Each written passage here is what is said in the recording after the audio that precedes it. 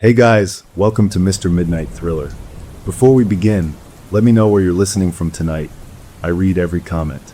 If these stories help you relax or fall asleep, feel free to like, share, or subscribe, only if you feel this channel deserves it.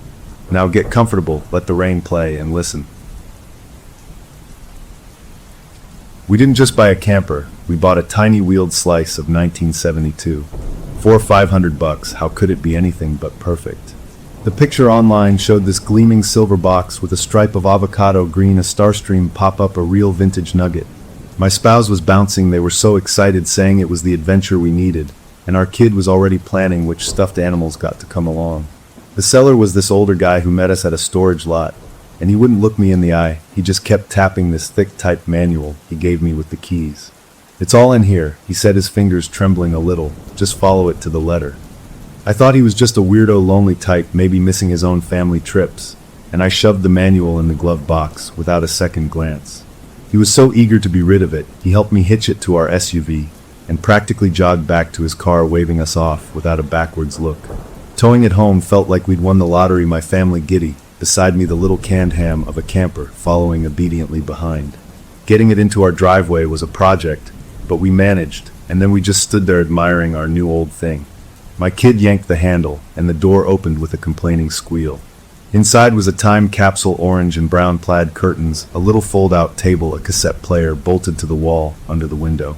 It smelled like old coffee and vinyl sunshine, that specific smell of something locked up for a long time. We spent the afternoon exploring every inch. My spouse found a drawer with mismatched spoons and a can opener. Our kid claimed the bunk bed right away, scrambling to the top, ending at a spaceship cockpit. I fiddled with the cassette player, and to my surprise it powered on a little red light glowing.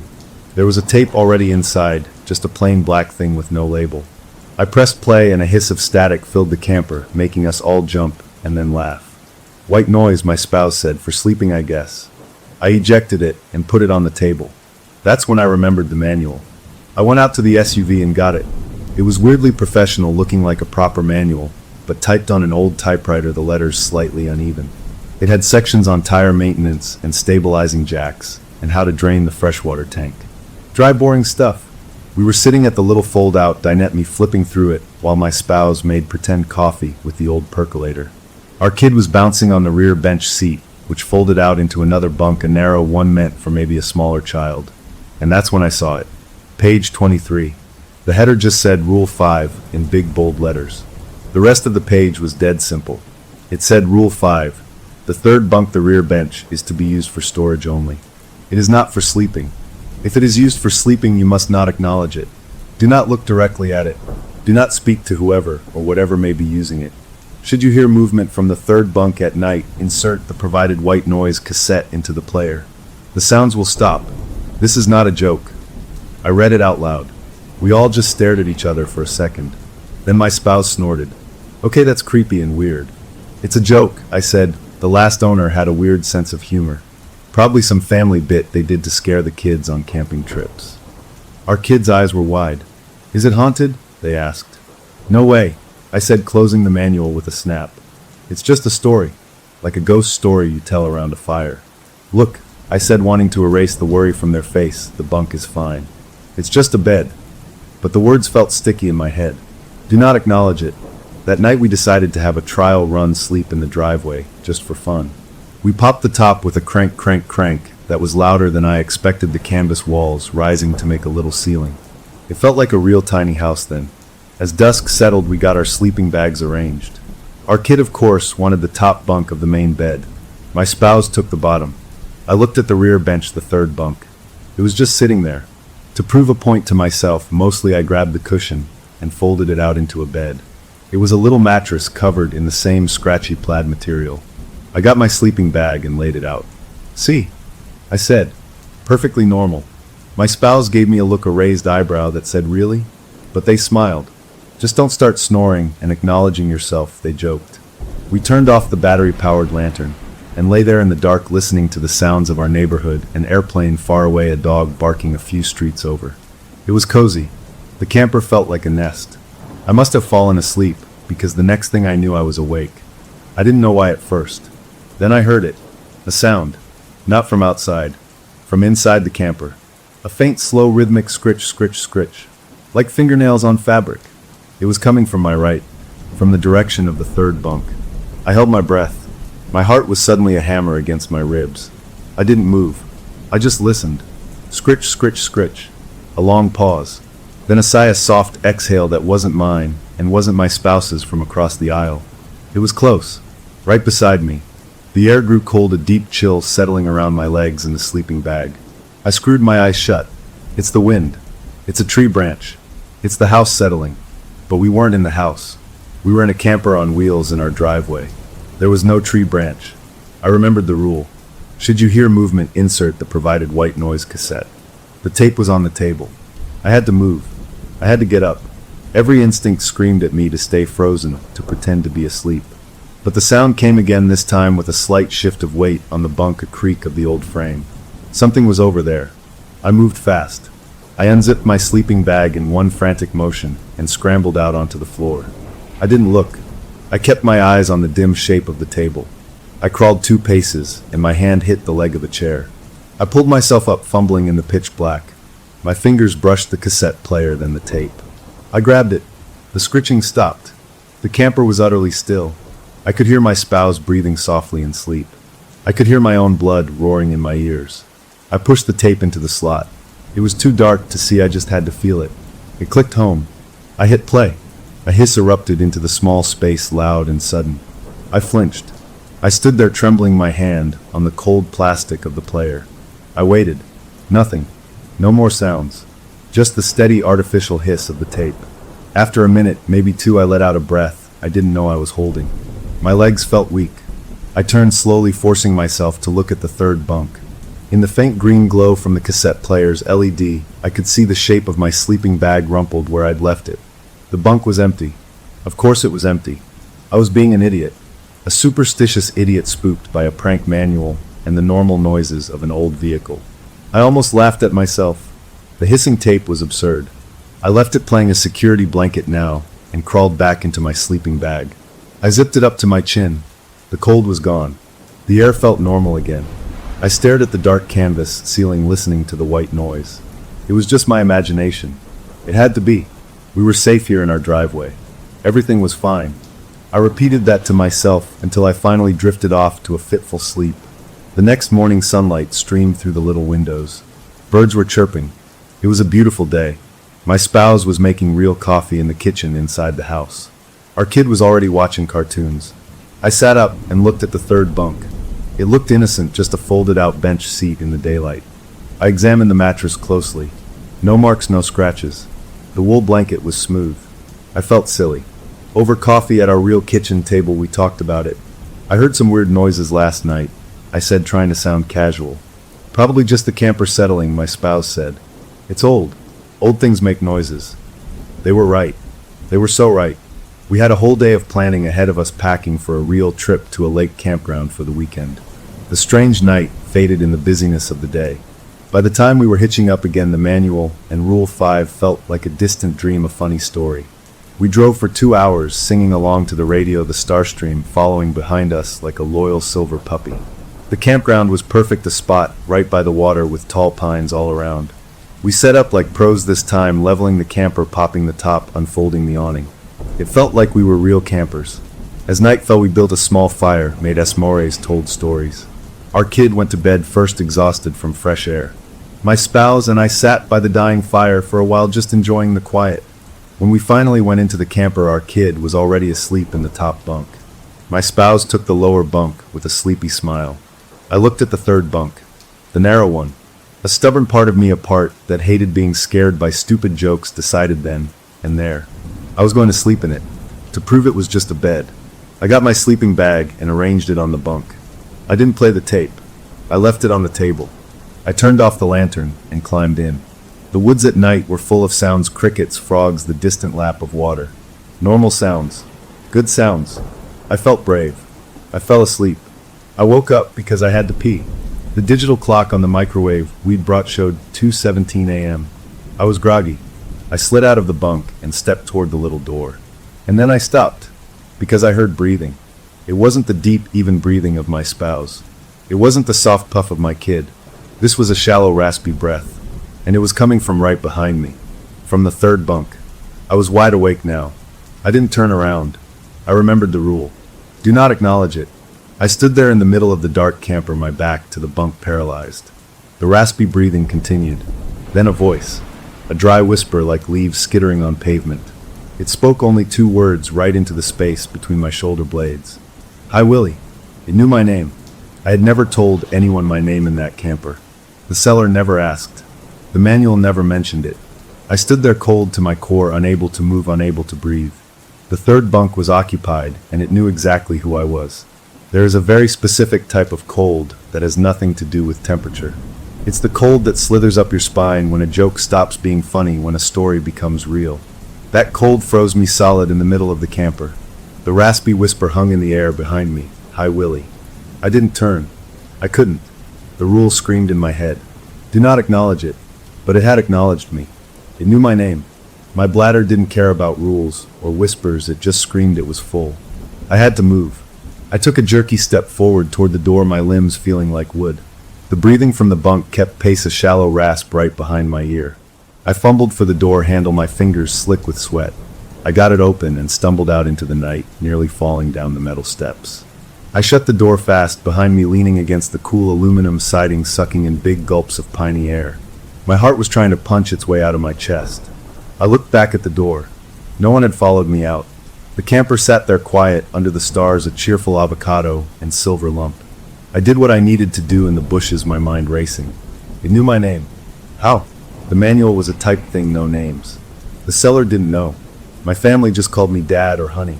Willie was a name from my childhood, from old school records. I hadn't used it in years. A sick thought hit me, maybe I had imagined it. The stress, the weird manual, the middle of the night. My brain could have cooked that up. Yeah, that had to be it. I was hearing things. I had to get back inside. I couldn't leave my family in there alone. I opened the door slowly. The cassette player's little red power light was off.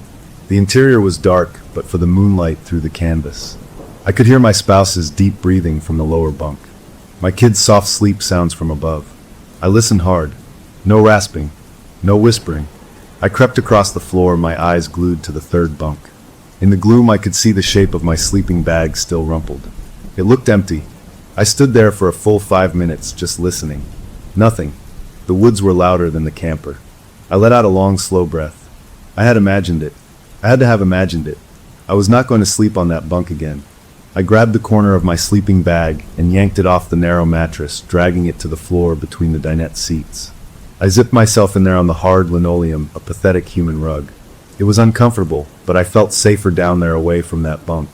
I stared at the underside of the table until my eyes grew gritty, and finally I slept. Morning was a blessing. Sunlight poured in, turning everything normal and bright. The smell of pine needles and campfire smoke. My spouse was already up making pancakes on the little propane stove outside. You okay? They asked, seeing me crawl out from under the table. You look like you wrestled a bear. Just a rough sleep, I mumbled. The floor isn't as soft as I remember. They laughed and handed me a plate. We ate at the picnic table, our kid chattering about frogs. The camper behind us looked innocent, harmless. In the daylight last night felt silly, like a bad dream. After breakfast, while my spouse took our kid to the water's edge to skip stones, I knew I had to check. I climbed back into the camper. It was warm from the sun. I went straight to the third bunk. I examined every inch of the mattress, running my hands over the fabric. I lifted it, looked underneath. Just storage space, some old PVC pipes the previous owner left. I checked the wall behind it. Smooth, cool aluminum. I looked at the wool blanket. I shook it out. Nothing fell out. It was just a blanket. I sat down on the edge of the bunk, feeling the solid frame beneath me. It was just a bed. A profound relief washed over me. It was all in my head. The manual was a prank. The noises were the woods, the old camper settling. The whisper was a dream. I was a grown man spooked by a story. I laughed at myself, a real, genuine laugh. I decided then that we would have a great day. And we did. We swam in the lake, we hiked a short trail, we saw a deer. We laughed a lot. I didn't mention the night. As evening approached, though, a little worm of worry started chewing in my gut. We would have to sleep in there again. My spouse saw me looking at the camper as we built a new fire. You're still thinking about that stupid rule, aren't you? They said. I shrugged, trying to look casual. It's just weird is all. It's a piece of paper, they said, poking the fire. It can't hurt us. But if it makes you feel better, we can play the white noise tape. Like a fun thing to do to follow the ritual. That sounded good. A plan. A silly, harmless plan. We put our kid to bed later. They wanted the top bunk again. My spouse took the lower bunk. I unrolled my sleeping bag on the floor, again a silent agreement that I wasn't using the third bunk. Before we turned in, I took the black cassette tape. I held it up. For the bit, I said. My spouse smiled and gave me a thumbs up from their bunk. I pushed the tape in. It clicked. I hit play. The hiss filled the small space. It was a comforting sound, now a shield. I turned off the lantern and got into my bag on the floor.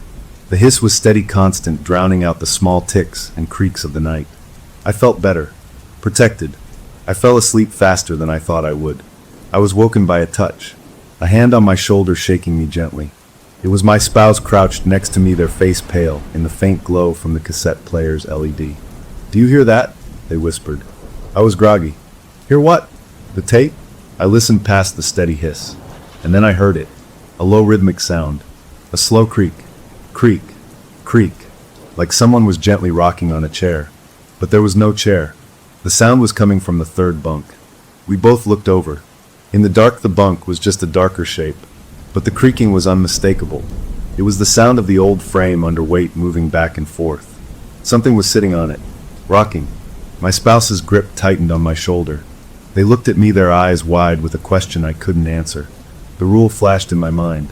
Do not acknowledge it. But we were both acknowledging it now by looking, by listening. The white noise was supposed to stop this. But it wasn't stopping. The hiss played on, and underneath it the creak, creak, creak continued, a horrible duet. Then a new sound. A faint tapping, like a single fingernail tapping on the aluminum wall beside the bunk. Tap. Tap. Tap. It was slow, deliberate. My spouse was trembling. I had to do something. The manual said the tape would stop the sounds. Maybe it needed to be louder. I reached up from my bag, my hand fumbling for the cassette player on the counter above me. I found the volume knob and turned it all the way to the right. The hiss became a roar, a waterfall of static that filled my ears. The tapping stopped. The creaking stopped. The sudden absence of those sounds was a shock. Only the roaring hiss remained. I left my hand on the player, the plastic vibrating. We waited. A minute passed. Then another. Nothing from the bunk. I slowly, carefully turned the volume back down to a normal level. The hiss became a background sound again. My spouse let go of my shoulder and slumped back, sitting on the floor. We didn't speak. We just stared at the bunk. Nothing moved. Eventually my spouse crawled back into their lower bunk. I stayed on the floor. Neither of us slept. We watched the windows until they turned from black to gray to the pink of dawn. The next morning we were zombies. We moved slowly, making coffee, not talking much. Our kid thankfully had slept through everything.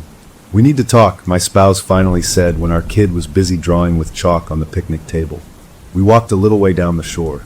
"That was real," they said, their voice flat. "I heard it." "You heard it?" I nodded. "The tape worked though," I said, feeling a desperate need to cling to that. "It stopped when I turned it up." "But it started while the tape was playing," they countered. "The rule said the sounds would stop. It didn't say they wouldn't start." That was a terrible point. I hadn't thought of that. "So what do we do?" I asked. "We go home," they said. "Today. Now. We hitch up, and we leave, and we sell this thing for scrap." That sounded like heaven. A clean escape. "Okay," I said. "Yes. Let's do that." We walked back to the campsite with purpose. We would pack up and be gone by lunch. My spouse started gathering our things from outside. I went into the camper to start packing inside. I felt a new energy. We were taking control. We were leaving. As I folded a blanket, I glanced at the cassette player. The tape was still playing, its little red light on. I decided to eject it. I reached over and pressed stop. The hiss cut off. In the sudden quiet, I noticed something. The digital counter on the cassette player. It was an old model, but it had a little red LED number display. I hadn't paid it any mind before. It should have read midnight for a tape on a loop. But it didn't. It read 047. And as I watched, the number ticked upward. 048, 049. It was counting. Like it was recording. Not playing. A cold knot tightened in my stomach. I stared at the numbers climbing. 050, 051. Where was it recording from? What was it hearing? I slammed my hand on the eject button. The tape popped out. The counter reset to midnight. I held the black cassette in my hand. It felt warm. I threw it into the drawer and slammed it shut. Just an old machine glitching. That's all. I finished packing the inside stuff, my hands moving fast. We worked together efficiently, a team. In an hour, we had everything stowed, the awning folded, the pop top cranked down. The camper was a sealed silver box again. I got behind the wheel of our SUV. My spouse and kid were buckled in. I started the engine. The feeling of relief was huge. We were leaving. I put the car in reverse and slowly backed up, aligning the hitch with the camper's coupler. I got out to hook it up. I lifted the coupler onto the ball and went to lock it in place. The latch wouldn't close. I jiggled it. It was like something was in the mechanism blocking it. I got down on my knees to look. Nothing visible. I tried again. It refused to lock. A simple mechanical thing was failing. My spouse got out to help. Together we tried. No good. The camper would not hitch to our car. "We can call for a tow truck," my spouse said, their voice thin. "From town. That would take hours, maybe a day. We'd have to stay another night." The thought was a physical pain. I stood up, kicking the stubborn coupler in frustration. We were stuck. For now. We had no choice but to set back up. We couldn't leave the camper here unattended with all our stuff in it. With leaden movements, we cranked the top back up, unfolded the awning, dragged our bags back inside. The camper seemed to welcome us back, the door swinging open easily. It was only early afternoon, but the day felt ruined. We decided to drive into the nearest small town to get a part for the hitch or find a mechanic. Maybe it was a simple fix. We locked the camper, which felt stupid given what might be inside, and drove away. The town was 20 minutes away, a sleepy little place. We found an auto parts store. The guy there gave me a new latch pin, said it might work. I bought it. We got some groceries. We had lunch at a diner, trying to act normal for our kid. It was late afternoon by the time we got back to the campground. The camper was as we left it, quiet, waiting. I set to work on the hitch with my new part. My spouse started organizing dinner inside. I heard them opening cabinets, the clink of pots. Then I heard a sharp gasp. A pot lid clattered to the floor. I dropped my wrench and ran up the steps. My spouse was standing by the small kitchen cabinet, the door open. They were white as a sheet, staring inside. "What?" I said. They just pointed. Inside the cabinet on the shelf next to our boxes of pasta were 3 small white objects. They were teeth. Human teeth. Small like a child's. They were yellowed with age, and they were placed neatly in a row on a folded paper napkin. We both stood there, not breathing. The teeth were real. They were there. This was not a sound in the night. This was proof. Physical proof left in the light of day. My spouse made a choked sound and backed away. I reached into the cabinet, my hand shaking. I picked up one of the teeth. It was hard and cold. I dropped it like it was hot. It bounced on the linoleum. At the sound, our kid came to the door. "What's wrong?" I quickly blocked their view. "Nothing, sweetie, just dropped something." I bent down to pick up the tooth. My spouse was just staring at the cabinet. When I looked back, the other 2 teeth were gone. The napkin was still there, folded neatly, but the teeth that had been on it were gone. I scrambled forward, looking on the shelf, looking on the floor. Nothing. Just the one tooth in my hand. "Where did they go?" my spouse whispered. I didn't know. I had looked away for 3 seconds. I showed them the single tooth in my palm. It was proof, but it was also just a single old tooth. It could have come from anywhere. Maybe it was already in the camper, a gross relic from the past that just now rolled out. The other 2 vanishing made it seem like a trick of the light, a shared hallucination. But I was holding one. It was real. I didn't know what to do. I put the tooth in my pocket. It felt like a burning coal. We made dinner in a daze, barely speaking. We ate without tasting. We put our kid to bed early, exhausted from the day. When it was dark, we sat at the dinette, the battery lantern between us. The cassette player sat there like a judge. "We can't stay here," my spouse said finally. "We'll sleep in the car. All 3 of us. We'll lock the camper and just sleep in the SUV." It was a good plan. A safe plan. We got our kid and our pillows and blankets and moved to the car. It was cramped, but it felt safer, surrounded by glass and metal that wasn't haunted. We reclined the seats as best we could. Our kid fell asleep quickly. My spouse held my hand. "Tomorrow we get it fixed, and we never come back," they said. I agreed. I closed my eyes, listening to the familiar sounds of our car. I was just drifting off when I heard a click. A familiar mechanical click. I opened my eyes. It was dark, but the campground had a few security lights. I could see the camper. Its door was opening, slowly by itself. It swung wide open. A black rectangle. No one came out. It just stayed open, an invitation or a threat. Then from inside, very faintly, I heard it. The cassette player. The hiss of the white noise tape was playing again, all by itself. And underneath the hiss, I could just make out the slow, steady rhythm of a rocking bunk. Creak, creak, creak. It was waiting for us to come back inside. The human mind is a desperate editor. When faced with the impossible, it will work overtime to find a logical cut, a rational splice. Sitting in the car, watching that open door, hearing that faint hiss and creak, my mind tried everything. The door latch was faulty. The wind blew it open. The cassette player had a timer, but there was no wind. The latch was strong. The player was an old mechanical thing. The editing failed. The raw footage of what was happening played without filters. We were locked out of our car by our own fear, because going back into that camper was not an option. We spent the night in the SUV, cramped and cold, jumping at every little sound from the woods. My spouse and I took turns staying awake, though I'm not sure either of us truly slept. We just stared at that black open doorway. Sometime before dawn, the door swung shut by itself with a soft but definitive thud we all heard. The sounds from inside stopped. The world became still again, just the normal pre-dawn chorus of birds. When the sun was fully up, flooding the campground with harmless light, it felt like a spell had broken. We were stiff and sore and exhausted. Our kid woke up confused, asking why we were all in the car. We gave a weak story about wanting to look at the stars. I got out first, my joints popping. The camper sat there gleaming dew on its silver sides. It looked like a picture from a brochure. I walked up to it slowly. I put my hand on the door handle. It was cold.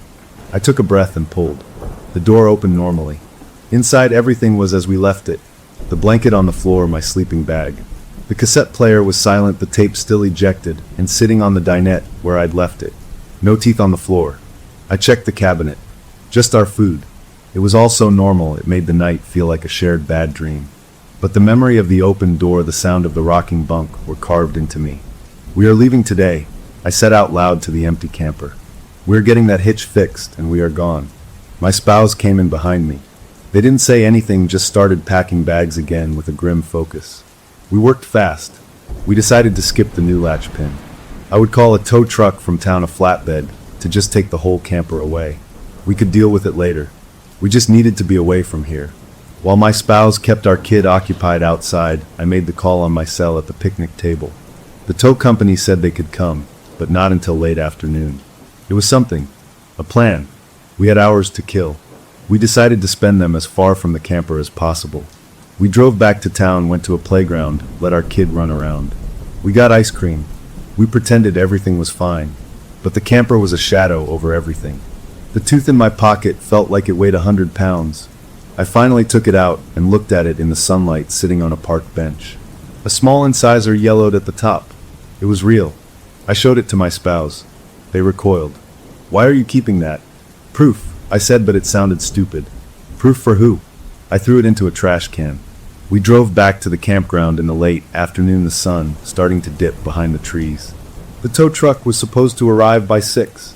We pulled into our spot. The camper was there waiting. We decided to wait in the car. We watched the clock. 5:30 came, then 5:45. At 6 there was no truck. At 6:15 I called. The dispatcher was apologetic. The truck had a breakdown. The next available was tomorrow morning. The news hit us like a physical blow. Another night. We couldn't sleep in the car again, we were too exhausted. We had to go back in. We had the white noise tape. We had the rules. We just had to last one more night. We moved back into the camper like prisoners returning to a cell. We made a simple dinner, nobody hungry. We moved through the routines silently. As dusk fell, I did the ritual. I put the black cassette into the player. I pressed play. The hiss started.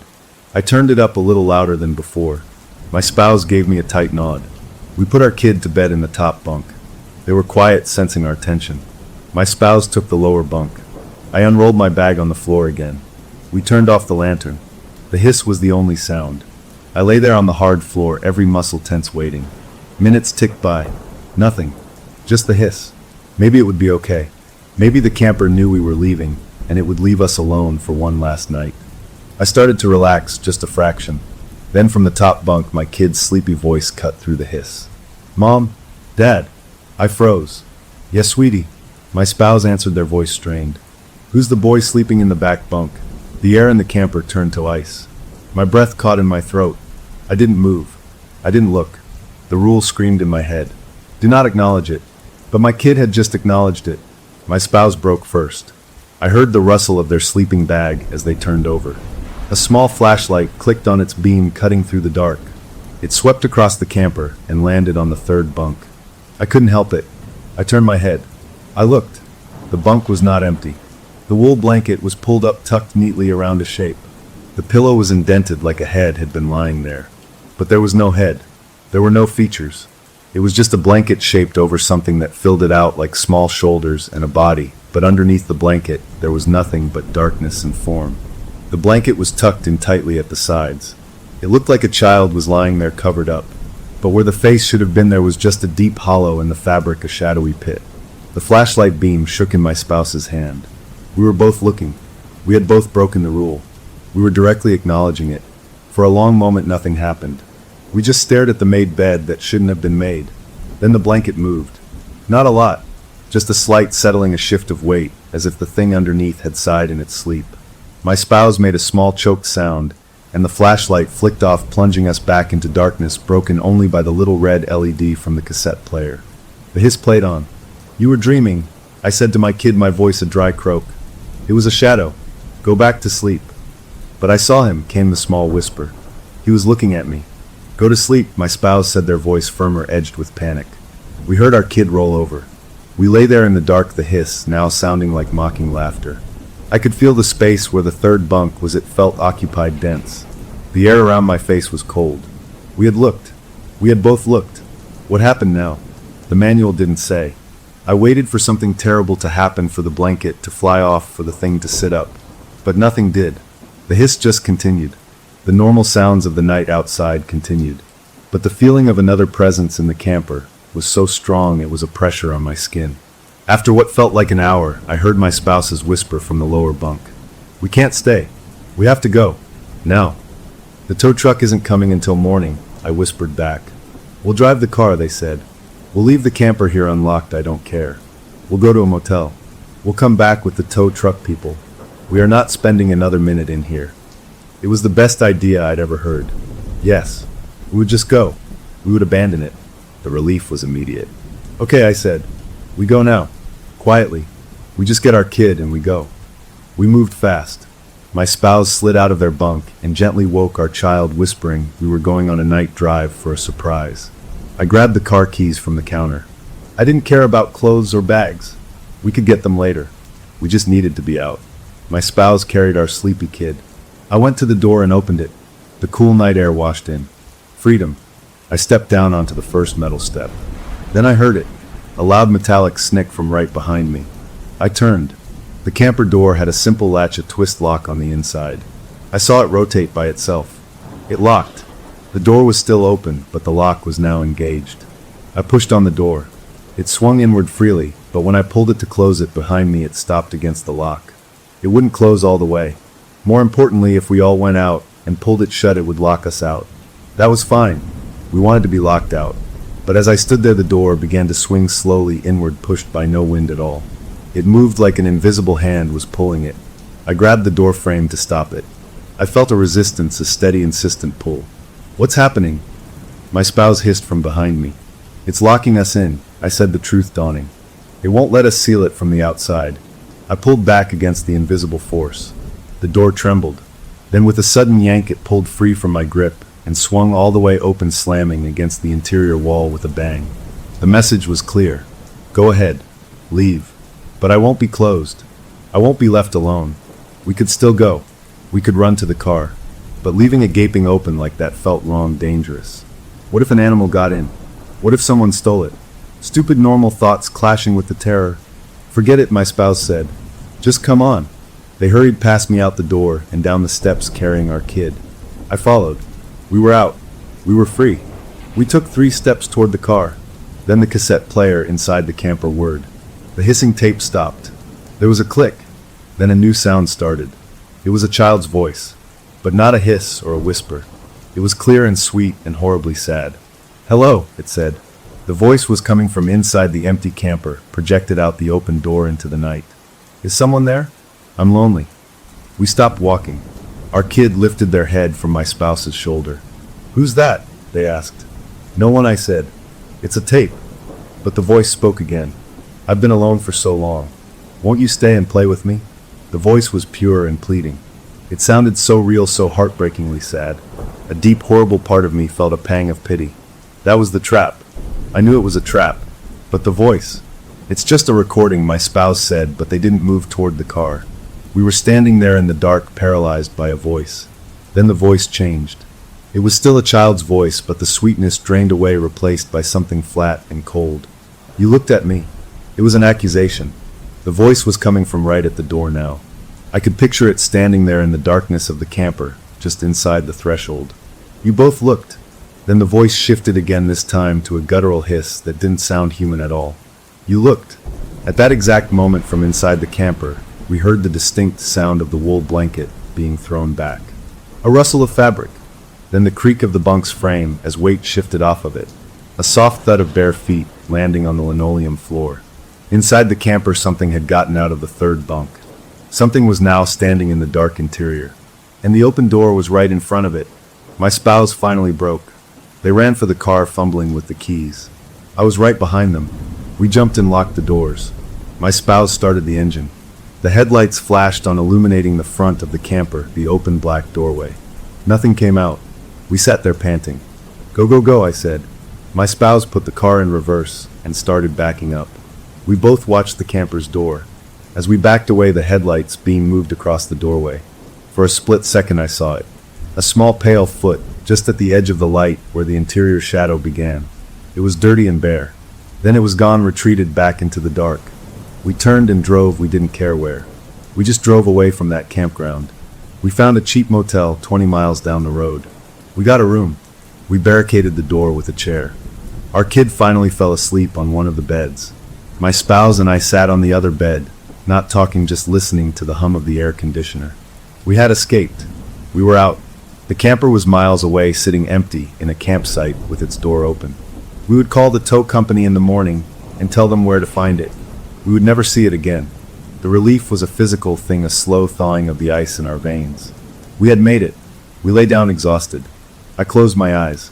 Sleep started to pull me under. Then my phone buzzed on the nightstand. A single buzz for a notification.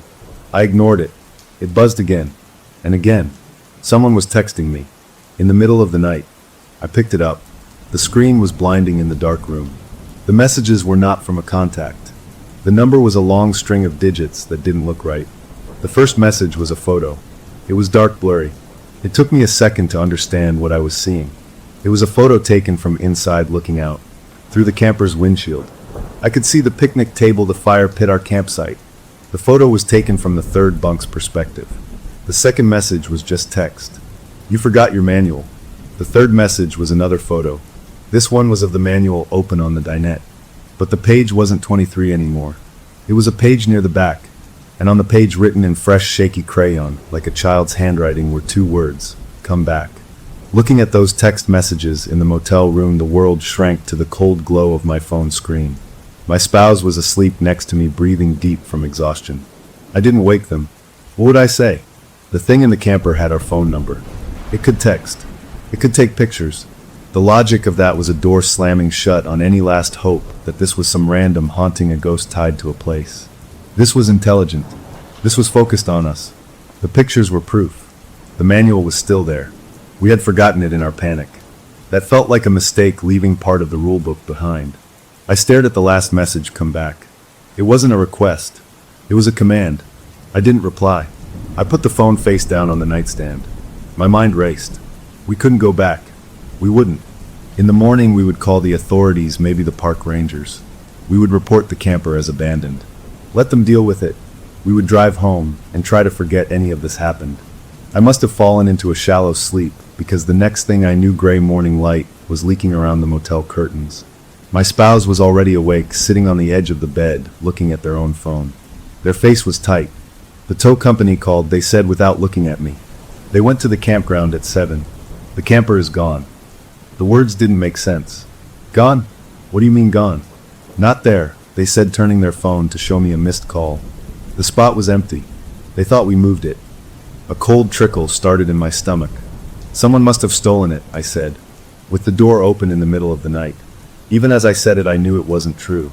My spouse just looked at me, or it left on its own. We packed our few things in a daze. We checked out of the motel. We had to go back to the campground to be sure. We drove the familiar route, the morning sun feeling like a lie. When we turned into our campsite, it was exactly as described. Empty. Just a patch of packed dirt, a fire ring, a picnic table. No silver avocado striped camper. It had vanished. We got out of the car. I walked to the spot where it had been. There were no tire tracks leading out. The ground was soft from recent rain, but there were only our old tracks from yesterday. It was as if the camper had been lifted straight up into the sky. My spouse was checking their phone for messages from the police we hadn't called yet. I stood there feeling utterly lost. Then my own phone buzzed in my pocket. A new text message. This one was a photo of a street sign. A sign I recognized. It was the corner of our street. Our home street. 400 miles away. The text underneath read, "You left your clothes here too, and your son's bare." A wave of nausea hit me so strong I bent over, putting my hands on my knees. It wasn't at the campground. It was at our house. How? It didn't matter how. It was there. It had taken itself home, and it was telling us it had been inside. It knew about our kid's favorite stuffed bear left on the top bunk in the rush to leave. We had to go home. We had no choice. All of our things were there. Our lives were there. The thought of that thing sitting in our driveway near our house was worse than it being in a distant forest. We drove the whole day, speaking little. The journey felt endless. Every mile was a mile closer to it. We tried to make plans. We would park down the street. We would call the police from a neighbor's house. We would not go inside. But as we turned onto our street in the fading evening light, our plans crumbled. There it was, the Starstream camper, parked neatly in our driveway as if it had never left. The door was closed. It looked perfectly normal. Our house beyond it looked dark and quiet. My spouse pulled over 2 houses down. We sat and stared. "How did it get here?" they whispered. I had no answer. We watched for a long time. Nothing moved. The street was quiet. Finally, we had to move. We couldn't sit in the car all night. "We go to the back door," I said. We get in, we grab essentials, documents, clothes. We do not go near the camper. We leave. We go to a hotel. Then we figure this out. They nodded. We got our kid out of the car, telling them we were playing a quiet game. We slipped through our neighbor's side yard into our own backyard. Our back door was locked. I had my keys. I unlocked it as quietly as I could. We stepped into our own kitchen. It felt alien. Too still. The air was warm and stale. We moved quickly. My spouse went upstairs to grab clothes from our bedroom. I went to the home office for the important files. Our kid followed me.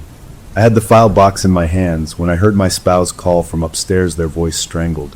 "Come here. Now." I ran upstairs. They were standing in the doorway of our kid's room, pointing. On the bed sat our kid's favorite teddy bear. It was not where it had been left. It was propped up against the pillow, and in its lap was the manual. It was open, and every page was filled not with typewriter text, but with that same shaky child's crayon scrawl covering every inch of every page. Words written over words, a chaotic mess. I stepped closer. I could make out phrases repeated over and over. "Stay and play. Never leave. Mine, mine, mine. Family now. Cold bed. Lonely. Looked. You looked. You looked." The last page the book fell open to was the original Rule 5, but it was defaced. The word "do" before "not acknowledge" was scratched out so violently the paper was torn. Now it read just, "Not acknowledge the third bunk." The rule was inverted. A command not to do something, but a statement that we had failed. We had acknowledged. We were past prevention. We were in punishment. My spouse grabbed my arm. "We go. Right now." We flew through the house, a whirlwind of fear, grabbing what we could. We met back at the kitchen door. We were about to slip out when our kid, who had been clinging to my leg, pointed out the kitchen window to the backyard. "The camper's light is on." We looked. The little window on the side of the Starstream was glowing a soft yellow. The interior light was on. We hadn't turned it on. The battery should have been dead by now. As we watched, the shadow of something small passed across the window. A child-sized shadow. Then the camper's door squeaked open. Light spilled out into our driveway. Nothing came out. It was just an open door full of light. An invitation. Or a demand. "It wants us to come over," my spouse said. "We are not doing that. We go out the front. Now." We turned from the back door and hurried through the dark living room toward the front hallway. I reached for the front door knob. It wouldn't turn. It was locked from the outside. The deadbolt was engaged from the outside. That was impossible. I tried the other locks. All stuck. We ran to the windows. They wouldn't budge. They were locked tight. We were sealed inside our own home. From the driveway, the sound of the cassette player started. The hiss of the white noise tape was faint, but audible through the walls. Then it stopped. A click, a whir, and a new tape began to play. This one was different. It was a recording of us, our voices from inside the camper. I heard my own whispered, "See? Perfectly normal." I heard my spouse's joke about snoring. I heard our kids laugh. It was a highlights reel of our first happy moments in the camper. Then the recording changed. It was the voice, the child's voice, but now it was speaking along with us, mimicking our words in a twisted sing-song. Then it spoke alone. "Hello, family. You came home. I'm so glad. I made a new tape for you. Listen." There was a rustle on the tape. Then a new sound. A sound that stopped my heart. It was our kid's voice. Not from a recording from right now. They were upstairs in their room asleep. But on the tape it was their voice, clear and bright. "I'm lonely," the tape said in our child's perfect imitation. "Will you play with me? Please." It was a recording it had never made. A thing it had never said. But it was their voice. The entity was learning. It was adapting. It was using our own voices against us. My spouse made a desperate sound and ran back to the kitchen. I followed. They were pulling drawers open, looking for a weapon, anything. They grabbed a big kitchen knife. The tape outside continued. Now it was my spouse's voice. "It's just a piece of paper. It can't hurt us." Then my own voice. We didn't just buy a camper. The words were being taken apart and stitched together into new sentences. A horrible puppet show. Then the tape stopped. The light in the camper went out. The door remained open, a black rectangle. Everything was still. We stood in our dark kitchen, clutching each other, our kid between us. We had to get out. I had an idea. The garage. There was a side door from the garage to the backyard. Maybe it was unlocked. We could cut through the garage, get to the side yard, and run. We moved to the door leading into the garage. I opened it slowly. The garage was dark, full of the shapes of our car and storage boxes. I felt for the light switch, flipped it. Nothing. The power was out in the garage. I used my phone's flashlight. The beam swept across the concrete floor. And there in the middle of the garage was the third bunk. Not the whole camper. Just the bunk. The narrow mattress, the wool blanket, the aluminum frame. It was sitting there disconnected from anything like a piece of furniture someone had moved. On the mattress, the blanket was neatly tucked around a form. The pillow was indented. My phone beam shook over it. This was not possible. The bunk was part of the camper's structure. It couldn't be removed. Yet here it was, in our garage. It had brought a piece of itself into our home. The cassette player's voice came again, not from outside, but from somewhere in the garage, a small portable speaker maybe. It was the sweet child's voice. "I got cold outside. I wanted to be closer to you. Is this okay?" My spouse raised the kitchen knife. "Show yourself," they screamed into the dark garage. The moment the words left their mouth, the wool blanket on the bunk flew back as if yanked by an invisible hand. The mattress was bare, empty, but from the space where the blanket had been, a wave of cold rolled out across the garage floor, touching our feet. The voice came again, now from the corner of the garage behind some boxes. "You can't hurt me with that. That's for food." Then from a different corner, "I'm not food. I'm family." It was moving. Around us in the dark. My phone beam darted from corner to corner, catching nothing. Our kid was crying now, great heaving sobs of terror. We had to go. Now. I pulled my family back into the kitchen, slammed the garage door shut. I pushed a chair under the knob. We were trapped in our house with it. The front door was locked from outside. The windows wouldn't open. The garage was occupied. Our only way out was through the camper's open door in the driveway. It was funneling us toward itself. We were backed into a corner. We retreated to the living room, the farthest point from the garage and the front door. We huddled on the couch. I called 911. My voice was shaking as I told the dispatcher someone was in our house. I didn't know what else to say. They said a car was on its way. We waited. The house was quiet. Too quiet. No more tapes. No more voices. Just our own ragged breathing. After an eternity, we saw flashing red and blue lights through the curtains. A police car pulled up out front. I ran to the window, waved. 2 officers got out. I pointed to the front door, mouthing, "It's locked." One of them drew his gun. The other tried the door. It was indeed locked from the outside. He shrugged at his partner. Then he knocked. "Police! Open up!" I yelled back, "We can't. It's locked from your side." The officer outside tried the knob again. This time it turned easily. The door pushed open. He hadn't used a key. It was just unlocked now. He stepped inside, his hand on his gun. "Show yourselves," he called. We came out of the living room, hands up. He looked us over, saw the kitchen knife in my spouse's hand, told them to put it down. We tried to explain a rushed jumble about the camper, something in our house.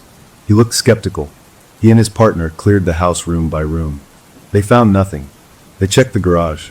The bunk was gone. The garage was empty, just our car and boxes. The power was back on.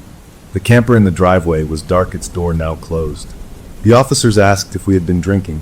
We said no. They asked if we had a family dispute. We said no. They asked about the camper. We said it was ours, but it was haunted. That's when their professional concern turned into something closer to pity. They suggested we might want to get some rest, maybe see a doctor. They said since there was no sign of a break-in, and no one was hurt, there was nothing they could do. They left telling us to call if we had real trouble. We stood in our open front doorway watching their taillights disappear. The night felt huge and threatening. We were alone again. As I went to close the front door, I looked at the camper. Its little window was dark, but as I stared, the cassette player inside whirred to life. A tape clicked, and a single sentence played loud enough to hear from our porch. It was the officer's voice, recorded just minutes before. "There's nothing we can do." The tape ejected itself with a thunk. Then the camper's interior light came back on, and in the window a small shadow appeared, the shadow of a child just standing there looking out at us. It didn't move. It just watched. We slowly closed our front door, locked it from the inside. We were prisoners in our home with a sentient box in our driveway that could mimic voices, move its parts, and wanted to be family. We had called for help, and help had left us here with it. There was nowhere else to go. We think of hauntings as a presence. The worst hauntings are about absence, the absence of a way out, of a normal explanation of help. After the police left, that absence filled our house like a gas. We were stuck. The camper was a fixed point in our driveway, a squat silver and green altar to something we didn't understand. My spouse and I put our kid to bed in our own room, all three of us piling into the big bed, a pathetic fortress of pillows and blankets. We didn't sleep. We listened. The house, usually so familiar, was a canyon of unknown sounds. Every creak was a footstep. Every rustle of the trees outside was the cassette tape turning. We watched the window, but the angle didn't show the camper. That was almost worse, not knowing what it was doing. Just before dawn, a new sound started. It wasn't from outside. It was from inside our walls. A faint, rhythmic scratching. Not like an animal. This was slower, more deliberate. A long scrape, then a pause, then another. It traveled. It would start near the floor in the corner of the bedroom. Then minutes later, it would be near the ceiling in the hallway. It was marking a path through the house, a path only it could see. My spouse clutched my arm, their nails digging into my skin. We didn't speak. We just tracked the sound as it moved through the bones of our home. Our kid mercifully slept through it, their small face peaceful in a way that felt like a miracle. When the sun finally rose, the scratching stopped. The ordinary sounds of morning, birds, a distant lawnmower, felt like a mockery. We were exhausted, hollowed out. We needed a plan that didn't involve cops or running. We needed to understand. Over burnt coffee at the kitchen table, we looked at each other. "It wants something," my spouse said, their voice raw. "It's not just scaring us for fun. It's pushing us towards something." "It wants us in the camper," I said. "It wants a family." That's what the manual said. Families that play together. "It can have the camper," they snapped. "It can sit in the driveway until it rusts. We're not going in there." But even as they said it, we both knew that wasn't an option. It had come into our house. It had taken the bunk into our garage. It was escalating. Waiting would only let it get stronger, more bold. We had to act. The idea was mine, born of desperation and a spark of anger. The manual. The thing was tied to the manual. When I had ripped the page in the camper, it had shrieked. It had felt that. The manual was its rulebook, its story. Maybe we could change the story. "We need to get the manual back," I said. "It's in the camper. The one with all the crayon writing." "Are you insane? You go in there, it locks you in. You saw the door." "Not if we don't let it," I said, thinking out loud. "We create a distraction. You and our kids stay out here, make noise, keep its attention. I go in, grab the manual, and get out. We don't play its game. We steal its rulebook. It was a reckless plan full of holes. But it was a plan. It was doing something. My spouse argued, but the fatigue and fear had worn them down to a nub. They finally agreed, their eyes full of a terrified trust. We waited until midday, when the sun was high and bright, as if that mattered. We armed ourselves with stupid things, a flashlight, a whistle, a can of wasp spray from the garage. My spouse and our kid would stand at the far edge of the backyard, blowing the whistle, yelling, banging pots together. The theory was the entity, whatever its senses were, would be drawn to the noise and commotion. I would go in through the camper's front door, which we assumed it would leave open to listen. I stood by the side of the house, my heart a drum in my throat. I heard the whistle blow, a sharp, piercing sound, then the clang of a pot lid, my spouse's voice, shouting nonsense words. "Hey, over here! Look at us!" I peered around the corner.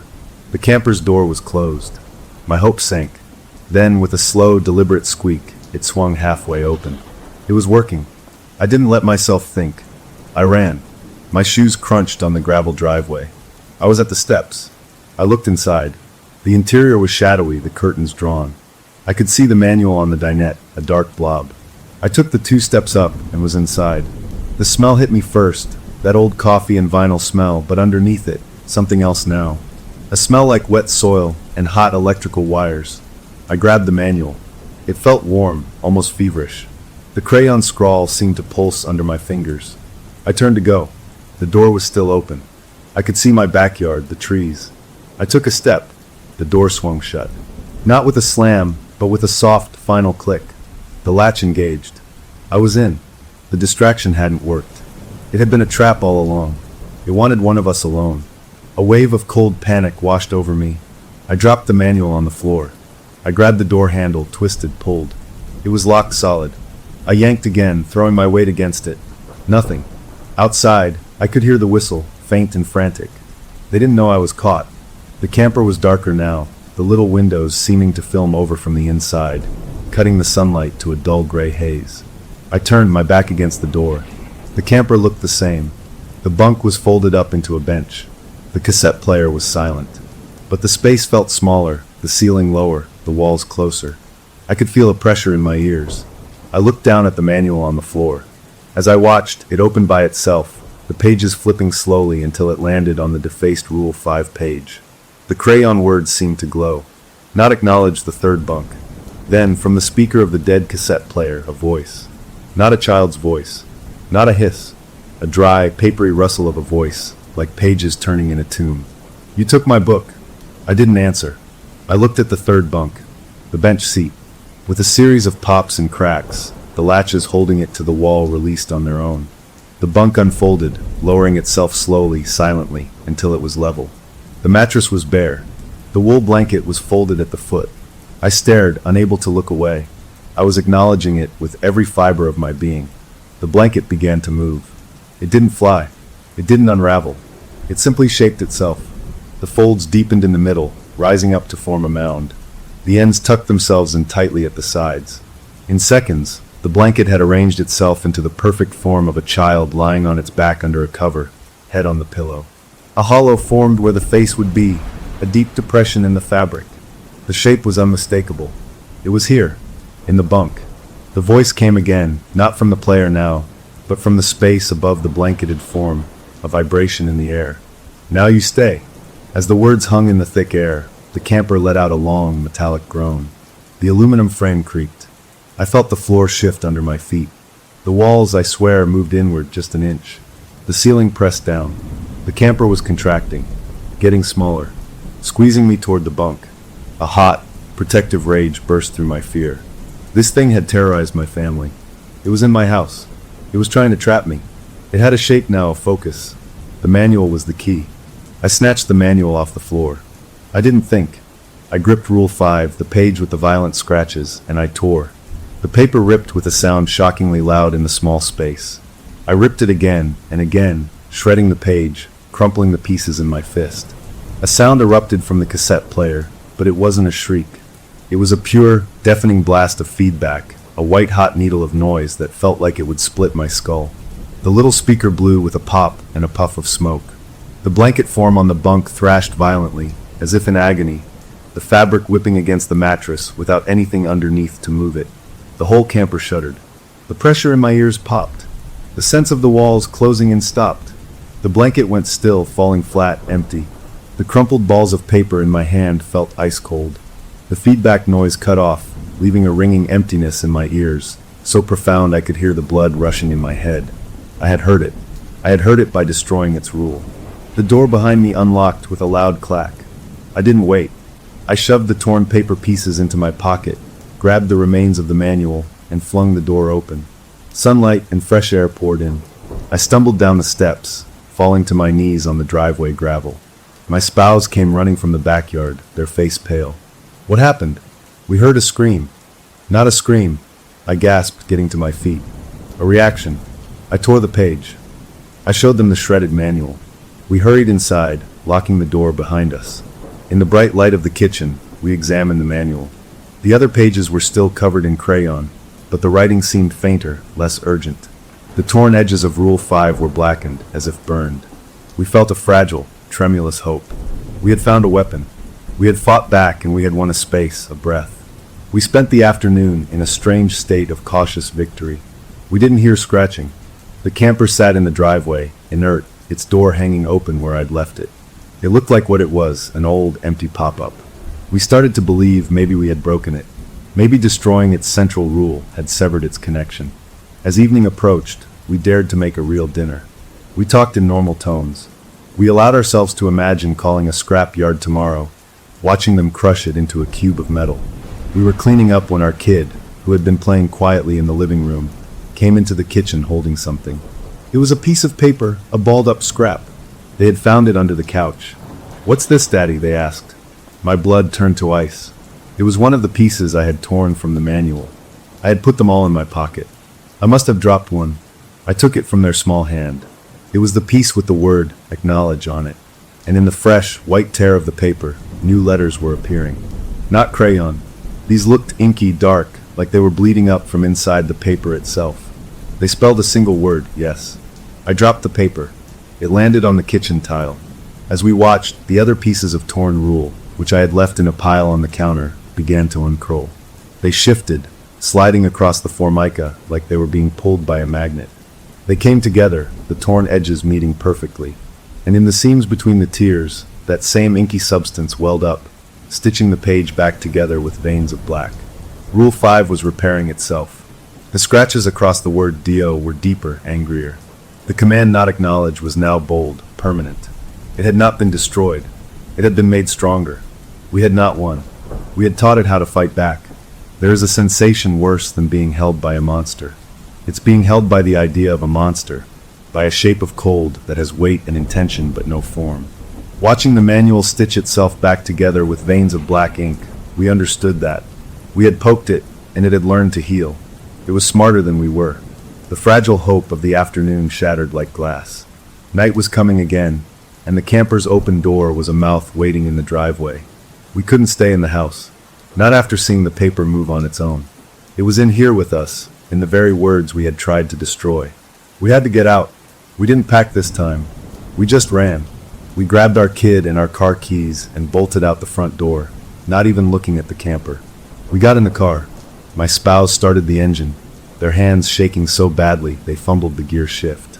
We backed out of the driveway fast, the tires squealing. We drove without a destination. Just away. After 20 minutes of blind panic, we pulled into a busy, well-lit supermarket parking lot. The fluorescent lights were a relief. Other people pushed carts. It was normal. We sat there, breathing hard. "We can't go back," my spouse said, stating the obvious. "We call someone. A priest. A paranormal investigator. Someone who knows about this stuff." I agreed. But it was late. Offices were closed. We needed a place to sleep, to think. We drove to a big chain hotel near the highway, the kind with lots of cars and lights. We got a room on the 3rd floor. It felt safe. We ordered pizza, tried to calm our kid with cartoons. We made calls. I looked up local paranormal groups online. Most were hobbyists. One number for a spiritual advisor just rang and rang. My spouse called their sibling, trying to explain without sounding insane. I heard the doubt in their voice through the phone. We're on our own. Exhaustion finally pulled us under. We slept a deep, dreamless sleep, the kind that comes after total collapse. In the morning, things felt clearer. The bright sun through the hotel curtains made the night before seem distant. We had a plan. We would go back to the house in the daytime with new people. We would call a Catholic church, ask for a blessing. We would hire a handyman to literally disassemble the camper in the driveway, screw by screw, in broad daylight. We would take back control. We checked out, feeling resolved. We drove towards our house, the morning traffic ordinary and comforting. We turned onto our street. Our house came into view, and the driveway was empty. The camper was gone. A sharp, wild hope leapt in my chest. Had it left? Had we broken it after all, and it had just vanished? We pulled in. The driveway was just stained oil and a few leaves. No silver box. We got out, looking around. It was really gone. My spouse let out a laugh, a sound tinged with hysteria. "It's over," they whispered. "It's gone." We walked to the front door. It was unlocked. We stepped inside cautiously. The house was quiet, still. Nothing seemed out of place. We did a quick walkthrough. No bunk in the garage. No cold spots. No scratching. It was just our house again. The relief was so profound it made my knees weak. We hugged in the middle of the living room, our kids squeezing between us. We had won. We had survived. We spent the day cleaning, opening windows, trying to erase the memory of the last week. We laughed at our own fear. We made plans to go on a real vacation, a hotel vacation far away. Getting smaller, squeezing me toward the bunk. A hot, protective rage burst through my fear. This thing had terrorized my family. It was in my house. It was trying to trap me. It had a shape now, a focus. The manual was the key. I snatched the manual off the floor. I didn't think. I gripped Rule 5, the page with the violent scratches, and I tore. The paper ripped with a sound shockingly loud in the small space. I ripped it again and again, shredding the page, crumpling the pieces in my fist. A sound erupted from the cassette player, but it wasn't a shriek. It was a pure, deafening blast of feedback, a white-hot needle of noise that felt like it would split my skull. The little speaker blew with a pop and a puff of smoke. The blanket form on the bunk thrashed violently, as if in agony, the fabric whipping against the mattress without anything underneath to move it. The whole camper shuddered. The pressure in my ears popped. The sense of the walls closing in stopped. The blanket went still, falling flat, empty. The crumpled balls of paper in my hand felt ice cold. The feedback noise cut off, leaving a ringing emptiness in my ears, so profound I could hear the blood rushing in my head. I had heard it. I had heard it by destroying its rule. The door behind me unlocked with a loud clack. I didn't wait. I shoved the torn paper pieces into my pocket, grabbed the remains of the manual, and flung the door open. Sunlight and fresh air poured in. I stumbled down the steps, falling to my knees on the driveway gravel. My spouse came running from the backyard, their face pale. "What happened?" We heard a scream. Not a scream. I gasped, getting to my feet. A reaction. I tore the page. I showed them the shredded manual. We hurried inside, locking the door behind us. In the bright light of the kitchen, we examined the manual. The other pages were still covered in crayon, but the writing seemed fainter, less urgent. The torn edges of Rule 5 were blackened, as if burned. We felt a fragile, tremulous hope. We had found a weapon. We had fought back, and we had won a space, a breath. We spent the afternoon in a strange state of cautious victory. We didn't hear scratching. The camper sat in the driveway, inert, its door hanging open where I'd left it. It looked like what it was, an old, empty pop-up. We started to believe maybe we had broken it. Maybe destroying its central rule had severed its connection. As evening approached, we dared to make a real dinner. We talked in normal tones. We allowed ourselves to imagine calling a scrap yard tomorrow, watching them crush it into a cube of metal. We were cleaning up when our kid, who had been playing quietly in the living room, came into the kitchen holding something. It was a piece of paper, a balled-up scrap. They had found it under the couch. "What's this, Daddy?" they asked. My blood turned to ice. It was one of the pieces I had torn from the manual. I had put them all in my pocket. I must have dropped one. I took it from their small hand. It was the piece with the word "acknowledge" on it, and in the fresh, white tear of the paper, new letters were appearing. Not crayon. These looked inky, dark, like they were bleeding up from inside the paper itself. They spelled a single word, yes. I dropped the paper. It landed on the kitchen tile. As we watched, the other pieces of torn rule, which I had left in a pile on the counter, began to uncurl. They shifted, sliding across the formica like they were being pulled by a magnet. They came together, the torn edges meeting perfectly. And in the seams between the tears, that same inky substance welled up, stitching the page back together with veins of black. Rule 5 was repairing itself. The scratches across the word Dio were deeper, angrier. The command not acknowledged was now bold, permanent. It had not been destroyed. It had been made stronger. We had not won. We had taught it how to fight back. There is a sensation worse than being held by a monster. It's being held by the idea of a monster, by a shape of cold that has weight and intention but no form. Watching the manual stitch itself back together with veins of black ink, we understood that. We had poked it, and it had learned to heal. It was smarter than we were. The fragile hope of the afternoon shattered like glass. Night was coming again, and the camper's open door was a mouth waiting in the driveway. We couldn't stay in the house. Not after seeing the paper move on its own. It was in here with us, in the very words we had tried to destroy. We had to get out. We didn't pack this time. We just ran. We grabbed our kid and our car keys and bolted out the front door, not even looking at the camper. We got in the car. My spouse started the engine, their hands shaking so badly they fumbled the gear shift. We backed out of the driveway fast, the tires squealing. We drove without a destination. Just away. After 20 minutes of blind panic, we pulled into a busy, well-lit supermarket parking lot. The fluorescent lights were a relief. Other people pushed carts. It was normal. We sat there, breathing hard. We can't go back, my spouse said, stating the obvious. We call someone. A priest. A paranormal investigator. Someone who knows about this stuff. I agreed. But it was late. Offices were closed. We needed a place to sleep, to think. We drove to a big chain hotel near the highway, the kind with lots of cars and lights. We got a room on the 3rd floor. It felt safe.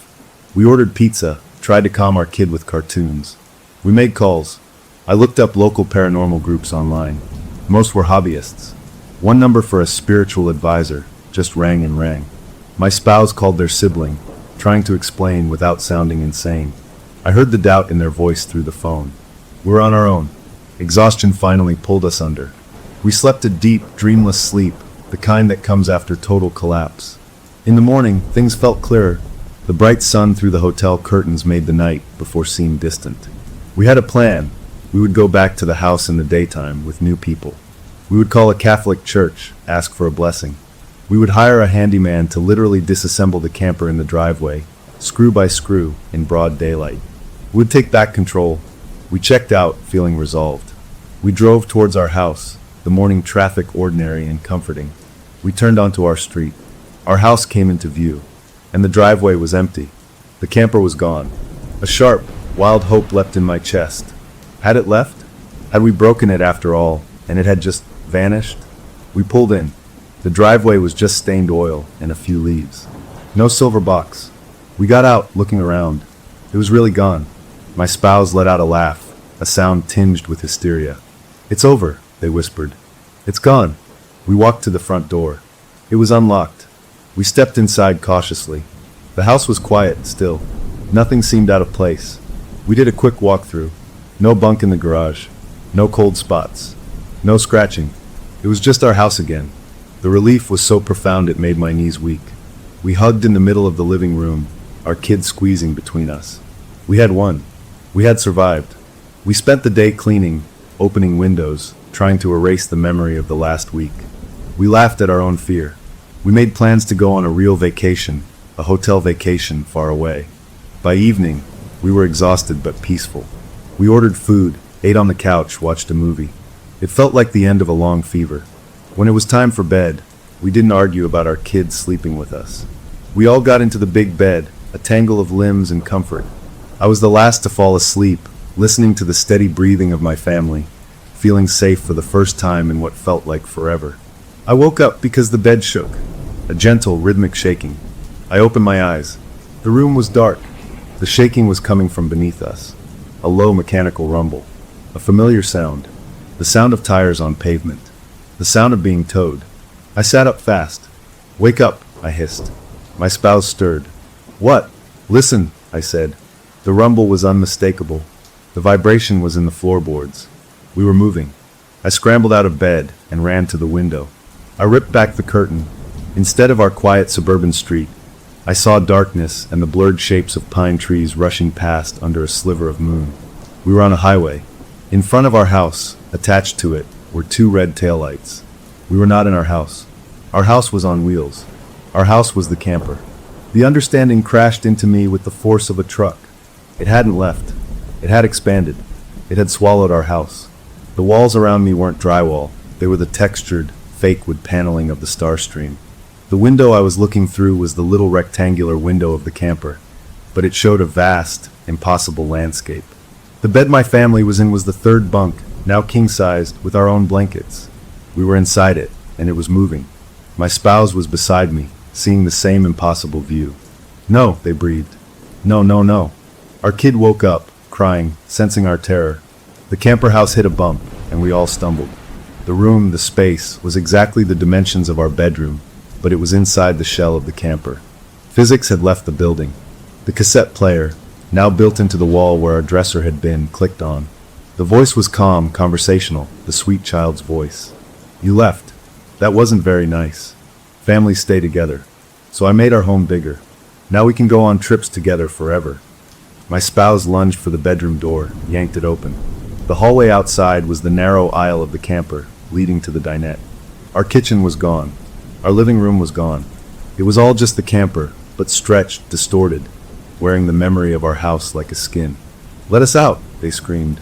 The voice from the cassette player sighed. "One of you can go." The offer hung in the air, foul and slick. "What?" I said. "One of you, the grown-ups.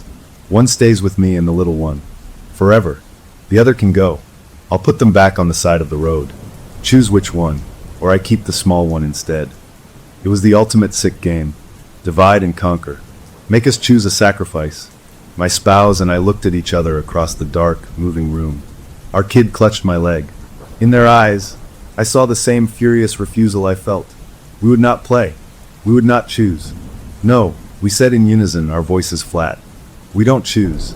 The camper house swerved violently, throwing us against the wall. The voice turned cold, the papery rustle returning. "Then you all stay." The door at the end of the camper aisle, the one that should lead outside, flew open. Not to a highway, but to a deeper darkness, a tunnel inside the camper's own structure. A smell of damp earth and metal poured out. From that darkness, something extended. It wasn't a hand. It was a tendril of cold, a solidification of the air, a grip made of intention. It shot across the space and wrapped around my spouse's wrist where they stood in the aisle. They screamed, not in pain, but in shock at the touch. It was like being grabbed by frozen ropes. I rushed forward, grabbing their arm, pulling back. The cold was seeping into their skin, turning it a waxy bluish white. The tendril of cold was pulling them toward the open door, the dark tunnel. I pulled with all my weight, my feet slipping on the linoleum. Our kid was screaming, a high, continuous sound of pure fear. My spouse's eyes were wide with pain as the cold climbed up their arm. I knew with a terrible certainty that if they were pulled into that darkness, they were gone. We were losing. And then, a small voice cut through the chaos. Our kid. They weren't screaming anymore. They were talking. They were looking not at us, but at the dark open doorway, at the source of the cold. Their voice was small, shaky, but clear. "I'll play with you." The pulling stopped. The cold tendril held, but it didn't tug. The voice from the cassette player, full of a hungry interest, said, "What?" "I'll play with you," our kid repeated, taking a small step forward. "A game. Just me and you. If I play, you let my mom and dad go. Right now. You put them outside." The air in the camper house changed. The predatory cold shifted, focusing entirely on the small figure by the bunk. The tendril slowly unwrapped from my spouse's wrist, leaving a bracelet of bluish-white skin. It retracted into the darkness. The offer was on the table. The entity had never wanted an adult. It wanted a playmate, a permanent friend. It had manipulated everything to get to this moment, to get the child to volunteer. My spouse gasped, clutching their wounded arm. "No, baby, no," they cried. Our kid looked back at us, their face pale but strangely determined. "It's okay," they said. "I'm good at games." The voice from the darkness was sweet again, dripping with false warmth. "A game. Yes. You will play hide and seek with me. Here in my home. You will hide. If I find you, you stay forever with me. If you find me, you may all leave. Do you agree?" The rules were a lie. We all knew it. If our kid found it, it would never let them go. It was a trap with a pretty bow. But it was a chance. A slim, terrible chance to get two of us out. Our kid, my brave, foolish kid, nodded. I agree. No, I shouted, but it was too late. The open doorway pulsed with dark energy. The bunk, the third bunk, folded down completely. But instead of a mattress, it revealed a hole, a deep, black opening in the floor of the camper that smelled of soil and rust and old, forgotten things. That was the playing field. The voice whispered, hide or seek. You choose first. Our kid looked at the hole, then back at us. They gave us a wobbly, heartbreaking smile. Then they turned and crawled into the black opening. The wool blanket flapped down behind them, sealing the hole like a curtain. They were gone. The camper house shuddered to a stop. The walls seemed to snap back into their proper, small dimensions. We were in the real Starstream again, parked on the side of a dark, unknown road. The door to outside was just a door. It was unlocked. The game had begun, and we were not players. We were the prize. A child's courage is a pure and terrifying thing. It sees a monster and thinks, I can make a friend of it. It doesn't see the teeth until it's too late.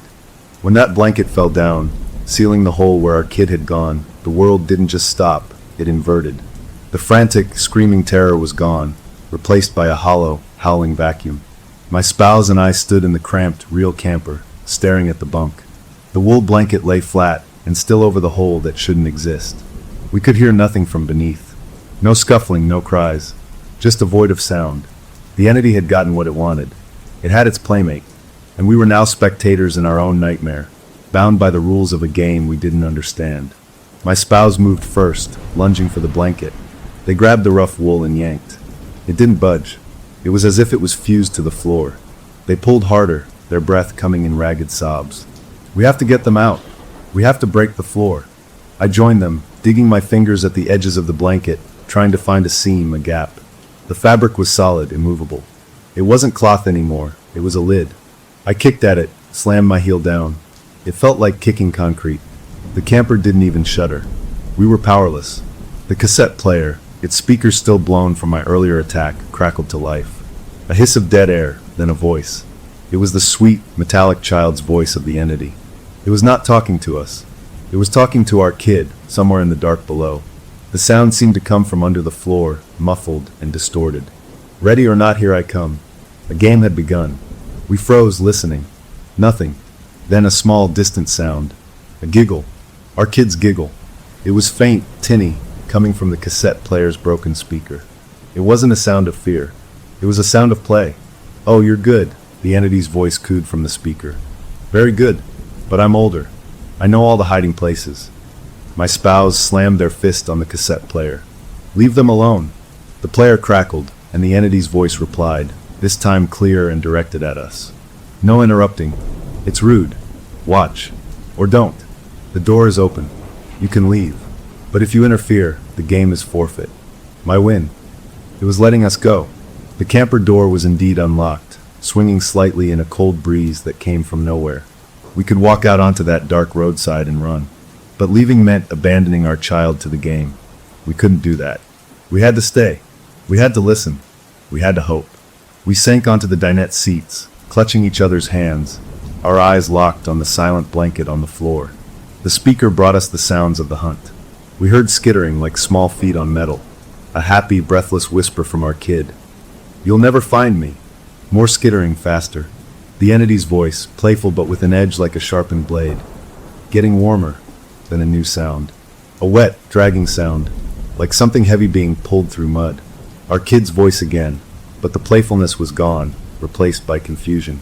What's that? That's not part of the game. All of this is my game, the entity whispered back. The cassette player's feed cut in and out, like a bad radio signal. We caught snippets. A sharp gasp from our child. The sound of something metallic clanging shut. Then for a long while nothing but static. My spouse was shaking, their whole body vibrating with suppressed panic. I felt like I was going to be sick. The not knowing was a torture worse than any clear image. The static from the speaker resolved into a low, rhythmic noise. A digging sound. The slow, grating scrape of a shovel in hard dirt. But underneath it, another sound.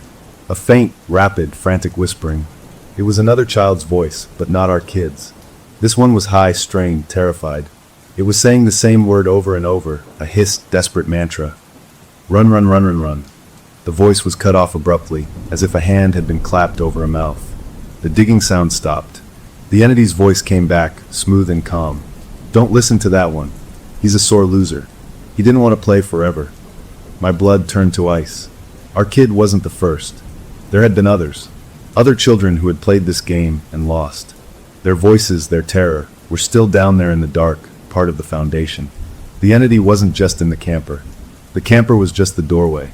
The real thing, its real home, was below, in the earth, in the dark. The cassette player went quiet again. The waiting was agony. Minutes felt like hours. We stared at the blanket, willing it to move, for our kid to come bursting back through. Nothing. Then a new transmission. Our kid's voice. They were breathing hard, whispering. Not to the entity. To us. As if they knew we were listening. It's not a camper, they whispered, their voice echoing slightly as if they were in a large, hollow space. It's a chimney. For a hole. The hole is old. It's hungry. It wants a light. It's so dark down here. The words were nonsense and perfect sense all at once. A chimney for a hole. The star stream wasn't the haunting. It was a vent, a passageway built over something much older and deeper. The bunk was the access point. The entity had used the camper as bait for decades, maybe longer, luring families, seeking the one thing that could sustain it in the dark, the bright, warm light of a child's spirit. Our kid was its next battery. I see something, our kid whispered, their voice filled with a dreadful curiosity. There's toys down here. Old toys. Rusty. And pictures. Drawn on the walls. The entity's voice cut in, sweet and close. I told you I had friends. We can all play. Come see my favorite picture. There was a long pause. Then our kid's voice came back, thin and wobbly. That's not a picture. That's a hole inside the hole. It's deeper. That's where the winner goes, the entity said, its voice dripping with a horrible glee. The very best hider gets to go into the special place. Forever. We couldn't listen anymore. We had to do something. Interfering might forfeit the game, but listening was killing us. I stood up, my mind racing. The manual. The stupid, cursed manual. It was still on the floor where I'd dropped it. It was a part of the entity's rules, its story. If our kid was playing a game with rules, maybe the rules could be changed from the outside. I picked it up. The page was whole again, the black vein-like stitches pulsing faintly. I flipped past the defaced Rule 5. The other pages were a chaos of crayon, but as I fanned them, a pattern emerged. The crayon wasn't just random scribbles. It was layered. Underneath the angry, recent scrawls of mine and stay, there were older, fainter words. Desperate words. Phrases in different handwriting, some childish, some adult. Help me, trapped, cold, can't wake up, he lies. The game never ends. This manual wasn't just a rule book for the haunting. It was a log, a guest book, a record of every person, every child, who had ever been caught in this thing's game. Their final thoughts, absorbed into the paper. I showed my spouse. Their eyes widened. This was our clue. The entity was a liar. It cheated. The game never ended because no one ever won. The special place was just a deeper trap. We had to warn our kid. We had to break the rules of the game from our side. But how? We couldn't speak to them. The cassette player was the entity's microphone. I looked at the manual, at the desperate pleas trapped in the paper. If the paper could absorb thoughts, maybe it could project them. It was a crazy, desperate idea. I grabbed a pen from the dinette drawer. It was a cheap ballpoint. I didn't know if it would work on the crayon-smothered page, but I had to try. I flipped to a blank spot at the back, a page that was only stained with age. I pressed the pen to the paper and wrote, not words, but a command, a feeling, a truth aimed into the dark where my child was hiding. I wrote, the winner loses. The hole is a trap. Come back to the bunk now. I pressed so hard the paper tore. The ink from my pen didn't just sit on the surface. It sank in, being absorbed fast, like the paper was thirsty. For a second, nothing happened. Then the manual grew hot in my hands. The page I had written on glowed with a faint, sickly yellow light. From the cassette player's blown speaker, a screech of feedback erupted, mixed with the entity's furious hiss. No cheating. Down below, through the floor, we heard our kid's voice, loud and clear and shocked. Dad! They had heard. They had gotten the message. The blanket on the floor billowed up, as if from a gust of wind from below. A small, dirty hand shot out from underneath its edge, grasping, clawing at the linoleum. Our kid was trying to climb out. The game was over. They were coming back. The entity roared, a sound of pure, uncontained fury that shook the whole camper. The blanket was yanked back down from below, and the small hand disappeared. Our kid cried out. They were being pulled back in. We had cheated, and the entity was taking its prize by force. My spouse dove for the blanket, grabbing the edge where the hand had been. They pulled with all their strength. I threw myself on the floor, reaching under the wool, my fingers brushing something, a small, cold wrist. I grabbed it and pulled. A tug of war began, us against the dark. Our kid was the rope. There is a sound more frightening than a scream. It's the sound of a game being played in the dark when you can't see the players, and you know only one of them is following the rules. That sound was the roaring fury of the entity and the frantic cries of my child, all mixed with our own grunts of effort as we pulled. I had my kid's wrist, a small, solid thing in the chaos. My spouse had the blanket, yanking it upward, trying to widen the hole. The force from below was immense, a cold, sucking vacuum that wanted to swallow our child whole. "Don't let go!" I yelled, my voice raw. I planted my feet against the edge of the bunk frame and pulled with every muscle in my back and arms. My kid's fingers tightened around my hand. Inch by terrible inch, we won. A shoulder emerged from under the blanket, then a dirt-smudged face, eyes wide with terror. With one final, heaving pull, we tumbled backward, a pile of limbs on the camper floor. Our kid was out, gasping, covered in fine, dark soil that smelled of old metal and wet roots. The blanket snapped flat against the floor again, sealing the hole. The furious roar from below became a muffled, frustrated thrumming. We had them. We scrambled away from the bunk, pressing against the far wall. Our kid was shaking, clinging to us, but they were here, they were whole. "We have to go right now," my spouse said, their eyes darting to the still-open camper door. The road outside was dark, but it was the real world. We could make a run for it. But as I looked at that door, the crowbar from my earlier attempt to break in was still lying on the gravel outside, just 3 feet away. Escape was right there. My kid lifted their head from my shoulder, their breathing slowing. They looked at the sealed bunk, then at the door. Their gaze was distant, thoughtful. "Don't you want to stay, Dad?" they asked. Their voice was their own, but the cadence was wrong. The words were flat, curious, not pleading. A chill that had nothing to do with temperature crept down my spine. "What?" I said. "We're leaving. We're all leaving together." Our kid looked at me and smiled. It was their smile, but it was too wide, too knowing. "We're a family now," they said, repeating the entity's words. In their small, grimy hand, they were clutching something. I hadn't noticed it before. It was a small, dirt-caked skeleton of a bird, long dead, feathers turned to dust. "I found him," my kid said, holding it up like a treasure. "He was hiding in the special place. He's my friend now. He says we can all stay." My spouse made a small, broken sound. They understood before I did. Our kid hadn't won the game. They had been found, and something had come back out with them. Something had been waiting in that special place, and it hadn't just taken our child, it had hitched a ride. The entity hadn't lost. It had simply found a better, more permanent vessel. It was wearing our child like a suit. The camper began to change. The cheerful avocado vinyl turned a sickly, bruised purple before our eyes. The shiny chrome trim bubbled with rust, flaking away in brown flakes that fell like dead skin. The air filled with the smell of ozone and spoiled milk, a sweet, stomach-turning stench. The transformation was fast and absolute. This was no longer our quirky vintage find. It was its true face, a rotten metal corpse. The kid thing, I couldn't think of them as my child in that moment, stood up. They moved with a stiff, unfamiliar grace. They walked to the dinette where the manual lay. They picked up a broken red crayon from the floor. The manual fell open to a blank, yellowed page at the very back. With careful, deliberate strokes, in an uncanny imitation of a child's handwriting, they wrote a new line. "Rule 6. Families that play together stay together." The words gleamed wetly in the dim light. The camper door, which had been open to the free night, slammed shut with a final, deafening bang. The lock engaged. We were sealed in the rotten heart of it.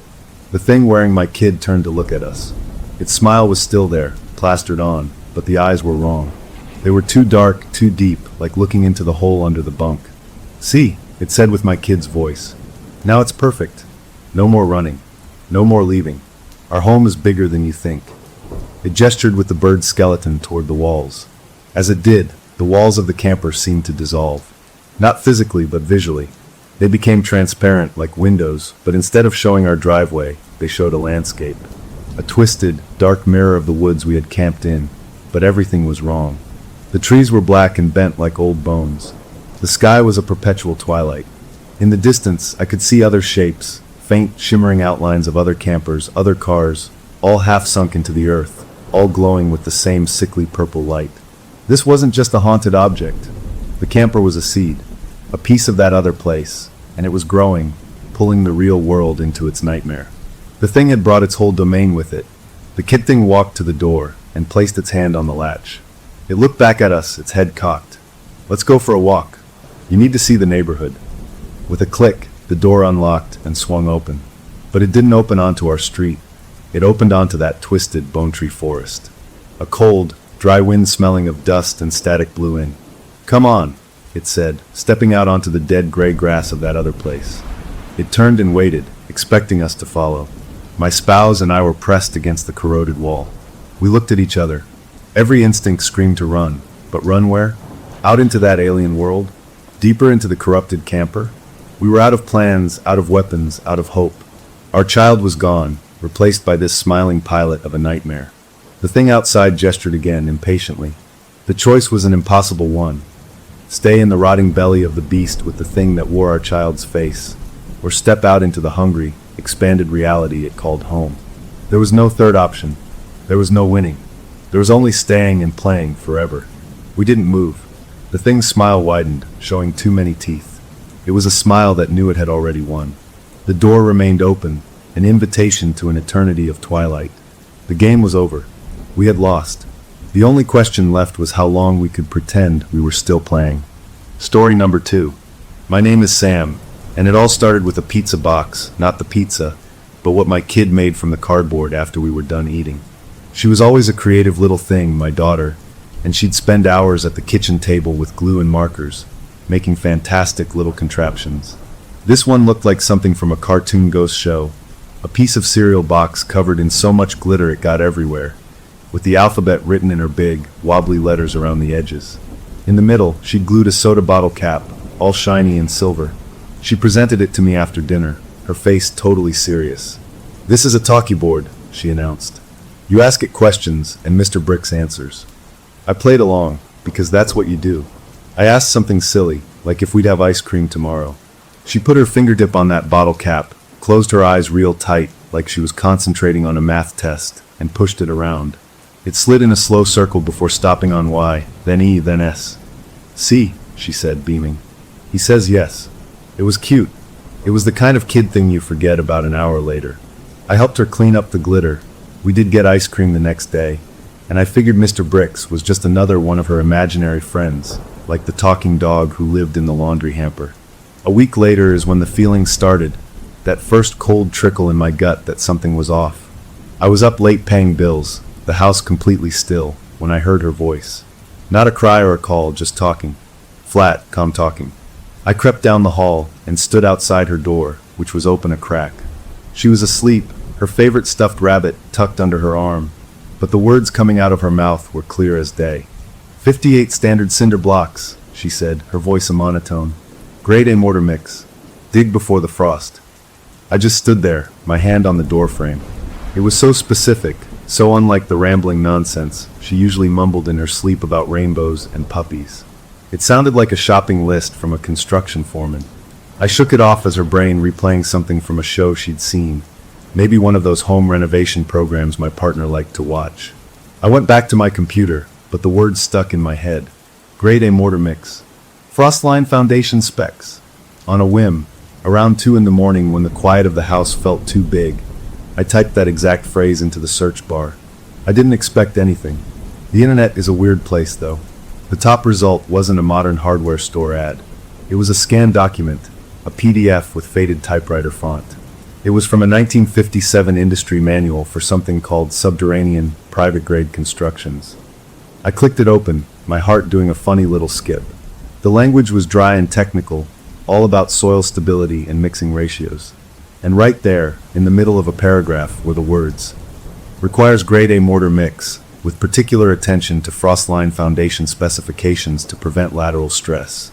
The exact phrase, word for word, A chill went right through me, the kind that makes the hair on your arms stand up. This wasn't a cartoon. This was a real thing, a real document older than I was. How could my 6-year-old know that? I sat there in the blue glow of the screen for a long time, listening to the hum of the computer fan. I started a new file on my desktop, just a simple notes app page. I titled it Funny Dreams, as a joke to myself. I typed out what she'd said and copied the link to that old manual.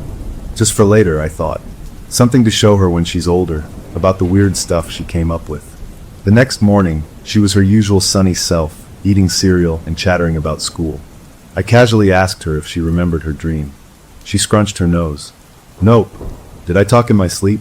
Was it about unicorns? I said it was, and let it go. But after she went to school, I looked at the talkie board, still sitting on the bookshelf. I picked it up. It was just cardboard and glitter. I put my own finger on the bottle cap. Who is Mr. Bricks?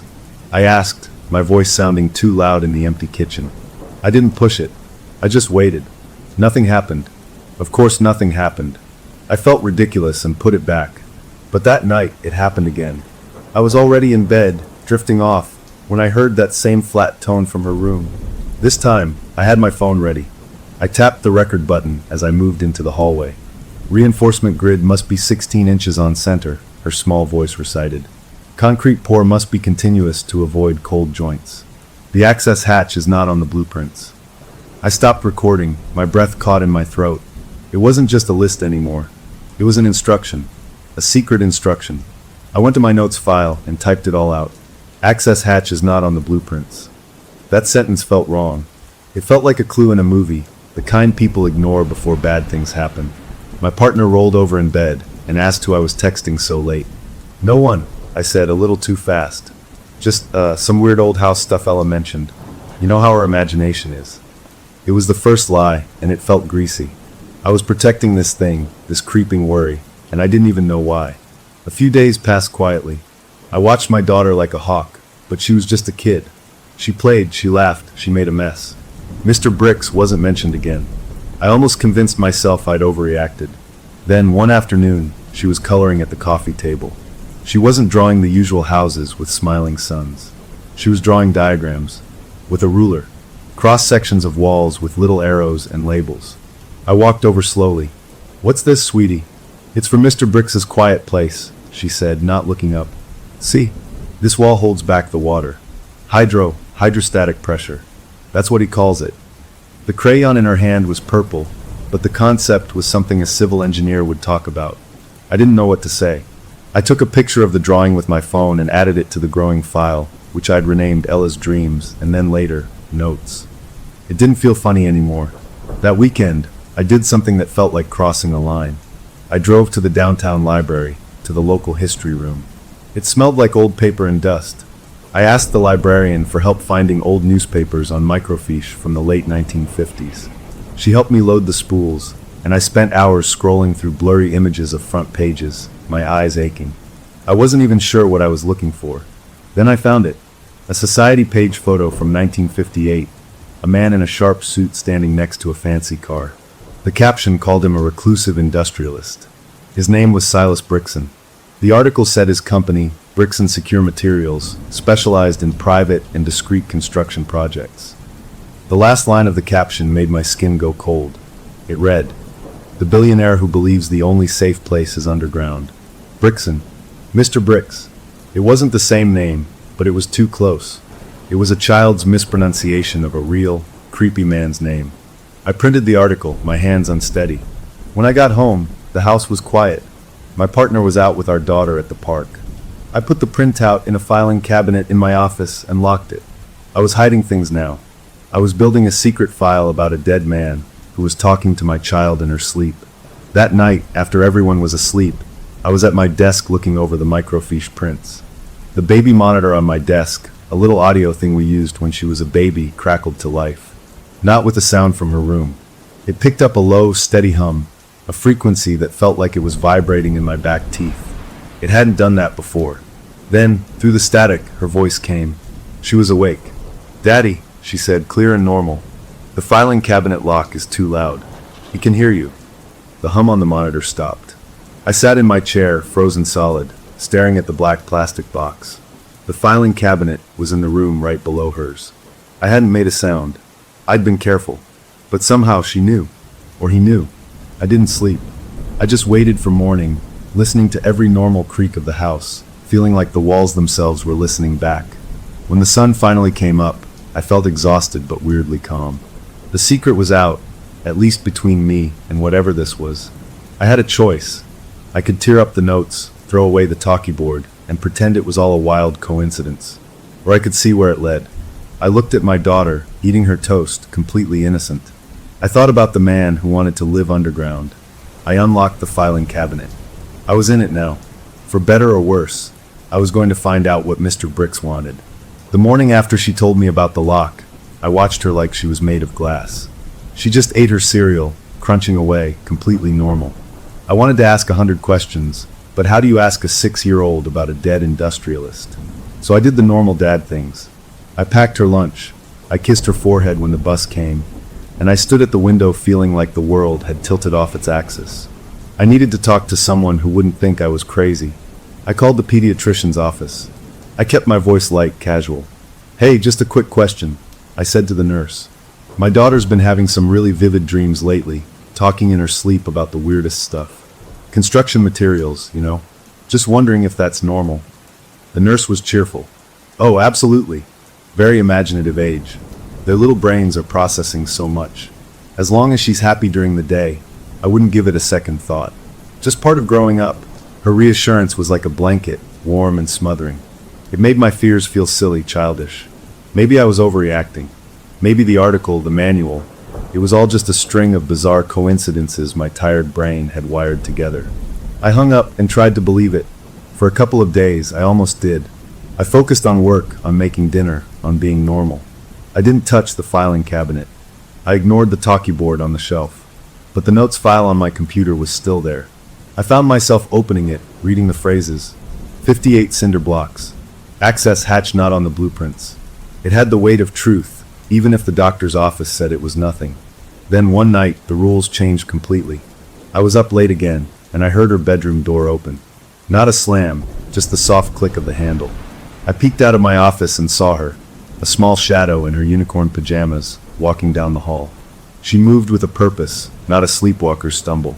She came right into my office, her eyes wide open but blank, like a doll's eyes. She didn't look at me. She walked straight to my computer chair. I was frozen, just watching. She climbed into the chair, her small fingers reaching for the mouse. The screen was dark, but it woke up at her touch. She opened a web browser, her movements quick and sure. She didn't hunt for keys. She just started typing, a long string of numbers and letters that made no sense to me. BX, 109-77, Alt, AGG. She hit enter. Nothing came up. She didn't seem to care. She opened a mapping website next. She zoomed out from our town, way out, into a huge area of state forest land I'd never seen. She dragged the map, her little brow furrowed in concentration, and then she dropped a digital pin right in the middle of absolutely nowhere. No roads, no trails, just a grid of green. Then, in the search bar, she typed a different address. AP. Oh, box in a city about 2 hours away. She did all of this in maybe 60 seconds. Then she slid out of the chair, turned, and walked back toward her room. As she passed me, standing there like a statue, her milky, unseeing eyes turned toward my general direction. Her lips moved. "Batch number BX. 109 is compromised," she whispered, her voice a dry rustle. "Source alternate aggregate." And then she was gone, back to her room. I heard the soft sound of her climbing into bed. I stood there in the doorway, my heart hammering against my ribs. That wasn't my kid. That was something else using her voice, her hands. The feeling wasn't fear for her anymore. It was fear of her, of what was inside her, and that was a million times worse. I forced myself to move. I went to the computer. The map was still open, the red pin glowing in the wilderness. I took a screenshot. I opened my notes file and pasted it in. I wrote down everything I'd just seen, every word. Then I looked at the string of letters and numbers. BX 109. On a whim, I selected it, right-clicked, and searched the web. The results loaded. My breath caught. It was a listing on an industrial archive site, a scanned product catalog entry. Bricks and secure materials. High-density concrete sealant. Product code BX 109. Discontinued 1961. A lost product code. from a company that vanished, typed by my sleeping daughter. The coincidence was dead. This was a pattern. This was a message. The next day, I had to do something normal. I told my partner I was running to the hardware store. Instead, I drove back to the library. This time, I asked for property records, old land deeds. The librarian, an older man with kind eyes, helped me find rolls of microfilm for the county where that forest was. It was tedious work, scrolling through faded cursive writing about land grants and sales. My eyes were burning again when I found it. A transaction from 1959. A parcel of over 200 acres of forest land, sold for a token sum to a private trust. The trust was named the Brixton Legacy Holding Company. The location matched the general area of the pin on my map. This was real. It was a real place. Silas Brixton had bought a huge chunk of wilderness. For what? I printed the page, my hands leaving damp smudges on the paper. When I got home, my partner was in the kitchen. "Find what you needed at the hardware store?" they asked. "Yeah," I said, the lie coming too easily now. "Just some stuff." I could feel the folded deed in my back pocket, like it was burning a hole through the denim. I went to my office and added it to the cabinet, the lock turning with a soft, metallic click that now sounded deafening to me. I thought of her words, "He can hear you." I started deleting my browser history every night. I became an expert at closing windows when someone walked into the room. My home, our safe place, had become a stage where I was constantly performing the role of a normal person. A few nights later, the final piece of the catalog fell into place. I was reading the scanned Brixton product manual again, the one from 1957. I'd missed it before because it was in the footnotes of every other page, a tiny repeating line. For specifications on integrated systems, consult the Brixton Secure Catalog of the Buried. The Catalog of the Buried. The phrase made my skin crawl. It sounded like a title for a book of tombstones. What kind of company called their product catalog that? I fell down a rabbit hole online, searching for any mention of that phrase. I found nothing. It was like it had been erased.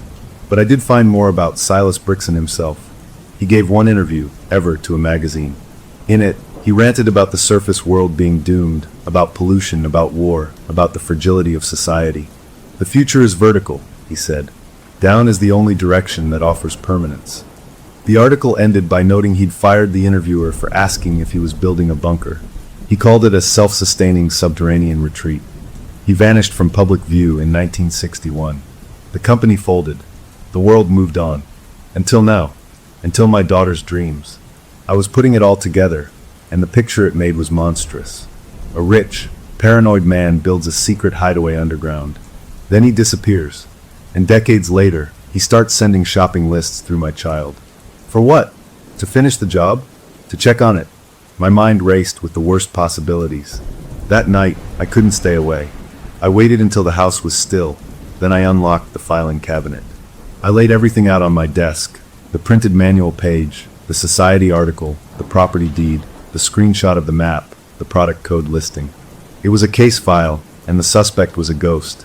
I was so focused on the papers, I didn't hear her approach. A small movement made me jump. She was standing in the doorway of my office, awake, holding her stuffed rabbit. She looked tiny and confused. "Daddy," she whispered. "I had a dream Mr. Brix was sad. His walls are wet. He says the catalog is wrong." I knelt down, my heart aching. "It's okay, sweetie. It was just a dream." She shook her head, her eyes clear in her own. "No, it wasn't." He showed me the book. "It's a big book with a broken lock. He can't turn the pages anymore." She came over and hugged my legs, burying her face. I held her, looking over her head at the spread of papers on my desk. The Catalog of the Buried. A book with a broken lock. I knew right then what I had to do. The hook was set. I couldn't pull it out. I had to find that book. I had to find out what was in that catalog, because whatever it was, it had my daughter's voice, and it was telling me its walls were wet. I put her back to bed, singing her a song until her breathing evened out. Then I went back to my desk. I opened a fresh map on my computer. I zoomed in on that red pin in the forest. I started looking for a way in. The map on my screen was just a flat expanse of green pixels, but it felt like a target, and I was staring down the scope. For a week, I did nothing but research. I learned how to read topographic maps, squinting at the digital lines that showed the rise and fall of the land around that red pin. I found old logging road databases looking for any route, even a forgotten one that got close. There was nothing official within 5 miles. This place was meant to be left alone. During the day, I was a normal parent. I went to work, I helped with homework, I made pancakes on Saturday. But my mind was always in that forest. My partner noticed the distance. "You're somewhere else lately," they said one evening while we were doing dishes. I shrugged, trying to seem casual. Just a lot on my mind with that big project at the office. It was another lie added to the pile between us. The truth was a chasm I couldn't cross. How could I say our daughter was a conduit for a dead man's building plans? They'd insist on therapy, on medication, on ripping the talkie board to shreds. And maybe they'd be right. But I was past that. I had to know. The breaking point came on a Tuesday. My daughter was drawing again at the kitchen table. This time, it wasn't a diagram. It was a careful, detailed drawing of a book. It was huge, with a thick leather cover. On the spine, in her careful block letters, she'd written catalog. The lock on the front was drawn with a broken chain, the padlock hanging open. She slid it over to me. "He's still sad," she said simply, and went back to coloring a rainbow. That was it. The next day I called in sick. I told my partner I had a migraine and needed to sleep it off in a dark room. Instead, I packed a small backpack, a bottle of water, a power bar, a flashlight, my printed map, and a compass I'd bought at the sporting goods store. I felt like an imposter, a city dad playing explorer. But the knot in my stomach was real. The drive took 2 hours. The highway shrank into a country road, then into a gravel lane that wound up into the hills. The trees closed in, tall pines and old oaks, their branches making a canopy that turned the daylight into a green, underwater gloom. I found the spot where the last logging road turned away from my target. I pulled my car off into a patch of weeds, my heart thumping. This was it. The air outside was cool and smelled of pine needles and damp earth. I checked my compass, oriented my map, and started walking. The forest was alive with sounds I wasn't used to. The rustle of animals in the underbrush, the distant call of a bird, the creak of branches. Every sound made me jump. I was trespassing, not just on land, but on something else, something that had been sleeping here for decades. I hiked for over an hour, my clothes sticking to me with sweat. The terrain was rougher than the map suggested, full of hidden gullies and fallen logs. Doubt started to creep in. This was insane. I was following the dream of a 6-year-old into the middle of nowhere. I was about to turn back when I stumbled into a small clearing. The ground was different here. It was flatter, unnaturally so. The trees formed a perfect circle around it, as if they'd grown up around an empty space. In the very center, the earth was sunken in a gentle bowl shape, covered in a thick carpet of moss and ferns. My breath caught. This was it. The depression wasn't natural. It was a sink, a settling. I dropped my backpack and got down on my knees. I pushed the ferns aside. The soil underneath was dark and loose. I dug my fingers in, pulling away roots and dirt. A few inches down, my fingers scraped against something that wasn't earth or rock. It was smooth and cold. Metal. I scrambled for my small camping shovel, the one I'd almost left in the car. I started digging in earnest, my movements frantic. The moss and topsoil gave way easily. I cleared a patch about 2 feet across. Underneath was a curved surface of rusted steel. I kept digging, following the curve, until I uncovered a seam. It was a perfect circle, about 3 feet wide. In the center was a recessed wheel, like you'd see on a bank vault or the door of a submarine. The rust was thick, but it hadn't eaten all the way through. And there, stamped into the metal near the rim, was lettering. I brushed the dirt away with my trembling hand. The words were faint but unmistakable. Bricks and Secure, Serial 001. I sat back on my heels, my shovel dropping from my grip. The air left my lungs. It was real. A hatch. Serial number 1. The first of whatever he built. This was the access point that wasn't on the blueprints. My daughter's sleeping voice had led me right to it. A mix of terror and triumph flooded me. I'd found it. Now what? I wasn't about to try and open it. That was a line I wouldn't cross, not alone in the woods. This was proof enough. I could go to the authorities now. I could show them the hatch, the documents, the recordings. They'd have to listen. I fumbled for my phone to take pictures. No signal, of course, but the camera worked. I took dozens of photos, close-ups of the lettering, wide shots of the hatch in its mossy setting. As I framed a shot, my phone buzzed in my hand, a sharp vibration that made me yelp. A notification popped up. A text message from my partner's number. My blood ran cold. They were at work, miles away. I opened it. The The message was brief, and it wasn't from them. Wrong access point. You are at ventilation shaft A. Primary entrance is 82 paces bearing 270 degrees true. Bring torch. I stared at the screen. The words seemed to burn into my retinas. Ventilation shaft A. They knew I was here. They knew what I'd found. And they were giving me directions. I looked around wildly, half expecting to see someone in the trees. There was no one. Just the forest watching. My phone had no bars, but this message had come through clean as a whistle. A thought, cold and slimy, wormed into my brain. My daughter's tablet. It had a cellular plan for emergencies. It was in her backpack at home. Was it on? Could something be using it? I stood up, my legs shaky. I looked west, the direction the text said. 270 degrees true. I pulled out my compass. The needle swung, pointing the way. 82 paces. This was a command. A direct order from the thing in the ground. Every sane instinct screamed at me to run. To get in my car, drive to the police station, and spill everything. But another part, a deeper, more stubborn part, was already counting. 1 pace. 2. This was the answer. The primary entrance. The real door. If I walked away now, I'd spend the rest of my life wondering what was behind it, listening to my daughter's sleep talk for more clues. I had to see. I had to know what he'd built. I kept walking, counting under my breath, my eyes glued to the compass.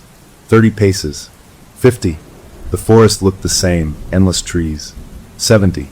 80. I took the 81st, then the 82nd. I stopped, turning in a slow circle. There was nothing.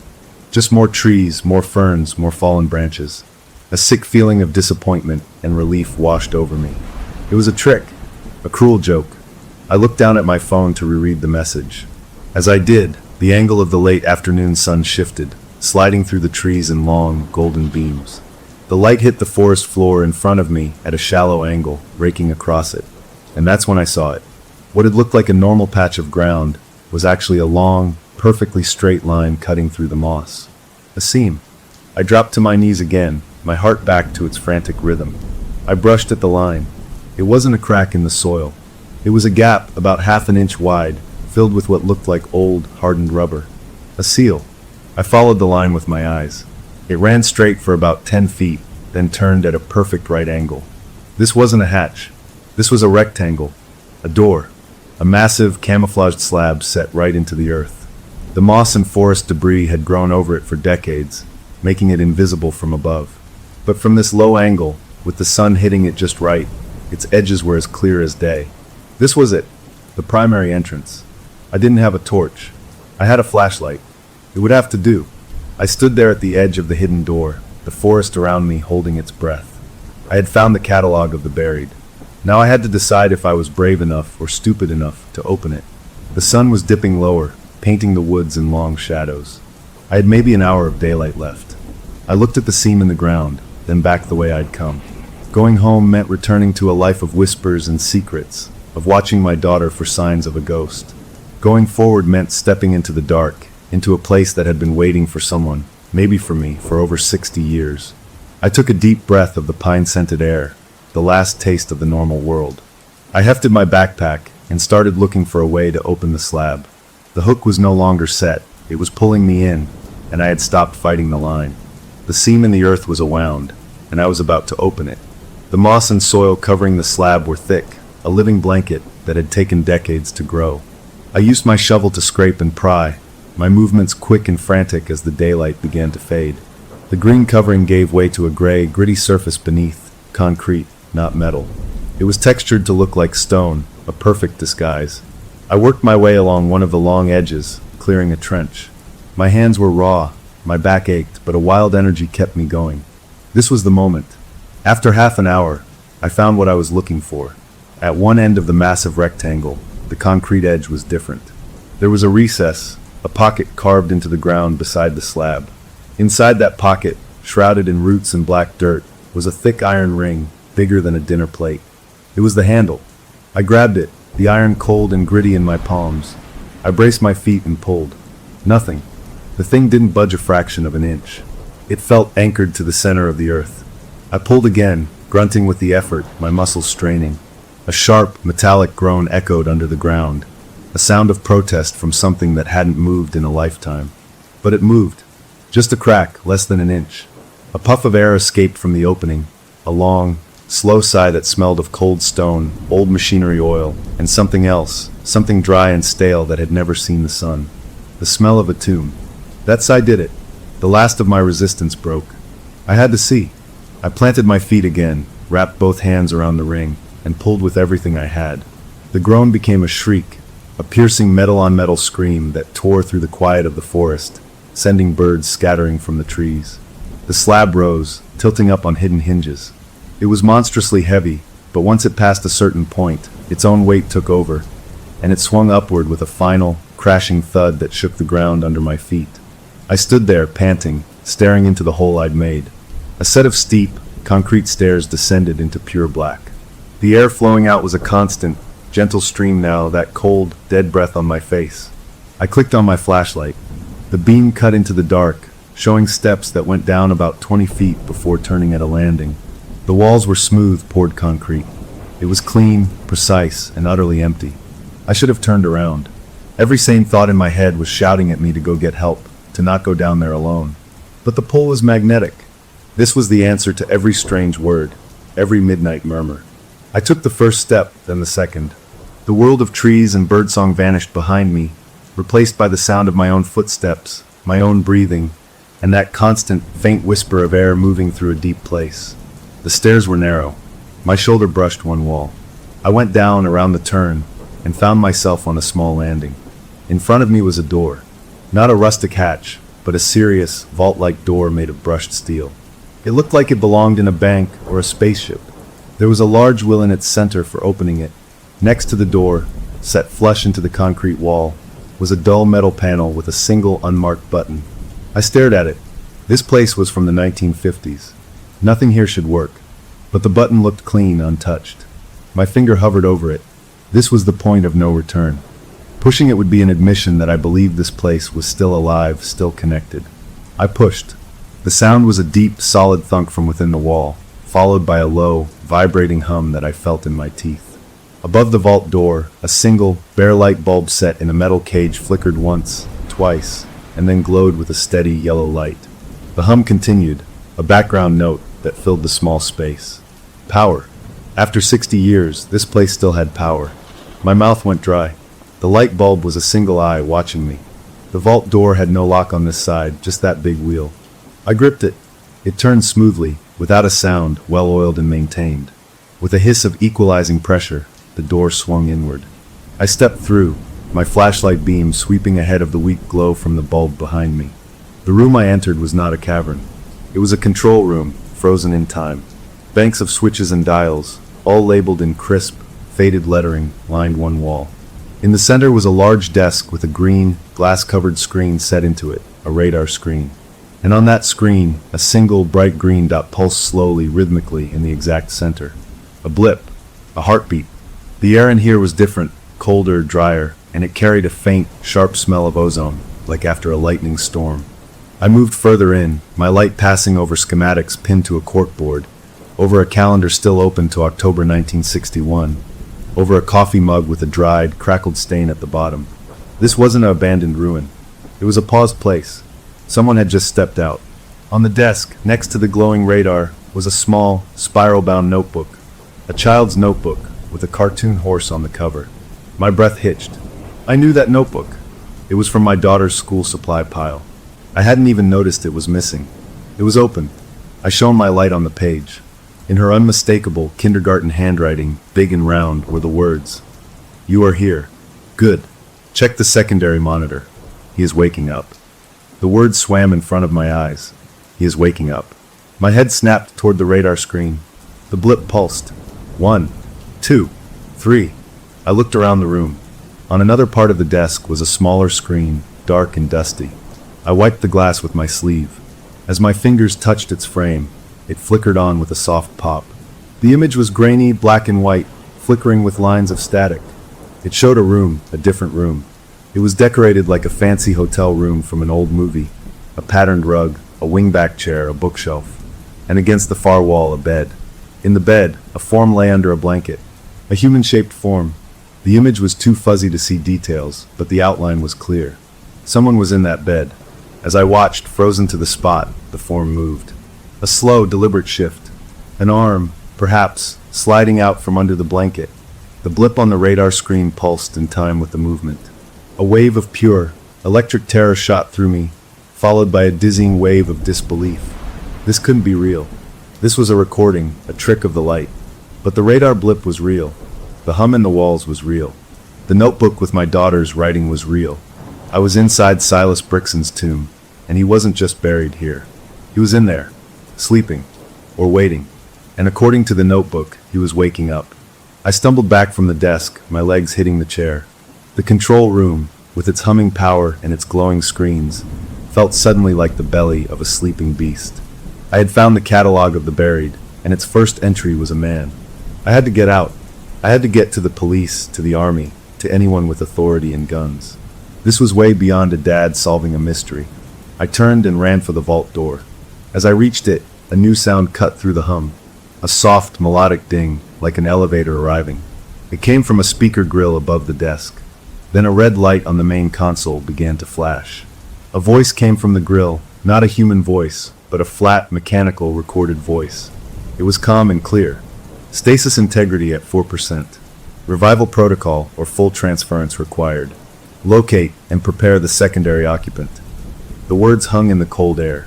Secondary occupant. My mind, reeling, made the horrible connection. The second, empty cryocell on the schematics I'd seen online. The need for a specific neural receiver. A child with an open, imaginative mind. A genetic match. My daughter. They didn't just want to talk to her. They wanted her here. In that other room. I lunged for the vault door, my hands slipping on the wheel. I got it open, dashed through, and slammed it behind me. I took the stairs 2 at a time, bursting out into the evening forest. The fresh air felt like a slap. The sky was deep purple, the first stars coming out. I turned and shoved the massive concrete slab with all my might. It fell back into place with a ground-shaking crash, sealing the tomb once more.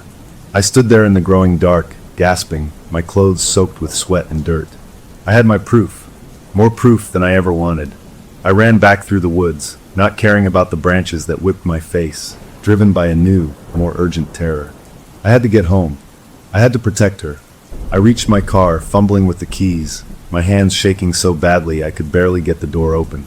I drove like a madman, the headlights cutting tunnels through the dark country roads. My phone buzzed as I hit the outskirts of town. Service returned. A flood of notifications appeared. Missed calls from my partner. Texts. Where are you? Your migraine must be bad. You're not answering. Call me. And then the last one, sent just 10 minutes ago. Ella's asking for you. She says she had a dream about the quiet place. She says Mr. Brix needs the right tools now. What is she talking about, Sam? What's going on? I pulled into our driveway, the tires crunching on the gravel. The house lights were on, warm and welcoming. A normal house.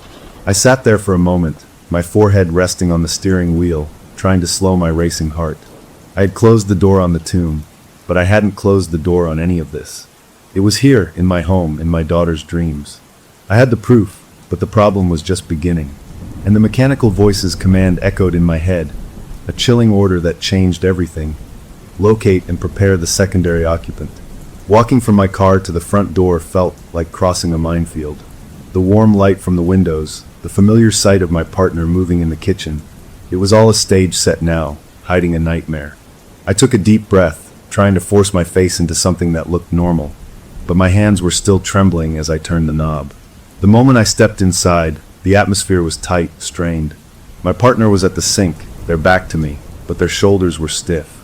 Our daughter was on the living room floor, building a tower with blocks. She looked up and gave me a small, unsure smile. "Hi, Daddy." "Hey, sweetheart," I said, my voice coming out too high. I walked into the kitchen.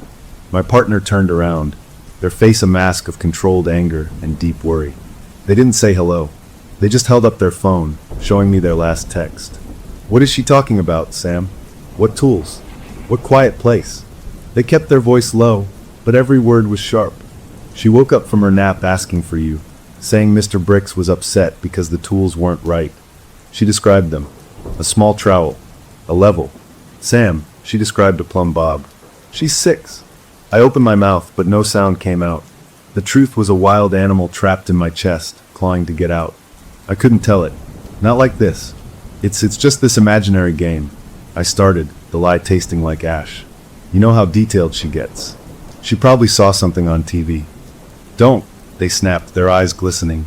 Don't do that. You've been secretive for weeks. You're jumpy. You're up all night on the computer. And now she's talking like a contractor's apprentice. This isn't a game anymore. You're feeding into it, and it's scaring her. I'm not feeding anything. The words burst out of me, louder than I intended. From the living room, I heard a block clatter. We both looked over. Our daughter was watching us, her lower lip trembling. The fight went out of my partner. They rubbed their face. We need to talk. Without her. We put her to bed early that night. The routine felt hollow. Her usual bedtime story was met with quiet, watchful eyes. When I kissed her forehead, she whispered, "Don't be mad. He's just lonely down there. He needs help fixing it." I just smoothed her hair and said nothing. Downstairs, the conversation I'd been dreading began. I couldn't tell the full truth. The bunker, the hatch, the man in the bed. It was too much. They'd think I'd lost my mind completely. So I gave them a half-truth, a version that was terrifying enough. I told them about the sleep talking, the specific phrases. I showed them the 1957 manual on my phone, the property deed. I told them I'd gone to the forest, that I'd found signs of old construction. I called it vandalism and weird historical stuff. "So you went out there? Alone?" Their voice was flat, disbelieving. Because of her dreams? They weren't just dreams. This Brixton guy was real, and he built something out there. Don't you see? It's affecting her. What I see, they said slowly, is that my partner is obsessing over a dead man and dragging our daughter into it. You're creating this, Sam. Your obsession is becoming her reality. It has to stop. I'm trying to understand it to make it stop. No, you're feeding it. Every time you write it down, every time you research it, you're telling her it's real. We need to disconnect. We need to get her away from this vibe in the house. The argument spiraled. It was the worst one we'd ever had, full of accusations and fears voiced aloud. They said I was unstable. I said they were in denial. It ended with them standing up, their decision made. I'm taking her to my mom's tomorrow. For the weekend. We all need a break. You need to clear your head. And you need to get rid of all this research. They went upstairs to bed, leaving me alone in the dark living room. I felt shattered, isolated. They were taking her away, and it felt like the worst possible thing.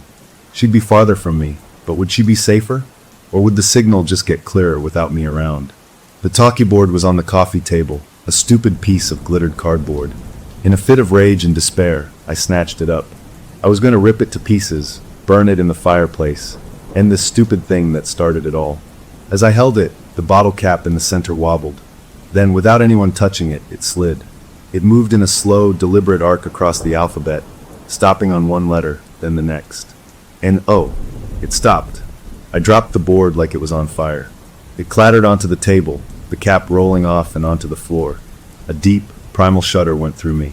It wasn't the board. It had never been the board. The board was just a toy, a focus. The thing talking to my daughter was in the walls, in the air, in the signals. Destroying a piece of cardboard wouldn't stop a ghost in a machine. The next morning was cold and awful. A suitcase sat by the door. My daughter was quiet, clinging to my partner's leg. The goodbye was stiff, a quick hug from her, averted eyes from my partner. "Use this time, Sam. Please," was all they said before they drove away. I watched the car until it vanished, the house around me feeling vast and empty, and full of that humming quiet I'd felt in the bunker. The directive from the mechanical voice was a drumbeat in my skull. Locate and prepare the secondary occupant. They were taking her away, but they were walking her right into the open, where anything could happen. I couldn't just sit there. I had to do something real, something that would prove this was a threat anyone would understand. I went to my office and pulled everything out of the filing cabinet. I made a pile of the evidence, the printed manual, the society page, the deed, the map with the pin, the product code listing, the photos I'd taken of the hatch. I took my phone and compiled all the audio recordings of her sleep talking. I wrote a clear, concise statement, sticking only to the facts a skeptic would accept. My child was reciting verbatim technical specs from a defunct company. The founder of that company owned remote land. I found a man-made structure on that land. I didn't mention the radar blip. I didn't mention the man in the bed. I packaged it all into a large envelope. My plan was simple. I would go to the state police, to the county sheriff, to the FBI field office if I had to. I would hand them this packet and say, "My daughter is in danger. Please investigate this place." It was the right thing to do. The adult thing. I drove to the county sheriff's office first, the envelope on the passenger seat. My heart was pounding, but with a new purpose. I walked in, asked to speak to a detective, and was told to wait. I sat on a hard plastic chair, clutching the envelope, rehearsing what I would say. A deputy called me over. He was young, tired-looking. "What can I do for you?" I started talking, my words tumbling out. I showed him the first page, the manual with the phrase. I told him about the sleep talking. He listened, his face neutral. When I mentioned I'd gone out to the forest, his eyebrows went up. "You trespassed on private property?" I think it might be dangerous. There's a hatch, an old vault door. I think someone might be living down there." He leaned back, tapping his pen. "Sir, that's the old Brixton land. We get calls about that every few years. Kids partying, ghost hunters. It's an old Cold War bunker, everyone knows that. It's sealed up, probably full of asbestos." "It's not sealed." I opened it. The power is still on. My voice rose, and I saw his posture change, his professional calm settling over a layer of dismissal. He saw an obsessed man, a conspiracy theorist. "Did you see anyone down there? Any signs of current occupation? Any weapons?"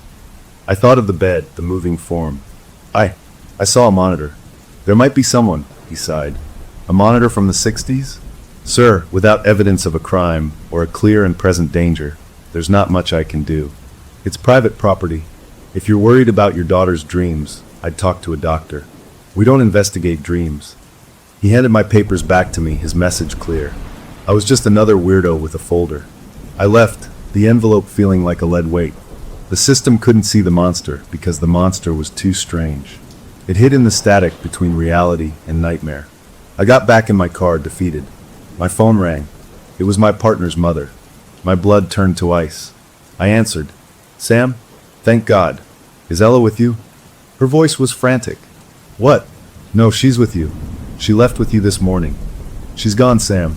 We went to the grocery store. I turned my back for 1 minute to get milk, and she was just gone. We've looked everywhere in the store.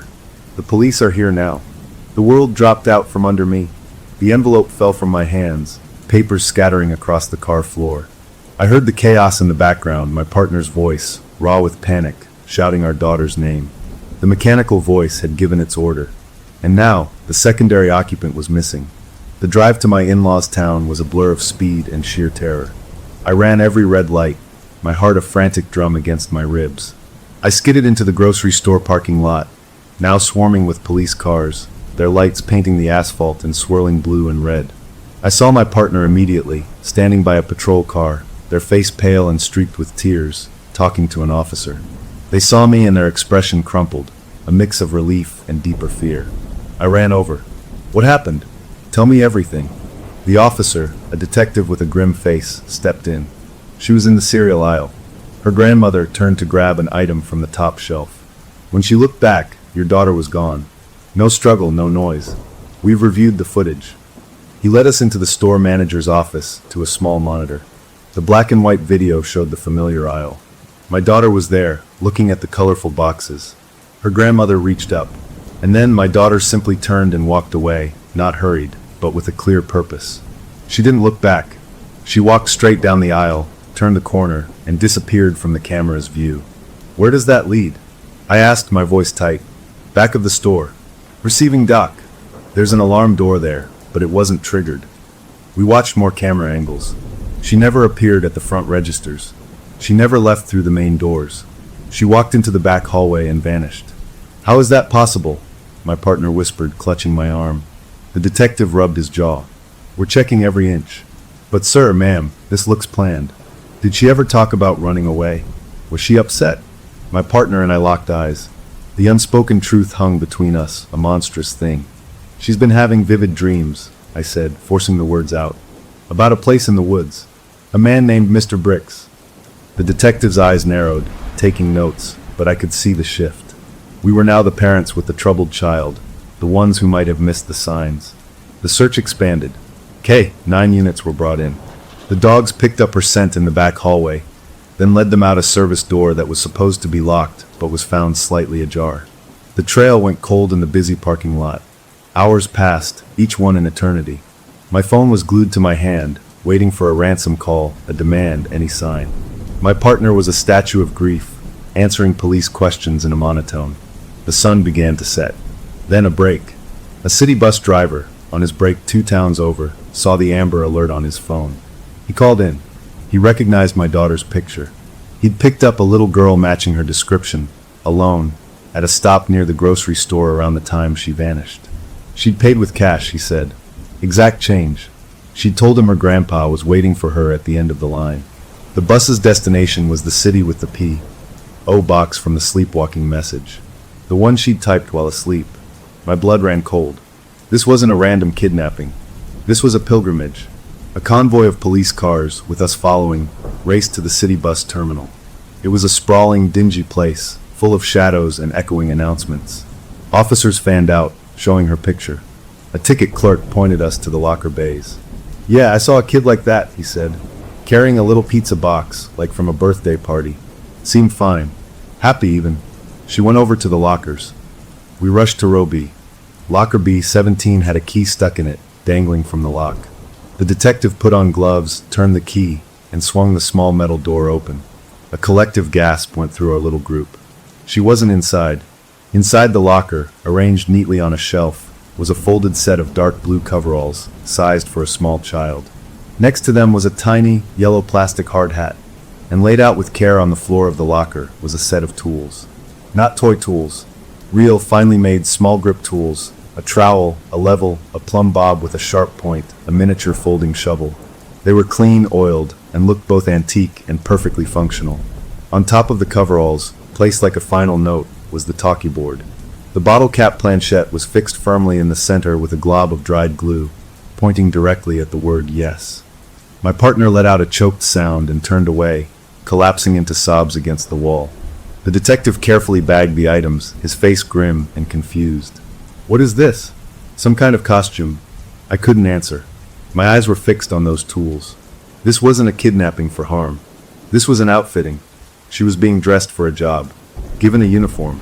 The horror was so specific it made my head spin. The police shifted gears. This was now a major case with a bizarre, sinister angle. They set up a command post at the bus station. They tracked the purchase of the bus ticket. It was bought with cash at a kiosk days earlier. They found security footage of her getting off the bus here at the terminal, still carrying the pizza box. She walked calmly to the lockers, used a key from her pocket, opened it, looked inside, and then she turned and walked out of the frame, leaving the locker door open. She didn't take the tools. She didn't put on the uniform. She just looked and left. Where did she go? I begged, staring at the frozen video image of her small back. "We're checking every camera," the detective assured me, but his voice lacked conviction. The terminal had blind spots, old corridors, exits that weren't monitored. Hours of fruitless searching followed. My phone, clutched in my sweaty hand, suddenly dinged with a sound I'd almost forgotten. A location-sharing notification. Her tablet, the one in her backpack. It had just come online. A pulsing blue that appeared on a map on my screen. It wasn't in the city. It was moving fast along the interstate, heading back in the direction of our home. Of the forest. "She's on the move," I yelled, shoving the phone at the detective. "Her tablet. It's tracking." He grabbed my phone, barked orders. The entire operation mobilized in minutes. We were a convoy again, sirens screaming, speeding down the highway, following that little blue dot. It moved with purpose, exiting the highway not for our town, but for the state route that led into the hills, toward the bricks and land. My partner sat beside me in the back of a patrol car, their hand crushing mine, both of us watching the dot on the officer's dashboard screen. "She can't be driving," they whispered. "Who has her?" I didn't answer. I knew in my bones that she was alone, that she was following a map in her head, a signal we couldn't hear. The dot turned off the paved road, onto the gravel track I knew too well. It moved steadily, inexorably, deeper into the forest. Then it stopped. The signal stabilized, a steady pulse right over the coordinates of the hidden slab entrance. We reached the turnoff, a line of police vehicles bumping down the rugged path. We parked in a chaotic cluster, doors flying open. Officers with powerful flashlights and drawn weapons streamed into the woods, following the GPS coordinates we gave them. My partner and I ran behind them, branches slapping our faces. We burst into the clearing. The scene was illuminated by a dozen blinding flashlight beams. The massive concrete slab was wide open, just as I'd left it, a black maw in the earth. Light, cold, white electric light, poured out from below. The bunker was open, and it was awake. The detective shouted commands. "Stay here," he ordered us, and a young officer was assigned to hold us back as a tactical team descended the stairs, their voices sharp and professional echoing up from the hole. We stood at the rim, straining to hear. Shouts of "clear" came from different directions. Then, after what felt like a lifetime, a voice called up, strained and confused. "We've got the subject. She's secure. She's unharmed. But you need to see this down here."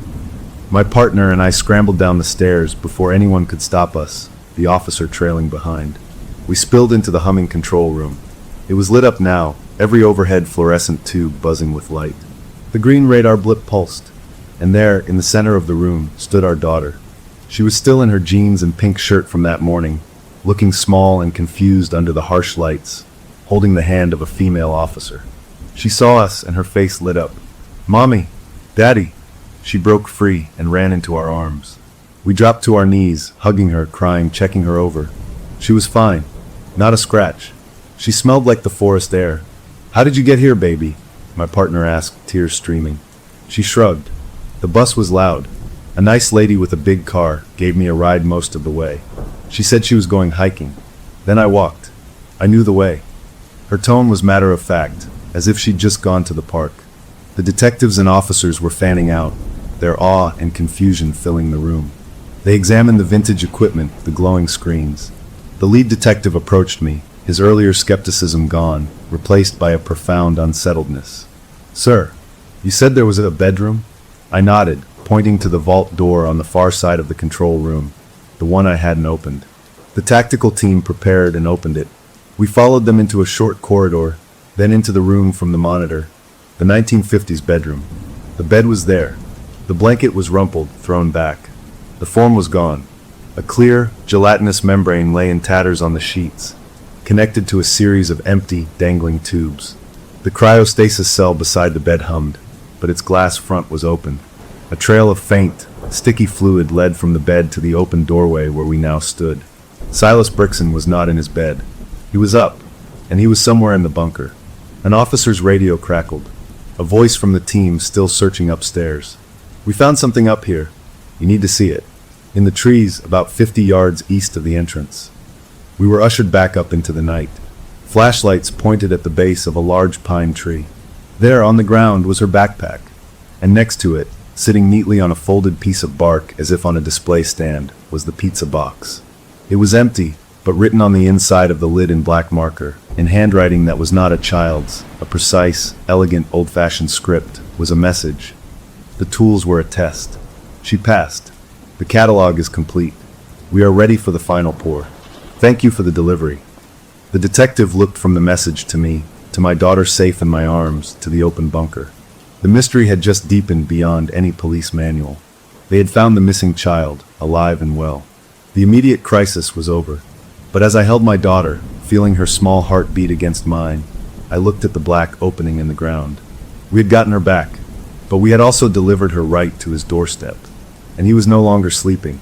He was out here, in the woods, in the night, and his work was not yet done. The case was closed for them.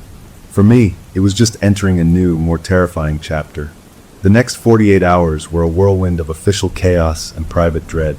The police sealed the bunker as a crime scene, though the only crime they could pin down was trespassing mine. They took endless statements. My daughter, perched on a too-big chair in the sheriff's office, told a simple, impossible story. A nice lady with a soft voice gave her a ride after the bus. She knew which turns to tell her to take. The lady left her at the edge of the woods. She walked to the door in the ground, because Mr. Brix wanted to show her his quiet room. No, she never saw the lady's face clearly. Yes, she was sure it was a lady. The police sketch artist produced a generic, kindly-looking woman that matched no one in any database. The tools from the locker were analyzed. They were custom-made, dated to the late 1950s, with the Brixton Secure logo etched faintly on the metal. The talkie board was just cardboard and glitter. My documentation, once dismissed, was now pored over by frowning detectives. They had a missing, then found child, a bizarre stash of antique child-sized tools, and an empty, high-tech tomb from the Cold War with a missing occupant. But they had no body, no clear motive for kidnapping, and a victim who was unharmed and home. The official story, the one that began to solidify in the reports, was that of a disturbed individual, possibly an obsessed historical reenactor or a cultist familiar with the Brixton story, who had fixated on our family, groomed our daughter through some unknown means, and orchestrated the strange event. The Mr. Brix persona was written off as a creation of this person, implanted in our daughter's imagination. It was a tidy, human explanation. It allowed the police to classify the case as solved with the perpetrator at large, and for life to move on. For everyone else, it was over. For me, it was a fragile, terrifying new normal. We were home. My partner moved back in, but a canyon had opened between us. The relief of having our daughter back was overwhelmed by a river of unspoken blame and lingering fear. They believed the police theory, that some real flesh and person had done this, and that my obsession had painted a target on our backs. You published those genealogy queries online, Sam. You probably contacted some historical forum and attracted a freak.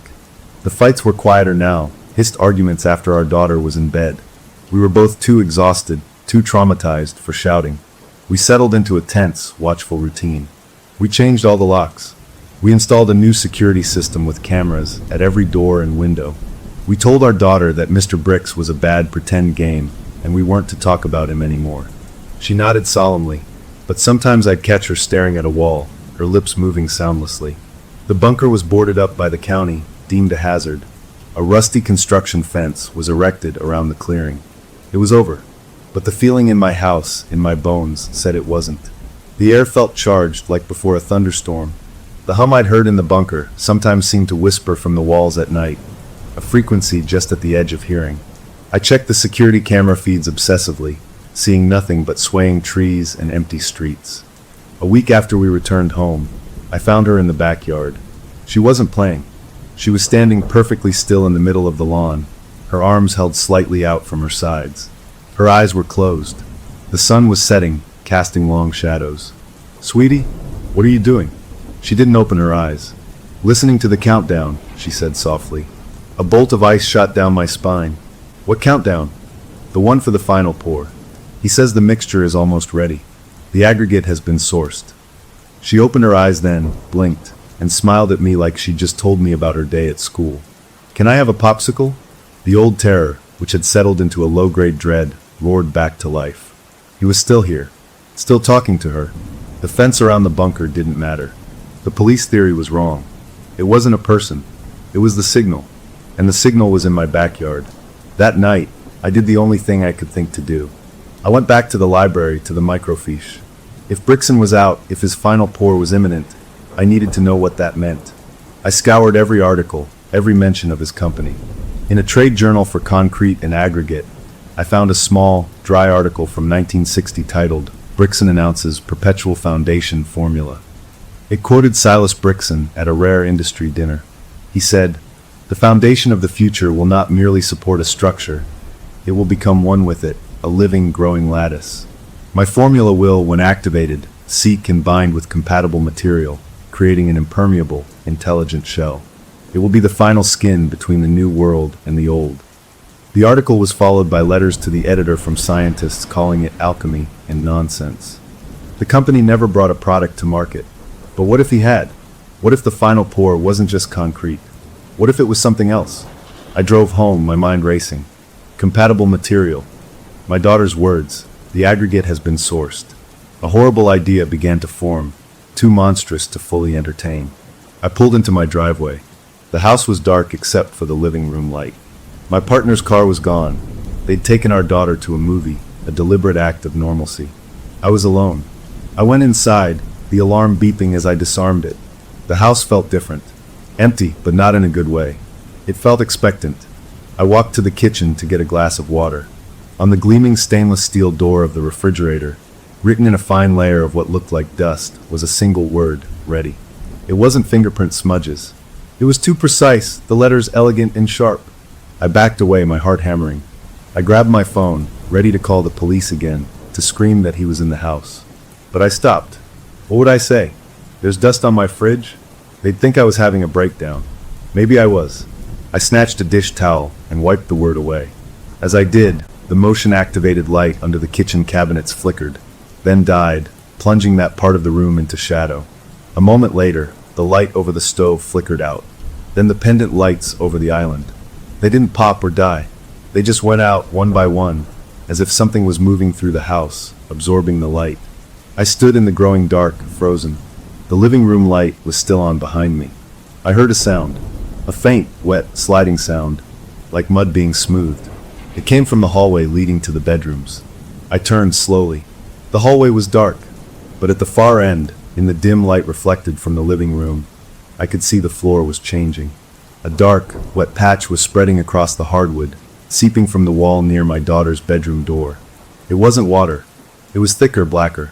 It crept across the floorboards, and as it moved, it hardened instantly into a smooth, glassy, obsidian-like surface. It was consuming the hallway, turning it into something else. The final pour.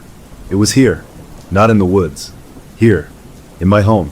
The compatible material wasn't just gravel and sand. It was everything. It was the house itself.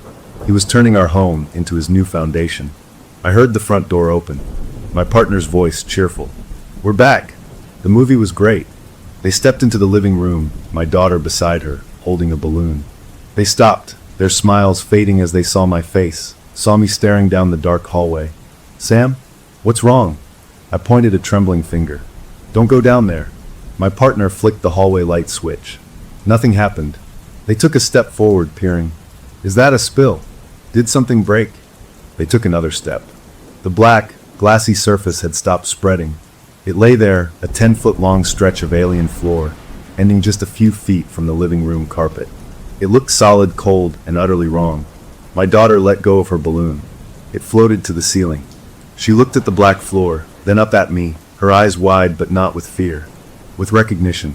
"He's here," she whispered. "He says the quiet room is too small. He needs a bigger one. He likes our house."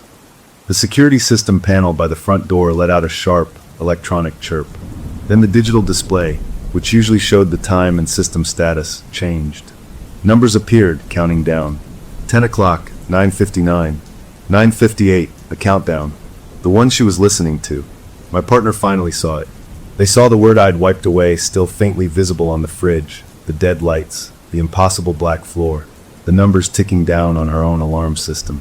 The reality they had clung to, the human stalker, the explainable world, shattered. Their face went slack with a terror deeper than any we'd faced before. This wasn't a person. This was our home turning against us. The countdown ticked to 9 minutes. We were all together, safe and sound within our own walls. But the walls themselves were now the threat. We had survived a missing persons case. We had survived the police and the theories. Now we faced something that couldn't be fenced in or arrested. The signal had found its source, and the final pour had begun. The crisis was no longer out there. It was in the hallway, and it was counting down. The numbers on the security panel glowed a sickly green. 8:47. We were frozen, a family statue in the living room light, staring at the black, glassy scar that had grown across our hallway floor. It wasn't spreading anymore. It was just there, a door to nowhere, a stain from another world. My partner was the first to break. They lunged for the landline phone on the side table, their fingers fumbling. They lifted the receiver, put it to their ear, and their face collapsed. No dial tone. I pulled out my cell phone. No service. The bars were empty. The countdown was doing more than just counting. It was cutting us off. "The car," I said, my voice cracking. "We get in the car and we go. Now." We moved as one, a unit of pure panic. I grabbed our daughter, scooping her up. She was light in my arms, her head tucked into my shoulder. My partner snatched the car keys from the hook, and we bolted for the front door. They yanked it open. And stopped. I almost plowed into their back.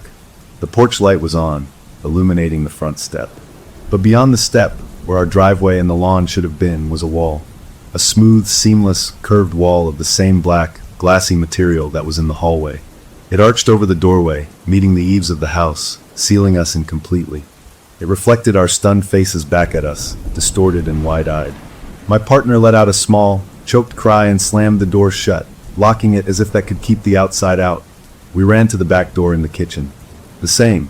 The deck, the backyard, the neighbor's fence, all gone, replaced by that impossible, obsidian shell. The house was being encased. We were inside a growing foundation. 7:12. My partner started to hyperventilate, leaning against the kitchen counter. Windows. We can break a window. I put our daughter down. Stay right here, baby. I grabbed a heavy cast iron skillet from the stove, ran to the living room window, and swung. The skillet connected with a jarring, unnatural clang. The glass didn't shatter. It didn't even crack. The window pane had taken on the same dark, glossy sheen, hardened into something far stronger than glass. I hit it again. Nothing. My arm vibrated with the impact. It was like hitting a bank vault. Our daughter was watching us, her eyes huge. She wasn't crying. She had a strange, focused look, like she was listening to music we couldn't hear. He says breaking is not allowed, she said softly. The shell has to be perfect. 5:38. We were trapped. The hum was back, not just a feeling now, but a real, physical vibration in the floor, in the walls.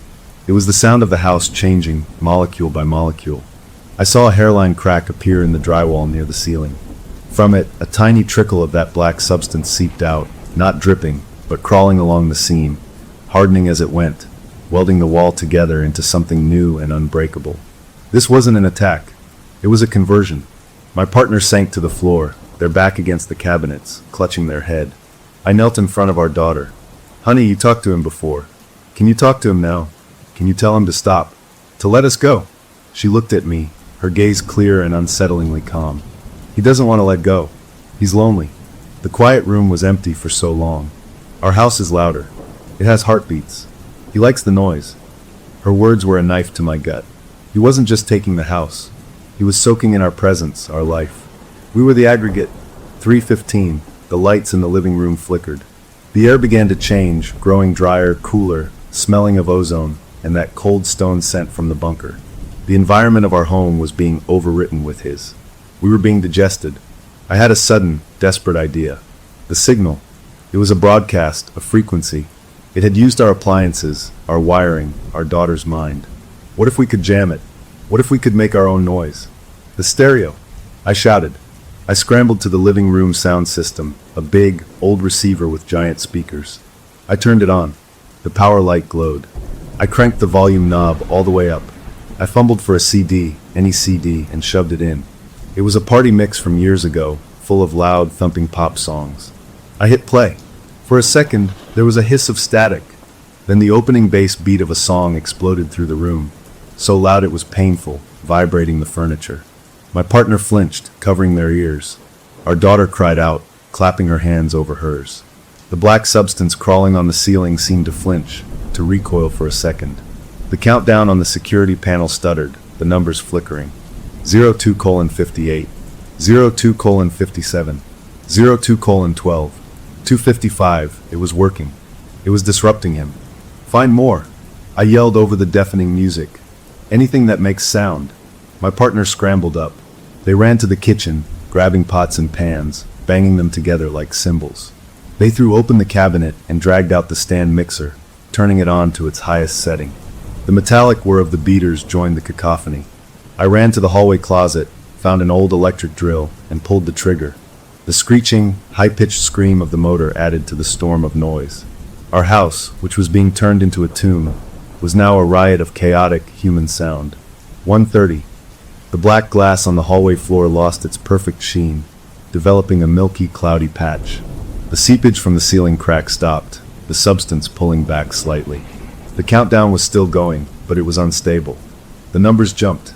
The hum in the walls became a discordant warble. He's angry, our daughter shouted, her hands still over her ears. He says it's too loud. He wants it quiet. Too bad. I roared back, my voice lost in the din. I ran to my office, grabbing the small portable radio from my desk. I turned it on, found a station full of frantic, screaming talk radio, and cranked it too. I brought it back and placed it on the floor near the black patch. 0:45. The living room light bulbs began to pulse in time with the music, bright, then dim, then bright again. The whole house was groaning, a structural complaint against the sonic assault. The air felt thick, charged, like before a lightning strike. The black shell over the doors and windows seemed to thin at one spot near the front door, becoming translucent for a second, showing a blurred glimpse of the outside night before solidifying again. We were fighting it. We were winning a battle of wills fought with noise. 0:10. We were all screaming now, not in fear, but in defiance, adding our voices to the tempest. My partner was banging a pot with a wooden spoon. I was revving the drill. Our daughter, caught in the frenzy, was jumping up and down, shrieking a wordless, powerful yell. 003, 002, 001. The countdown hit 0. A final, massive surge of the hum shook the house, a last convulsion. And then everything stopped. The music cut out. The mixer died. The drill went dead in my hand. The lights all went out at once, plunging us into absolute dark. The noise was gone, replaced by a ringing in my ears, so profound it felt like a new kind of quiet. For a long moment, there was nothing. No hum, no vibration, just us panting in the dark. Then, the backup power for the security system kicked in. A small, red battery light on the panel came on, illuminating the display. The countdown was gone. In its place, in simple block letters, was a message: signal lost. Reinitiation protocol standby. A soft, natural light filtered into the room. I turned. The living room window was clear again. Beyond it, I could see the familiar shape of our maple tree, the streetlight, the normal world. The black shell was gone. I ran to the front door, my heart in my throat, and yanked it open. Cool night air rushed in. The porch, the driveway, the lawn, all were there untouched. I stepped out, my legs weak, and looked back at the house. It looked perfectly ordinary. Just a house. My partner joined me, holding our daughter, who was now crying softly, overwhelmed. We stood there on the lawn, shivering in the relief that felt like a physical pain. We had done it. We had shouted down a ghost. We had broken the signal. The police were called again. Our story of being trapped, of the black substance, was met with concerned looks and flashlights swept over perfectly normal walls and floors. No evidence remained. The only proof was the three of us, standing in our pajamas on the lawn, shaking. The officers found a tripped main breaker in the basement and a possible explanation for a gas leak that could cause hallucinations. They urged us to see a doctor, together. We nodded, too exhausted to argue. In the weeks that followed, we did see a therapist. We talked about shared trauma, about folie à deux, about the power of suggestion. We worked to be a family again. The talkie board was burned in the fireplace. We moved our daughter's bedroom to the other side of the house. We painted the hallway. We tried to forget. Life slowly became normal. Or a version of it. The fear faded, but a watchfulness remained. We listened too closely to the house's ordinary sounds. We checked the windows too often. But nothing happened. The signal was lost. Then last night, I was putting our daughter to bed. We'd read a story, and I was tucking her in. She looked up at me, her eyes clear in the nightlight's glow. "Daddy." "Yes, sweetie?" "Mr. Bricks is sorry he made you scared." My blood went cold, but I kept my voice calm. "Oh yeah. He says he was just trying to find a home. He says he's going to sleep for real now. But he left a present." "A present?" She nodded, snuggling down. "In the backyard, under the big rock. For when I'm bigger. He says it's the only copy. The catalog of the buried. So I don't forget." I kissed her forehead, my mind racing, and walked downstairs. I didn't go to the backyard. Not yet. I sat in my quiet living room, looking out at the perfectly normal night. The signal was lost. The conversion had failed. We had won. But he had apologized. And he had left a book. A gift for the future. The threat was over. The haunting had ended. But the story, it seemed, had been saved for later. And that feels like a different kind of haunting altogether. Story number 3. The cardboard box was dripping wet, a casualty of the sudden downpour that had swept through town an hour before closing. I was the last volunteer left at the Hope Street Animal Shelter, and the donation bin by the back door had taken on a distinct smell of damp cardboard and regret. You can tell a lot about a person by what they abandon at an animal shelter. Last week, it was a bag of designer clothes, tags still on, probably from someone who lost weight or gained a conscience. The week before, it was a collection of chewed-up dog toys and a half-empty bag of generic kibble. Tonight, it was this sad, soggy box that had been left without a note. With a sigh, I hauled it inside to the concrete floor of the intake room, the fluorescent light buzzing overhead like an angry insect. My name is Ralph, and I've been volunteering here 3 nights a week for the past 2 years. I do it for the animals, for the quiet companionship, for the feeling that maybe I'm balancing some tiny scale in a world that feels pretty tilted most of the time. I started slicing through the soaked packing tape, the blade making a gritty sound. The top was a mess of stained blankets, the kind that had seen too many washings and not enough homes. Underneath that was a jumble of broken cat toys, a rubber mouse with its tail chewed off, a feather wand stripped bare. The usual donation detritus. I was about to just bundle the whole thing into the trash, figuring the rain had ruined whatever was at the bottom, when my fingers brushed against something solid and smooth. Not plastic. Wood. I pushed aside a damp towel and there it was. A Ouija board. Now, I'd seen them before, of course. The mass-produced ones they sell at toy stores around Halloween. All flimsy cardboard and plastic planchette. This was not that. This was heavy, real wood, maybe oak, with a finish that had gone dark and honey-colored with age. It felt substantial in my hands, cold from the damp air around it. I lifted it out and set it on the metal counter. The alphabet was laid out in a graceful, old-fashioned font, the numbers 0 through 9 beneath it. The words yes and no were in the top corners, goodbye at the bottom. But it was the border that made my skin prickle. Instead of the usual stars and moons or spooky designs, someone had carefully burned a pattern into the wood. A continuous line of small, perfect paw prints. Dozens of them, maybe hundreds, encircling the entire board like a tiny, endless parade of unseen animals. It was beautifully done and utterly unsettling. The planchette, the little heart-shaped pointer, was made of the same heavy wood, with a circle of clear glass in its center. I picked it up. It was colder than the board, and for a second, I had the irrational thought that it was sucking the warmth right out of my fingers. I shook my head, putting it down. Weird, I said to the empty room. The only answer was a soft whine from old Barney, the coonhound in Kennel 3, who always hated thunderstorms. I carried the board into the staff room, a small, cluttered space that smelled perpetually of cheap coffee and disinfectant. The manager, a practical woman with a perpetual look of mild exhaustion, was filling out paperwork at the chipped Formica table. Look what was in the donation bin, I said, setting it down with a solid thunk. She glanced up, pushed her glasses up her nose, and frowned. A Ouija board? Seriously? What's next, a box of cursed kittens? It's old, I said, running a hand over the paw prints. And look at this detail. She leaned over, squinting. Paw prints. That's new. Probably some artsy-craftsy thing. Toss it in the dumpster out back. Last thing we need is that creepy junk lying around. Something in me bristled. It felt dismissive. The board was strange, sure, but it was also a piece of workmanship. It didn't feel like junk. Ah, come on, I heard myself say. It's harmless. Could be a conversation piece. We'll put it up on the shelf.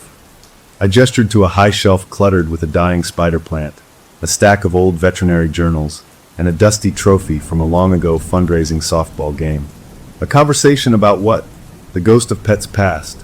She snorted, but went back to her paperwork, a clear signal that she didn't care enough to fight about it. Fine, but if it starts spelling out feed me, or causes any trouble, it goes. I took that as a win. I cleared a space between the plant and the trophy and set the board upright, leaning it against the wall. The paw prints seemed to watch the room.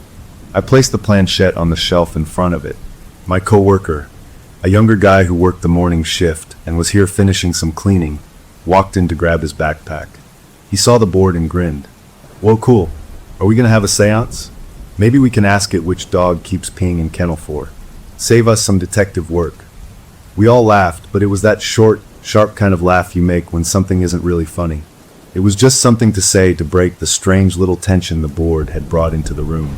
He left with a wave, and soon after, the manager headed out too, leaving me alone for my usual late-night shift of catching up on paperwork and giving the overnight animals some extra attention. The shelter settled into its nighttime rhythm. The buzz of the lights, the rustle of bedding, the occasional sigh or dream bark from a sleeping dog, the soft blinking of cats in their condos. I was at the computer, inputting vaccination records, when I felt an urge to look at the board again. I got up and stood before the shelf. On a whim, I reached out and let my fingertips rest lightly on the planchette. Nothing moved. Of course, nothing moved. But a sudden, vivid image flashed behind my eyes. The empty cage number 7 at the end of the short-term kennel row, its metal door swinging slowly on its hinges. I snatched my hand back, my heart doing a quick double thump. Just my tired brain, I told myself. I'd been thinking about that cage earlier because we needed to fix its sticky latch. That's all. Imagination plus exhaustion. I went back to my desk, determined to ignore the silly thing. The night rolled on. I did my rounds, topping up water bowls, slipping a few treats to the more anxious residents, scritching old Barney behind his ears until his tail thumped lazily against his bedding. It was peaceful. Normal. I checked the clock. 2:06 a.m. I was just finishing a note about a dog's dietary needs when it happened. The sound didn't fade away. It was cut off. One moment, the shelter was its usual nighttime self, a living creature of small noises. The next, it was gone. Not a single whine, not a shuffle of paws on concrete, not the click of a cat's nail on plastic. It was a total, absolute void of sound. It was so complete it seemed to press in on my eardrums, creating a high, thin ringing inside my head. I froze, my pen hovering over the paper. My own breathing sounded monstrously loud. I looked at the clock. The digital numbers glowed. 2:07. I held my breath, my eyes scanning the darkened hallway that led to the kennels. Nothing moved. The air felt still and cool. This wasn't right. Animals don't just go perfectly quiet all at once. Ever. A minute.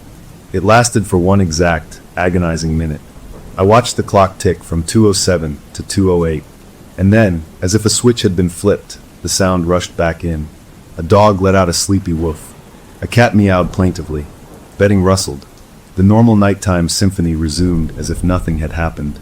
I let out the breath I'd been holding, my hands trembling slightly. What in the world was that? A weird atmospheric pressure change? A coincidence? It had to be, but it felt orchestrated. It felt timed. I got up, my legs a little unsteady, and walked down the kennel row. Every animal was awake. Not agitated, just awake, watching me with bright, alert eyes. Even the heavy sleepers were on their feet, ears pricked. They had felt it too. I stopped in front of cage number 7. It was empty, clean, its gate securely shut. The faulty latch seemed to be holding. I reached out, my fingers brushing the cold metal. It was just a cage. Just an empty, silent cage in a quiet hallway. I went back to the staff room, my eyes going immediately to the shelf. The board sat there inert. The planchette was where I'd left it. Everything was normal. I made a strong cup of coffee, my mind racing. I was just overtired. Stress from work, from life. That was all. I finished my shift without another incident. The dawn light eventually bleeding through the blinds, making the world feel safe and ordinary again. The morning crew arrived, bringing with them the clatter of leashes, the chatter of voices, the smell of fresh coffee.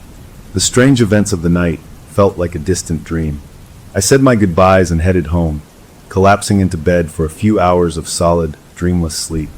When I returned for my next shift that evening, the board was just a weird decoration. The manager joked about it again. My morning shift coworker asked if I'd made contact with the spirit world. I played along, laughing it off. But as I passed the kennels, I noticed old Barney watching me more closely than usual, his head tilted. I shook it off. The evening was busy with a new intake, a scared little terrier mix, and I didn't have time to dwell on weird feelings or quiet minutes in the night. It wasn't until I was leaving, grabbing my jacket from the staff room, that I saw it. I stopped dead. The Ouija board was no longer on the high shelf. Someone had taken it down and placed it flat in the middle of the break room table. And the heavy wooden planchette was not resting on goodbye. It was centered perfectly, deliberately on the letter D. I looked around. The room was empty. The manager had left hours ago. The other volunteer was out front sweeping. No one had been in here. A cold trickle, unrelated to the evening chill, traced a path down my spine. This was a prank. It had to be. The morning guy must have done it before he left. It was the only explanation that made sense. I walked over to the table, my reflection pale in the dark window. I stared at that lone D. It could mean anything. Dog. Dark. Don't. It was just a letter. With a decisive motion, I slid the planchette back to goodbye. The wood made a soft, scraping sigh against the board. I picked the whole thing up, intending to put it back on the shelf, but then I changed my mind. Instead, I carried it to the small locked supply closet where we kept extra leashes and cleaning products. I opened the door, shoved it onto a high shelf behind a box of poop bags, and shut the door, turning the key with a satisfying click. There. Out of sight, out of mind. No more pranks. No more weird feelings. The rest of my night was completely normal. The animals were their usual selves. The sounds of the shelter were constant and comforting.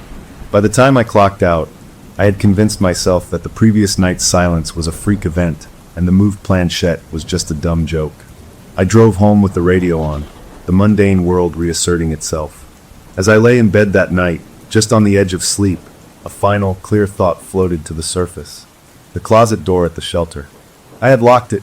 I was sure I had locked it. But did I actually check the latch after I turned the key? I tried to picture it, but the memory was fuzzy. I was tired. I must have locked it. Of course I did. The question lingered, just for a moment, before sleep pulled me under. A tiny hook set in the calm waters of my mind, waiting for something to tug on it. There is a difference between a calm shelter and a still one. The first is peaceful, a lullaby of soft snores and contented sighs. The second is a held breath. The second is what happened again the next night. I was ready for it, or so I thought. I'd spent the whole day telling myself the locked closet was the end of it. The board was out of sight, the planchette on goodbye. Case closed. But as my evening shift wore on, a low-grade tension hummed in my veins. I caught myself checking the clock every few minutes. When the digital display flipped to 2:06 a.m., my stomach tightened into a knot. I put down the stack of files I was organizing and just listened. The usual sounds were there, the scuffle of paws, the drip of a water bowl being nudged, the gentle creak of a cat condo as its occupant shifted. At 2:07, it all vanished again. It wasn't just an absence of noise this time, it was a pressure change. The air in the office felt dense, like before a thunderstorm, and the hairs on my arms stood up, my ears filled with that same high internal ringing. I stared at the clock, watching the seconds tick by, my own heartbeat a frantic drum in the stillness. 10 seconds passed. 20. Then it broke, but not with the normal sounds. It started with a low, mournful whine from the big dog run. It was a sound I knew Rex, the gentle mastiff, made that noise when he was anxious. Then another dog joined, a higher, thinner whimper. And another. Within the span of a single breath, every dog in the shelter was giving voice. They weren't barking. They weren't growling. They were howling. A deep, harmonic, unified chorus that rose and fell together, vibrating up through the concrete floor and into the bones of my chair. It was ancient and full of a sorrow I couldn't name. It made my skin feel 2 sizes too small. I shot up from my desk, the chair screeching, and stumbled to the doorway of the office, looking down the hall towards the kennels. The sound was a physical force, pressing against me. And within that wild, beautiful, terrifying song, I heard something else. A lower note, a grating, rasping tone that didn't belong, like stone grinding against stone. It was there for just a moment, woven into the canine chorus, and then it was gone. The howling lasted for maybe 30 seconds. Then, as if a conductor had dropped a baton, it stopped. Not all at once, but trailing off dog by dog, until the shelter was back to its normal, restless nighttime state. I stood there, trembling, my hands gripping the doorframe. My breath came in short, sharp gasps. That was not my imagination. That was not a coincidence. Something was happening in this building at 2:07 a.m., and it involved every animal here. I grabbed my phone from my desk, my fingers fumbling on the screen. I opened a note-taking app one never used. I had to write this down. I typed 2:07 a.m. Total stop of all sound for approximate 30 seconds. Followed by unified howling from all dogs. Lasted 30 seconds. A wrong sound in it. Low grinding. Writing it down made it real, and that was both a relief and a new kind of terror. I had to see the animals. I walked down the kennel hallway, turning on the soft night lights. The dogs were all awake, panting, some pacing, others just standing and looking into the middle distance. Their tails were tucked, their ears back. They weren't scared of me. They were scared of whatever had just passed through. I moved to the cat room. I pushed the door open slowly. The scene there stopped me cold.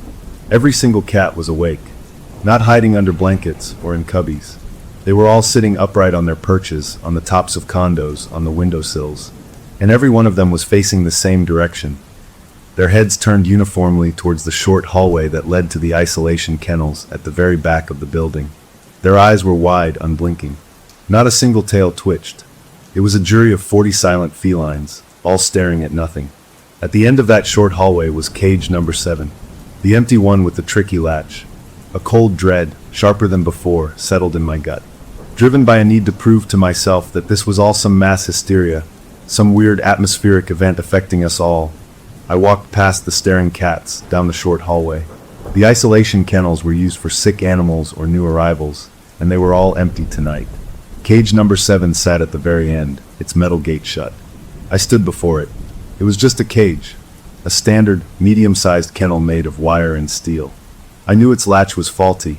It didn't always catch properly, and we had a note to get it fixed. See, I told myself, it's just a drafty room and a bad latch. That's what the cats are hearing. A breeze. I reached out, my intent to jiggle the latch, to prove it was loose, to find a simple, earthly reason for all of this. My fingertips touched the metal. It was ice cold, not cool from the night air, but searingly, shockingly cold, like touching the door of a freezer.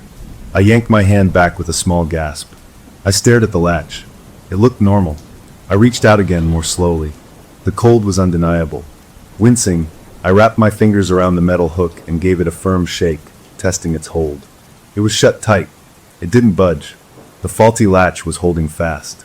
And then, under my own grip, I felt it move. Not from my shaking. From the inside. With a soft, but definite click, the latch lifted and popped open. The gate swung inward an inch, revealing the dark, empty space of the cage. I stumbled back, my heart hammering against my ribs. No draft did that. No breeze. The latch had opened from within. I stood there for a full minute, just staring at the slightly open gate, before I lunged forward and slammed it shut, jamming the latch home with more force than necessary. It held. I all but ran back to the office, my mind racing. Back at my desk, I added to the note on my phone. Cats all staring at isolation hallway. Cage number 7 latch ice cold. Opened on its own. I needed answers. I spent the rest of my shift jumping at every normal sound, my eyes constantly darting to the clock. The moment I got home, I collapsed at my own kitchen table with my laptop. I searched for everything I could think of. Dogs howling together supernatural. Cats seeing spirits. Animals sensing ghosts. The internet was a deep, dark rabbit hole of folklore and panic. I read about dogs howling before deaths, cats staring at unseen presences, animals being more sensitive to spiritual energy. It was all vague and unsettling, but none of it mentioned a specific time, or paw prints on a board, or empty cages. I found nothing that fit. The lack of a clear answer was somehow worse than finding a solid explanation. At least a monster in a story has rules. This had none. Exhausted from a night of fear and hours of fruitless research, I dragged myself to the shelter the next evening. The manager noticed the bags under my eyes. "You look rough," she said, her voice tinged with real concern. "Everything okay?" "Didn't sleep well," I mumbled, which was the truth. I couldn't tell her the rest. She'd think I was cracking up, and maybe I was. The shift was normal, blessedly normal. The animals were fine. The board was still locked away. I almost convinced myself it was over. Around midnight, a crushing fatigue hit me. It was more than just being tired. It was a weighted, smothering feeling that pressed my eyelids down. I was updating a chart at the computer, and my head nodded forward. I jerked awake, my neck stiff, only 5 minutes later according to the clock. But it felt like I'd been under for hours, and the dream was still clinging to me, vivid and awful. In the dream, I was standing right in front of cage number 7. But the cage wasn't empty. It was filled with a swirling, oily darkness, like liquid smoke. It pulsed slowly, rhythmically, like it was breathing. And in the center of that darkness were 2 points of dull, yellow light. Not eyes, exactly. Just points of awareness. I woke up with the taste of metal in my mouth. I shook my head, trying to dislodge the image. Just a dream. Stress and suggestion. I finished my shift and drove home in a fog. The next morning, as I was getting dressed in my own bedroom, I noticed something on the front of my dark blue t-shirt. A single long hair. I picked it off. It was coarse and straight and jet black. I held it up to the light. I have a dog at home, a sweet, goofy blonde Labrador. He doesn't shed black hairs. I stood there, my mind flipping through the shelter's current residents. We had a brindled boxer, a tan coonhound, a white shepherd mix, a spotted Dalmatian, no solid black dogs. Not a single one. The hair was foreign. It didn't belong to my dog, and it didn't belong to any dog at the shelter. So how did it get stuck to the front of my shirt, as if someone, or something, had brushed up against me in the night? I put the hair in a small plastic bag, a ridiculous action that felt both necessary and insane. I looked at myself in the mirror. The tired man looking back seemed like a stranger, someone caught in a current he couldn't see. The events had a pattern now. The stillness at 2:07, the animal reactions, the cold latch, the dream, and now this physical evidence that couldn't be explained. It was no longer a series of weird moments. It was a trail, and as I tucked the plastic bag with the single black hair into the pocket of my jacket, I knew with a cold certainty that the trail was leading somewhere. The question was I following it, or was I being led? You know what's almost as scary as the things that go bump in the night? The things that go bump with your own 2 feet while the rest of you is checked out. I learned that the hard way. The tiredness got worse. It wasn't just feeling sleepy. It was a sudden, smothering blanket that would drop over my mind, usually right around 2 in the morning during my shifts. I'd fight it, pinching my arm, drinking bitter, cold coffee, but my body felt like it was made of sand. One night, I lost the fight. My head nodded at the desk, and the next thing I knew, I was waking up with a jolt, a crick in my neck, and a profound sense of being in the wrong place. I wasn't at my desk. The familiar glow of the computer screen was gone. I was standing in the middle of the kennel hallway, still in my clothes from the day before, disoriented and cold. The only light came from the red exit sign at the far end, casting the long row of cages in a bloody glow. The digital clock on the wall, its numbers large and green, read 2:35 a.m. The shelter was so profoundly still I could hear the hum of the freezer in the staff kitchen 2 rooms away. My heart began to pound, a frantic drum against my ribs. How did I get here? I never sleepwalked in my life. As my eyes adjusted, I saw the dogs. They weren't sleeping. Every single one was pressed against the back wall of their runs, as far from the chain-link gates as they could get. Their bodies were tense, rigid. Their eyes were wide, the whites gleaming in the low light, and every single pair was fixed directly on me. Not a growl, not a whine. Just a unanimous, petrified stare aimed right at the spot where I was standing. They were afraid. Of me.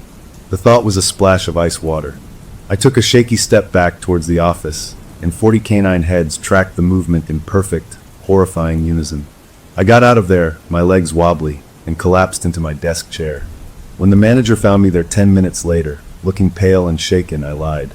I said I must have dozed off and had a nightmare about being lost in the building. I blamed stress, too much work. She bought it, her face softening with concern, and told me to take it easy. That lie felt like a door closing, locking me in with this secret.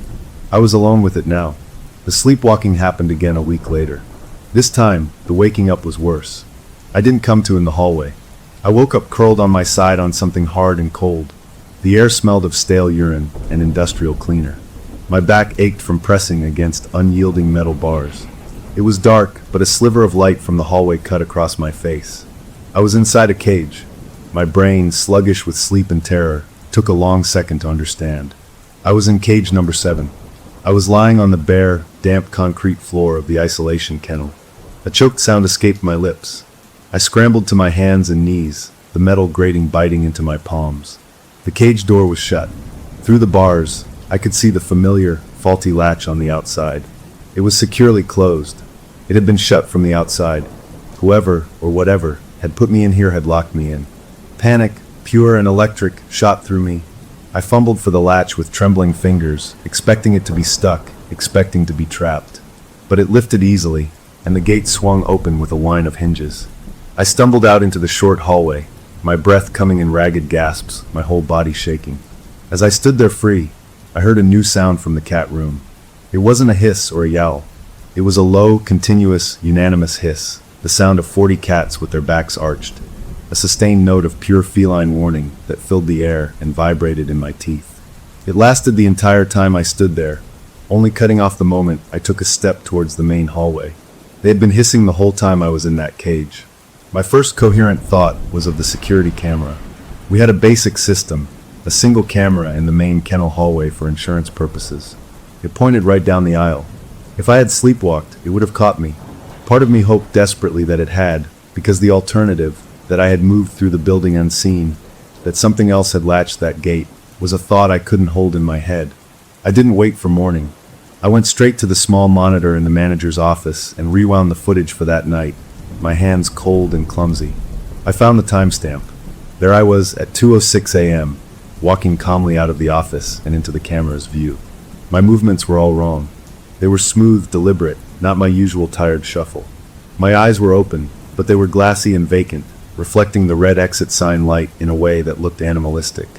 I watched, my stomach churning, as this version of me walked with purpose straight down the hallway, past all the other kennels, straight to cage number 7. My sleepwalking self reached for the latch, and right at that moment, the moment my fingers should have touched the metal, the video feed dissolved. It didn't go black. It erupted into violent, churning static, a blizzard of white and gray noise that filled the screen with a loud, angry buzz. The digital timestamp in the corner froze on 2 hours and 7 minutes. For exactly 60 seconds, the screen was nothing but this erupting chaos. Then, as abruptly as it started, the static cleared. The picture was sharp and normal again. The hallway was empty. Cage number 7's door was shut. I was gone from the frame. The timestamp jumped to 2 hours 8 minutes and 1 second.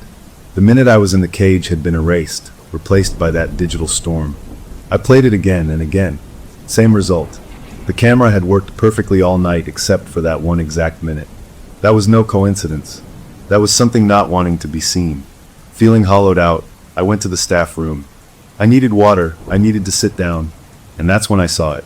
The Ouija board. It was back. It was no longer locked in the supply closet. It was sitting flat on the break room table. I never took it out. I knew I hadn't. But there it was. The planchette was on it, but not on goodbye. It had moved from the letter D. It was now resting, with a terrible, precise intention, right on top of the carved picture in the corner. On this board, the corner designs weren't suns and moons. One corner had a small, simple carving of a crescent moon. But the way it was shaped, with 2 tiny marks beneath it, it didn't look like a moon anymore. It looked like a large, wide-open, unblinking eye. The planchette was centered right over that eye, as if pointing to it, or as if the eye was looking out through the glass circle. I didn't touch it. I just stared. The pieces were no longer scattered. They were forming a picture, and I didn't like the image one bit. The stillness at 2:07, the animal's terror, the sleepwalking, the cage, the corrupted camera footage, the board that moved itself. It was all connected. I wasn't having a run of bad luck or a mental breakdown. I was caught in a pattern, a ritual that was happening with or without my conscious permission. The entity or the force or whatever it was, it had a schedule, and I was part of the show. The next few days were a blur of false normalcy. I did my chores, I petted the dogs, I cleaned the litter boxes. But my mind was elsewhere, always ticking towards 2:07 a.m.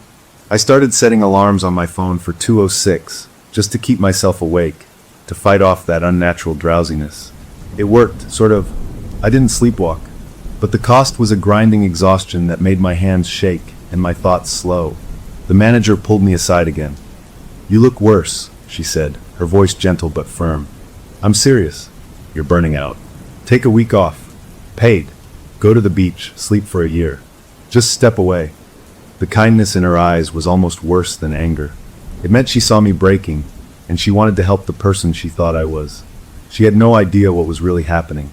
I thanked her and said I'd think about it. I didn't take the time off. I couldn't. Whatever this was, it was in the shelter, and it seemed tied to me now. If I left, would it stop?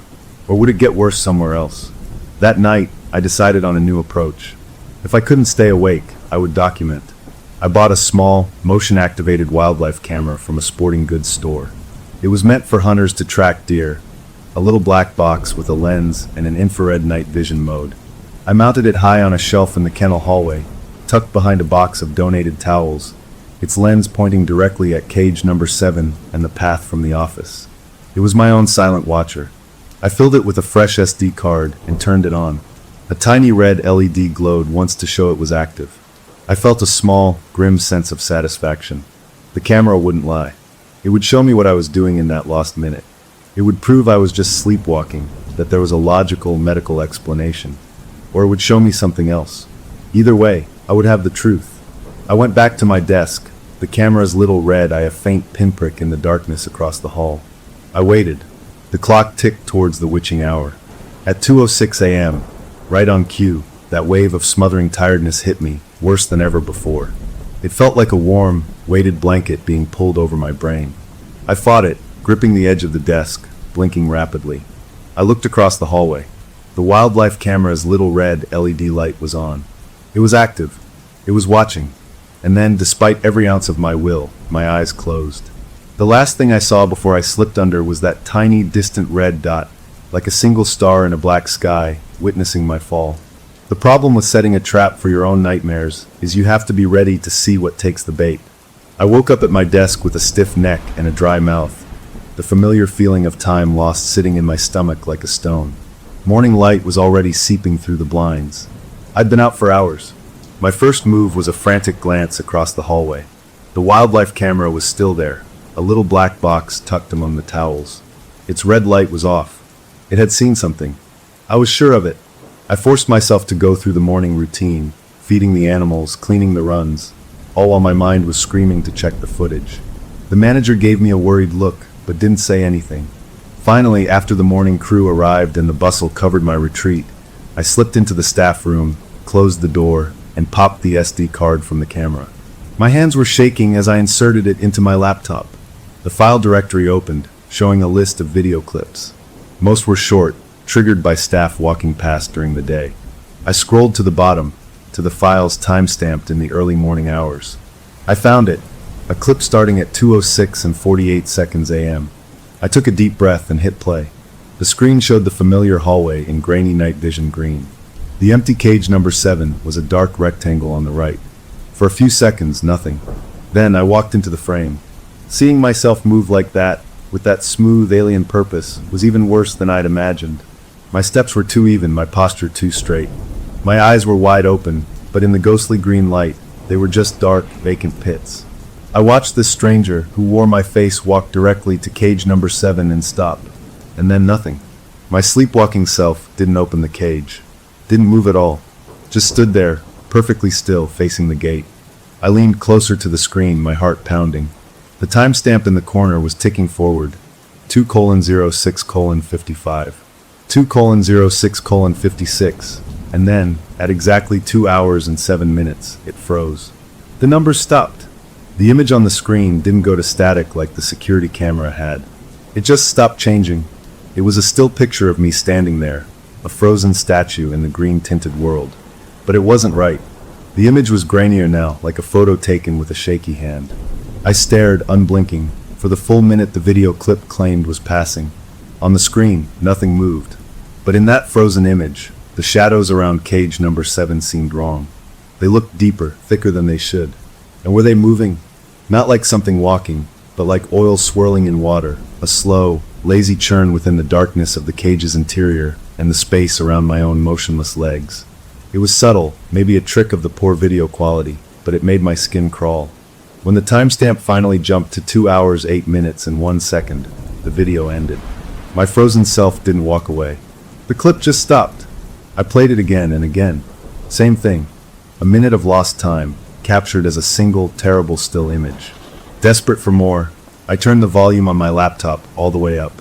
The video was mostly without sound, just the faint hiss of the audio track. But as I listened, straining my ears, I heard it.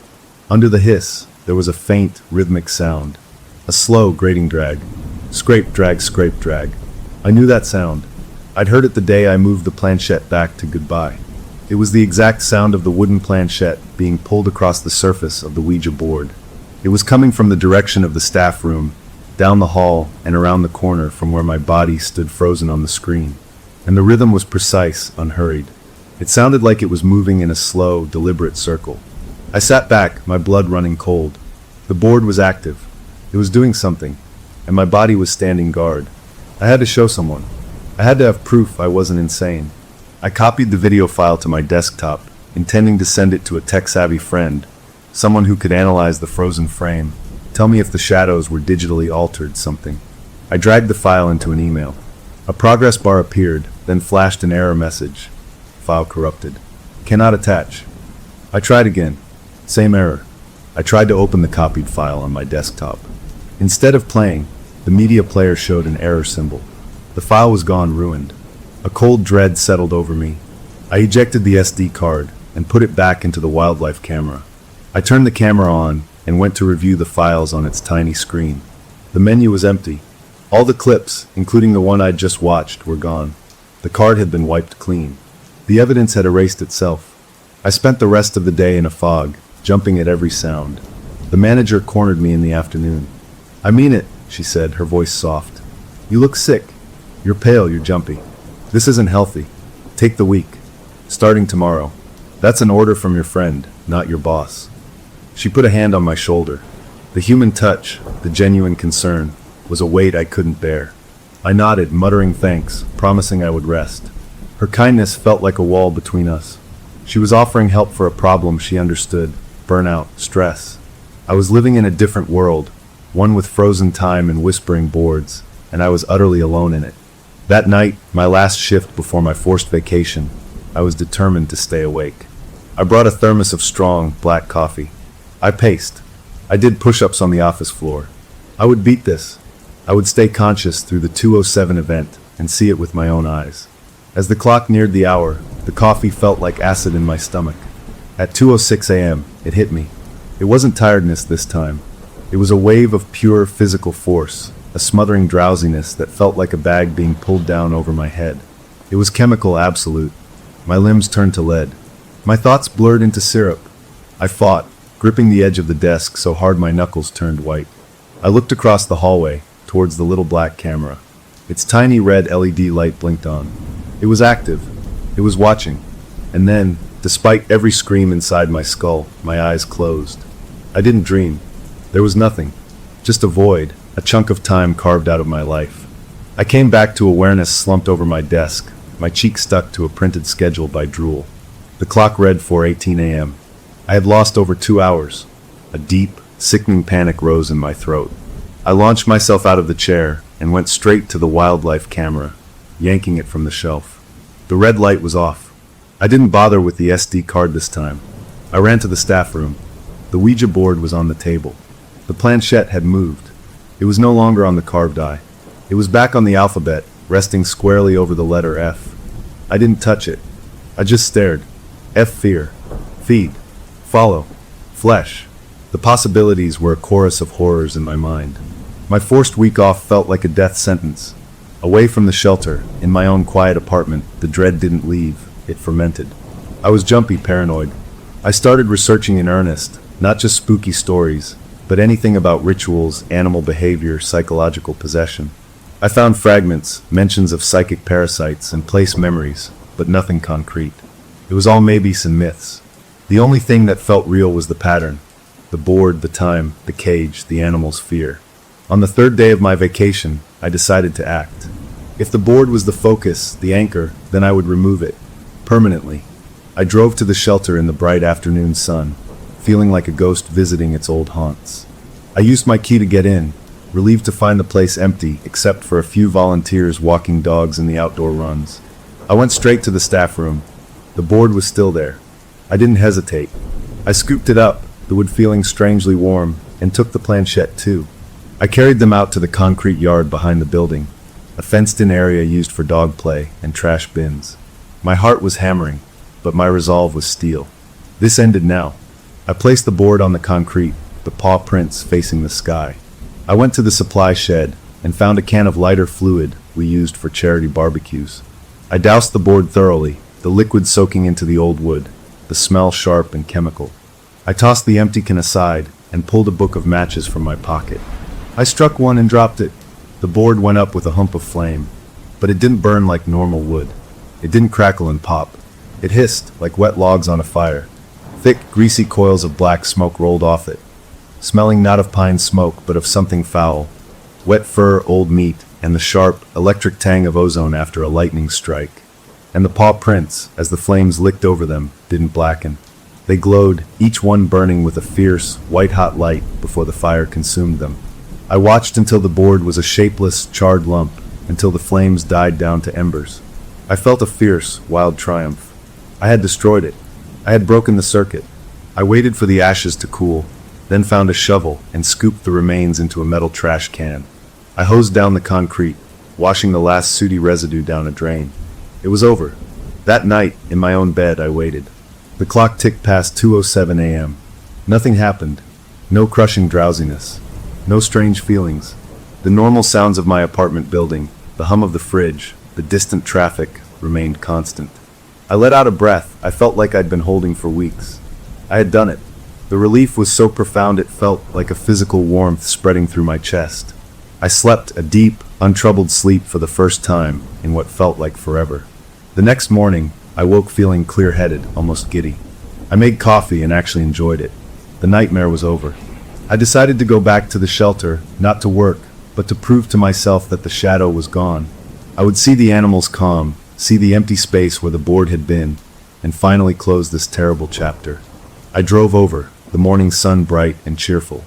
I let myself in the back gate and walked across the concrete yard. I went to the spot where I'd burned the board.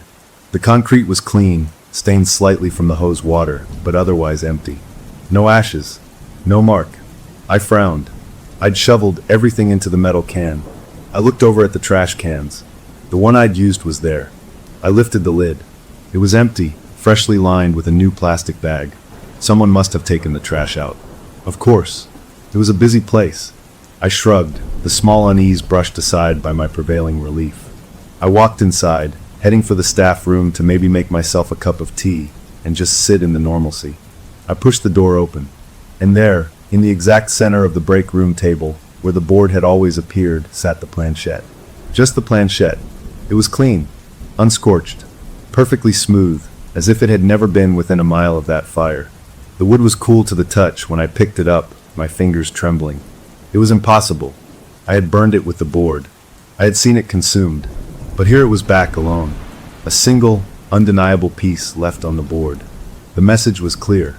The game wasn't over. I was still playing, and my next move was suddenly, terrifyingly unclear. They say the eyes are the windows to the soul.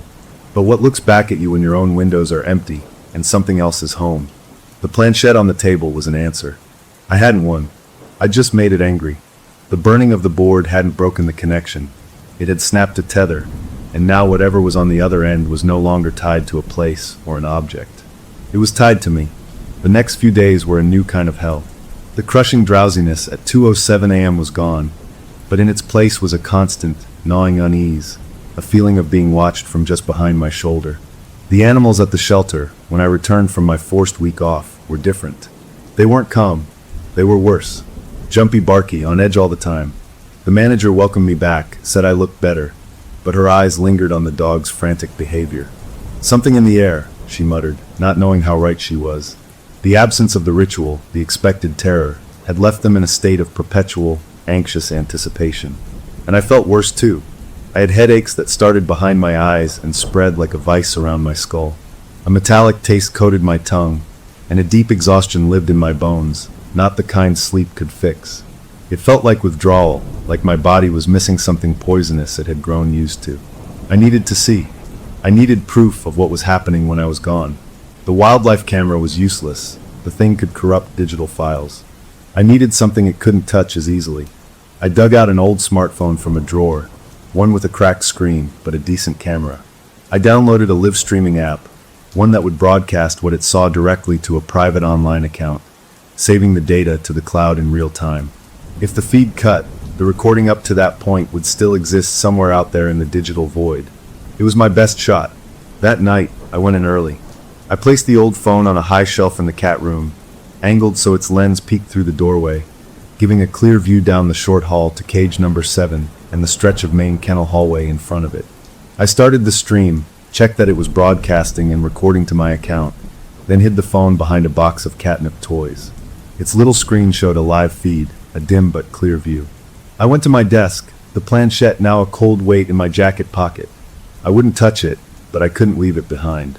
The clock crawled towards 2 a.m. I didn't fight the feeling this time. I let it come. The wave of drowsiness was less a smothering blanket now, and more like an old friend pulling me under, a familiar, toxic embrace. My eyes grew leaden. My last conscious act was to look towards the cat room doorway, to fix in my mind the angle of the hidden phone. Then the world dissolved. I woke, as always, with a jolt at my desk. The clock read 3:22 a.m. I'd lost over an hour. A new record. My mouth tasted of ozone and ashes. Without hesitation, I stumbled to the cat room. The cats, for once, weren't staring. They were hiding, every last one, buried in blankets or crammed into cubbies. I retrieved the phone. The live stream had ended, but the app showed a recorded file, over an hour long, saved safely in the cloud. My hands shook so badly I almost dropped the phone as I pulled up the recording and hit play. The night vision view was grainier than the wildlife camera, but the scene was unmistakable. There I was, walking into the frame at 2 hours, 6 minutes, and 50 seconds. The same vacant-eyed stride, the same puppet-like smoothness. I watched, my breath caught in my throat, as my body walked up to cage number 7. This time, it didn't just stand there. Its hands, my hands, reached out and unlatched the gate. It swung the door wide open. Then my body just stood there, facing the empty cage, head slightly tilted. For several seconds, nothing. Then it started. A thin, vaporous stream began to seep from between my own parted lips. It was black, not like smoke, but like ink poured into water, a liquid shadow. And it didn't rise. It flowed downward, defying gravity, pouring in a steady, unwavering stream from my mouth into the open cage. It pooled on the concrete floor, a spreading stain of darkness that didn't reflect the green night vision light. It gathered, thickened, coalescing into a shape. The form was canine, roughly the size of a large German shepherd, but the proportions were all wrong. The legs were too long and jointed strangely, the shoulders were hunched and powerful, the back curved. And the head was a shifting, churning mass of the same black vapor. As I watched, frozen, pinpricks of light appeared in that formless darkness. Not 2, 4, 5, 6. Sickly, yellow points of light that glowed with their own faint, malevolent illumination. They moved independently within the cloud, focusing, becoming a cluster of eyes. The creature, the thing, took a step forward within the cage, its form shimmering like a heat haze. The moment it solidified, the silent video erupted. Every dog in the kennels along the hallway, previously unseen in the frame, went berserk. They threw themselves against their cage doors in a sudden, frantic, silent frenzy. I could see the chains on the gates rattling, see the dogs scrambling and lunging. In the cat room where the phone was hidden, the audio picked up the sudden, explosive sound of hissing and yowling, of bodies scrambling over plastic. The terror in the building was absolute, a panic so pure it transcended species. The shadow creature seemed to drink it in. It lifted its misshapen head, that cluster of yellow eyes swiveling, taking in the unseen chaos. Then, with a slow, deliberate turn, it shifted its gaze away from the kennels. It looked down the short hallway. It looked straight through the cat room doorway. It looked directly into the lens of the phone. A wave of nausea rolled through me. It knew. It was aware of being watched. On the screen, my body moved again. It was calm, methodical. It stepped forward and grasped the edge of cage number 7's door. It swung the gate shut with a firm, final motion, latching the creature inside. Then my body turned and began to walk back towards the office, away from the camera. As it walked, the process reversed. The black vapor, trapped now behind the closed gate, didn't fade. It drained, flowing back out from under the cage door, snaking across the concrete floor in a thin, eager rivulet. It caught up to my walking form, climbed up my leg like a vine, and streamed back into my slightly open mouth. By the time my body sat down at the desk, the last tendril had vanished inside. The video showed my head drooping forward, as if going back to sleep. Then it lifted. My eyes on the screen opened. They were no longer vacant. They were sharp, alert, and horribly aware. They looked directly at the cat room doorway, directly at the hidden phone, with a cold, calculating intelligence that was not my own. A small, knowing smile touched my lips on the screen. A smile I had never made in my life. Then, the live stream cut out. The recording ended. I stood in the cat room, the phone hot in my hand, my whole body trembling. I understood now. The board was just a dog whistle. The shelter was a restaurant. The animals were the meal. Their fear was the food. And I was the waiter. My sleepwalking self was the delivery system, bringing the feeder to the trough every night. The thing lived on terror, and I was its conduit. The video was the ultimate proof, and it changed everything. I wasn't being haunted. I was being used. The creature wasn't in the cage. It was somewhere else, and it was using the cage as a focal point, a dinner plate. And it was using me to set the table. The black hair, the taste of ozone, the corrupted files. It was all because a piece of that thing was inside me, riding along, piloting my body when my guard was down. The thought made me want to peel my own skin off. I couldn't tell anyone. Who would believe this? They'd lock me up. I had to handle this myself. I spent the next day in a state of numb horror, functioning on autopilot. I petted dogs without feeling their fur, cleaned cages without seeing the mess. My mind was racing down a dark tunnel with only one exit. If I was the conduit, then the connection went both ways. If I could just find a way to break it from my end, to shut the door. But how do you fight something that's already in the house? That night, back in my apartment, I took the planchette from my pocket and set it on my kitchen table. It sat there, an inert piece of carved wood. I stared into its glass center, as if I could see the other side. "What are you?" I whispered to the empty room. No answer came. But as I sat there, a plan began to form, desperate and dangerous. It wasn't about cameras or fire anymore. It was about the connection itself. If the creature needed the ritual, needed the fear from that specific place at that specific time, then maybe I could disrupt the meal. Not by destroying the restaurant, but by spoiling the food. The next morning, I went to the shelter with a new purpose. I walked the kennels, looking at each dog not as a resident, but as a potential component in a terrible equation. I needed the most sensitive one, the one who always knew when a storm was coming, the one who whimpered at cage number 7 even in the daylight. I found her in kennel 12, a greyhound named Luna on her chart, all long legs and nervous eyes. She'd been found as a stray, skin and bones, and she startled at every loud noise. She was a tuning fork for fear. I went to the manager. "I'm adopting her," I said, my voice surprisingly steady. She looked surprised, then delighted. "Luna? Oh, that's wonderful. She's a sweetheart, just needs a quiet home." I filled out the paperwork, my hand steady as I signed my name to the forms. I was bringing a scared dog from a place of terror into my home, the one place I thought might still be safe. It felt like a betrayal even as I did it. I told myself she would be a guardian, a warning system. If the entity was near, she would let me know.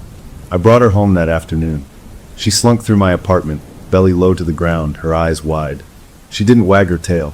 She just watched me constantly. I made her a comfortable bed, gave her food and water. She ate reluctantly. That night, I lay in my bed, Luna on a dog bed in the corner. I waited, watching the clock. 2:07 a.m. came and went. Nothing. No drowsiness. No strange feelings. Just the normal sounds of the night. I felt a glimmer of hope. Maybe taking a potential source of fear away from the shelter had worked. Maybe I had disrupted the pattern. I must have drifted off, because I was jolted awake not by stillness, but by sound. A low, terrified whine that built into a short, sharp scream. Luna was pressed into the corner of the bedroom, trembling so violently I could see her shaking from across the room. Her eyes were wide, fixed not on the door, not on the window, but directly on me. She wasn't scared of something in the room. She was scared of me, of what was inside me. The hope curdled and died in my chest. I had brought her here as a canary in a coal mine, and the canary was singing a song of pure dread, aimed right at the miner. The creature wasn't just at the shelter. It was with me, and the dog could see it. I was the problem. The sanctuary of my home was gone. The predator wasn't in the woods anymore. It was in the living room, and it was wearing my face. I had one path left, one terrible, obvious path. I had to go back to the source, back to the cage. And this time, I wouldn't bring a camera. I would bring myself, all of myself, and I would see if the waiter could poison the meal. There's a rule in nature. If you can't outrun the predator, you lead it back to a place where it can eat something else. I just had to decide what the something else was going to be.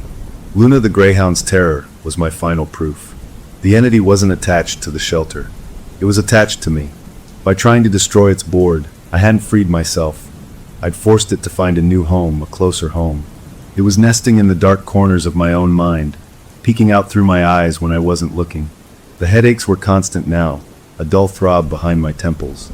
The metallic taste was always on my tongue, and I felt a new sensation, a kind of pressure, a presence, like a second shadow always cast just behind me, following my every move. I was no longer just a waiter. I was becoming the dinner plate. I couldn't live like this. The video had shown me the mechanics of it, but I needed to understand the rules. What was this thing? Why this place? Why me? I called in sick to the shelter, claiming the flu was worse. I spent days at my kitchen table, my laptop glowing in the dim light, Luna watching me from a far corner where she felt safe enough to sleep fitfully. I dug past the surface-level ghost stories. I searched archives of obscure folklore, digital scans of moldering academic journals on parapsychology, forums where people discussed things they couldn't explain. The words started to form a pattern. I found fragments, mentions of a hound of the hollows, a keeper of the unkept. It wasn't a ghost of a dead person or even a dead animal. The descriptions were vague, contradictory, but a theme emerged. It was a spirit, an entity, that didn't haunt locations. It haunted populations, specifically animal populations. It was drawn to places where creatures were trapped, where fear was a constant, low-grade hum, kennels, stables, zoos, slaughterhouses. It was described as a psychic predator, a feeder on instinctual dread. It didn't kill. It didn't need to. It fed on the raw, untamed fear of beings that lived by their nerves, the panic of the trapped and the helpless. The paw prints on the board made a terrible, perfect sense. The board wasn't for talking to human spirits. It was a tag, a beacon, a specific frequency for a specific kind of entity. It hadn't been donated by some grieving pet owner. It had been placed, delivered to a perfect feeding ground, a shelter full of lost, confused, empathetic animals, their fear swirling in a constant, tasty soup. I was the accidental recipient, the volunteer who opened the box. The board had chosen its new operator. The sleepwalking, the cage, the ritual. It was a feeding schedule. My body was the fork and knife, bringing the feeder to the feast at the same time every night. Cage number 7 was its trough. The realization didn't free me. It caged me further. This wasn't a random haunting. This was a symbiosis, a terrible partnership I never agreed to. The entity had a purpose, and I was its tool. Knowing its nature gave me my first bleak flicker of a plan. You don't fight a virus with a bandage. And you don't fight a thing that lives on fear by just taking away its dinner bell. You have to poison the well. But how do you poison an emotion? The idea that formed was monstrous, and it took shape over hours of staring at Luna's fearful eyes. The entity needed the fear from the shelter animals. It needed the ritual. What if I could change the ritual? What if I could offer it a different kind of fear? Not the diffuse, general anxiety of 24 dogs and cats, but something sharper, more concentrated. Something from a source that was already primed for terror. Me. I was already saturated with it. I was drowning in it. What if I could turn my own fear into a weapon? I didn't know if it would work. It might make things infinitely worse. But it was the only move I had left. I waited until a Sunday, when the shelter was closed to the public and only a skeleton crew was on for feeding and cleaning. I went in the afternoon, my hands shoved deep in my pockets, the planchette a familiar, hated lump against my thigh. The manager was in her office. "You're still sick," she said, not a question. "You look awful." "I'm feeling clearer," I lied. "Just wanted to check on a few things." She let me be, her worry a tangible thing in the air. I went to the isolation hallway. Cage number 7 stood empty, its gate shut. I stood before it, the memory of waking up on its cold floor vivid in my mind. This was the place. This was the focal point. I didn't have the board to burn anymore. But I had the planchette, and I had my own will, or whatever ragged shreds of it were left. I took the planchette from my pocket. The wood felt alive, vibrating with a faint, feverish energy. I didn't place it on anything. I just held it in my closed fist. I looked at the cage, and I focused. I poured every ounce of my fear, my revulsion, my anger, my sheer, undiluted terror into a single, silent command directed at that empty space. It wasn't a prayer. It was a challenge. A taunt. "You want fear?" I thought, my knuckles white around the wood. "Here it is. Come and get it. Take it from me. Right here. Right now. Forget the nightly show. This is the main course." For a long moment, nothing happened. The hallway was just a hallway. Then the air grew cold. Not the gentle cool of the air conditioning, but a sharp, sudden drop, like stepping into a walk-in freezer. The digital thermometer on the wall, which read 72 degrees, suddenly flickered. The numbers scrambled, then settled, 43 degrees. My breath fogged in the air. From the main kennel, a single dog let out a confused whine. In my hand, the planchette grew so cold it burned. I cried out, but I didn't drop it. I held on tighter, my skin sticking to the frozen wood. And then I felt it. A pull. Not on my body, but on my insides. A suction deep in my gut, in my chest, like something was trying to draw the breath right out of my lungs. The pressure behind my eyes intensified. The metallic taste flooded my mouth. The black vapor. It was trying to come out. Now. In the daylight. Without the ritual. It was answering the call. I had done it. I had pulled it to the surface. But the feeling wasn't of it leaving. It was of it waking up, turning its full attention inward, towards me. The many-eyed shadow wasn't in the cage. It was in the connection between the planchette and my mind. I was the cage. The panic was immediate and overwhelming. This was a mistake. A huge, catastrophic mistake. I wasn't offering it a different meal. I was ringing the dinner bell inside my own head. I stumbled back, breaking my concentration. The suction stopped. The planchette's cold faded to a mere chill. The air began to warm, the thermometer flickering back to normal. The dog's whining stopped. I slumped against the wall, gasping, sweat cooling on my forehead. I hadn't poisoned the well. I had just shown it where the new, deeper well was located. The planchette felt heavier in my hand, accusatory. I had tried to use its own nature against it, and I had failed. It was too strong, too ingrained. The ritual was too powerful. As I drove home, defeated, a new thought crept in, slippery and dark. If I couldn't change the food, maybe I could change the venue. The entity was a creature of habit. It liked the cage. It liked the shelter. It liked the schedule. What if I gave it exactly what it wanted, but with one tiny, terrible difference? Luna was waiting by the door when I got home, but she didn't come to greet me. She backed away, keeping her distance, her body low. I looked at her, this creature of pure sensitivity, and I knew she could feel the aftermath of what I'd just done, the static of the entity still clinging to me like a smell. I went to the bathroom and splashed water on my face. I looked in the mirror. My eyes were bloodshot, my face pale. I stared into my own reflection, looking for the other thing, the thing Luna saw. I stared for a full minute, watching my own breaths fog the glass. And then my reflection blinked. But the left eye, just for a fraction of a second, lagged behind the right. It was a tiny hitch, a stutter in the motion. A chill that had nothing to do with temperature settled in the room. I looked away, my heart pounding. It was getting stronger. It was learning to operate the controls, even when I was awake. The decision crystallized then, cold and hard. I couldn't fight it from the outside. I couldn't scare it away with my own fear. I had to go back inside the ritual. I had to participate, consciously, willingly. I had to step into the cage not as a sleepwalker, but as a volunteer. The next day, I returned to the shelter. I acted normal, or what passed for normal now. I helped with the cleaning. I walked a few dogs. All the while, my mind was working, observing, planning. During a lull, I went to the storage shed out back. In the back, behind bags of kibble and stacks of old newspapers, I found what I was looking for. It was a large, sturdy airline travel crate, the hard plastic kind with metal grating on the door. It had been donated months ago and never used. It was scuffed and dusty, but it was solid. I didn't clean it.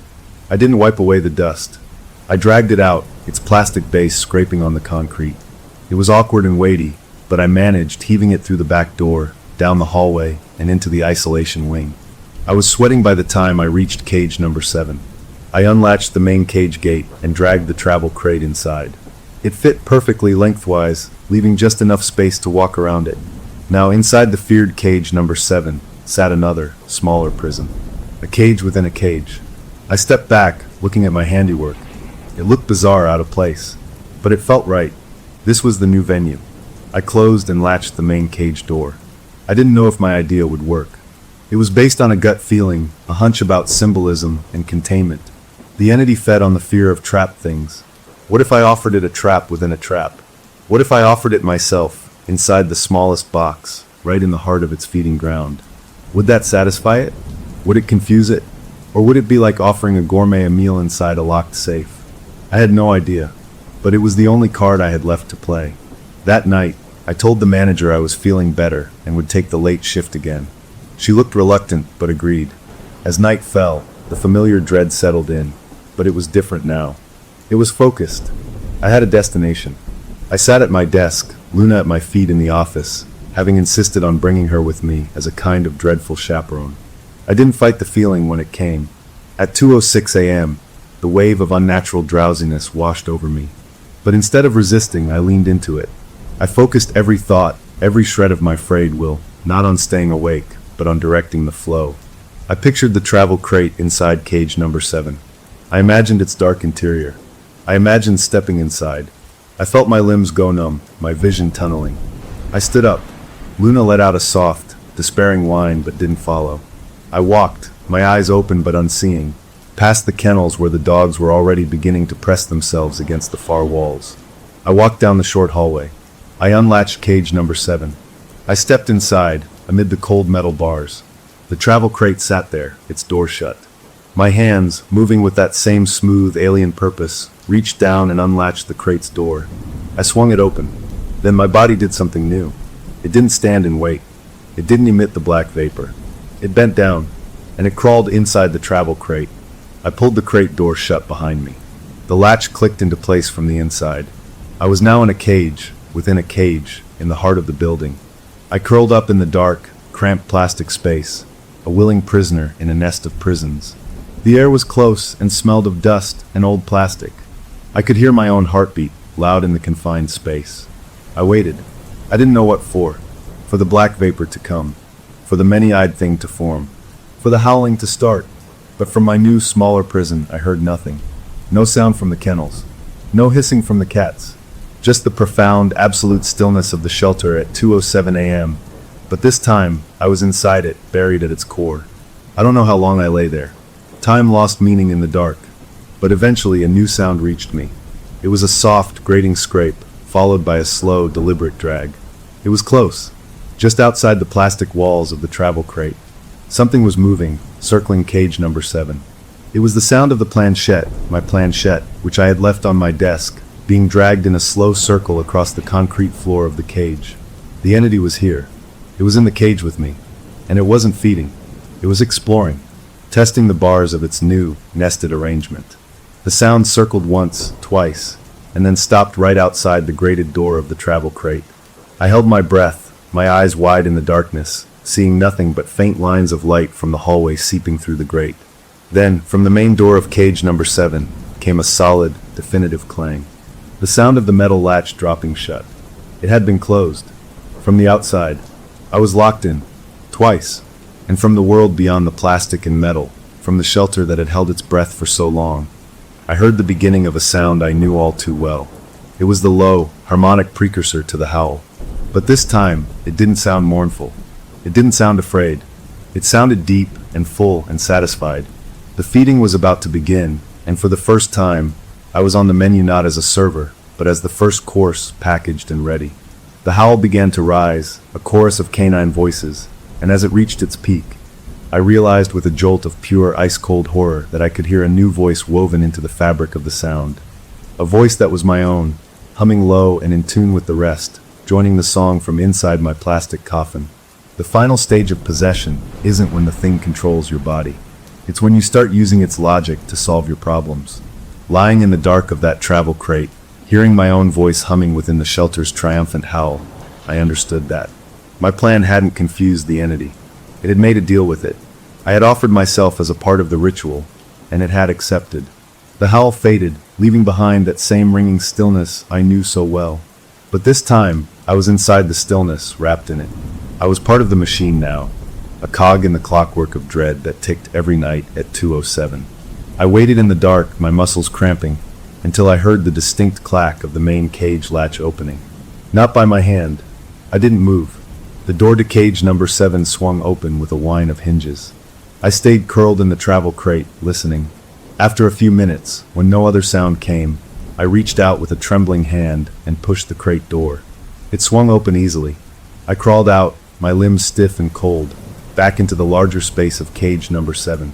The main gate stood open. The hallway beyond was empty. The shelter had returned to its normal nighttime noises, a few whines, the shuffle of bedding. It was over. For now.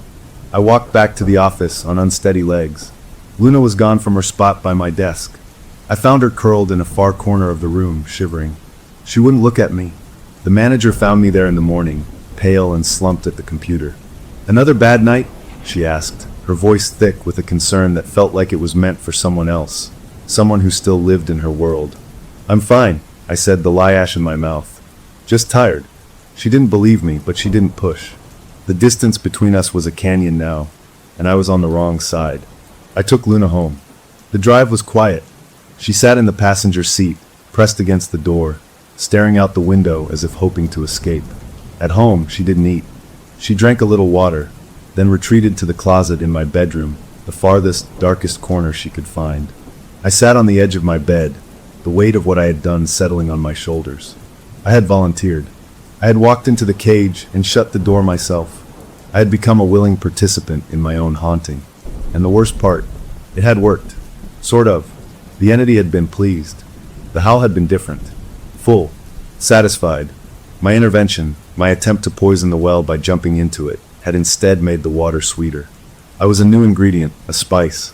My conscious fear, my willing participation, was a richer flavor than the passive terror of the animals. I had upgraded the meal. The headaches were less now. The metallic taste was fading. In their place was a new feeling, a hollow emptiness, a cold spot in my core where the panic used to live. It was like the entity had siphoned off the messy, noisy part of my fear and left behind something clean and quiet and resigned. I was no longer fighting. I was cooperating, and my body was changing. Small things. I'd catch my reflection in a window, and my eyes would seem too dark, the pupils too wide. My sense of smell was sharper, unnervingly so. I could smell fear on Luna from across the apartment, a sour, electric tang. I could smell the lingering ozone and first scent of the entity on my own skin, even after a shower. One evening, as I reached out to try and comfort Luna, to offer her a treat, she flinched away. In her fear, she snapped, not to bite, but in a warning, her teeth clicking together just inches from my fingers. A sharp pain bloomed on my knuckle. She'd grazed me. A single drop of blood welled up, a perfect red bead. I watched, fascinated and sickened, as instead of dripping, the blood seemed to thicken for a second. It turned black, a glossy, oily black like a drop of crude oil, before it thinned and ran red again down my finger. I stared at the tiny cut. My blood, my own life, was being touched by whatever was inside me. It was in the veins now. The realization was a cold bath. This wasn't a psychological war anymore. It was biological, spiritual. I was being rewritten from the inside out. My home was no longer a sanctuary. It was just another room in the labyrinth. The entity was with me always, a passenger I couldn't evict. I had tried to lead the predator to other food, and it had just learned to eat what was closest. Me. I had to go back to the source. Not to fight, not to participate, but to ask a question. A direct question. I needed to know what it wanted, truly wanted, beyond the nightly snack. Because a predator that just feeds survives. A predator with a plan thrives. And I had a terrible feeling this thing had a plan. The next night, I went to the shelter after hours. I didn't clock in. I used my key and slipped inside like a thief. The place was dark, the animals settling down. I could feel their nervous energy, a buzzing undercurrent in the air. They knew I was here. They always knew. I went straight to cage number 7. The travel crate was still inside, a silent monument to my failed gambit. I stood before the open cage door, the planchette cold in my hand. I had brought it with me, this last piece of the board, this key that seemed to unlock nothing but trouble. I took a deep breath, the air tasting of disinfectant and animal. "All right," I said aloud, my voice sounding too loud in the sleeping building. "Enough. What do you want?" I didn't expect an answer. I expected a feeling, a shift in the air, maybe the creeping drowsiness. What I got was a voice. It came from the direction of the office, from the speaker of my own smartphone, which I'd left on the desk. The sound made my blood freeze. It wasn't a human voice. It was a collage, a horrific synthesis. It was built from the 100 animal sounds of the shelter. The howls, the barks, the hisses, the whimpers, all chopped and stitched together into something that mimicked speech. It was grating, wet, and multi-layered, a chorus of suffering forced into words. And the words it formed were in my own voice, a distorted echo of me. "The kennel is empty." The sound seemed to come from everywhere and nowhere, vibrating in my teeth. I stood frozen, unable to move. "Fill it." Then nothing. The ordinary sounds of the shelter rushed back in. I walked to the office on numb legs. My phone sat on the desk, screen dark. I picked it up. It was cool to the touch. The voice had come through its speaker, but there was no call log, no app running. The words echoed in my head. "The kennel is empty. Fill it." I looked at cage number 7. Then I looked at the rows of occupied kennels in the main room. Understanding, awful and complete, dawned on me. It didn't want the cage to be physically full. It wanted it full of fear.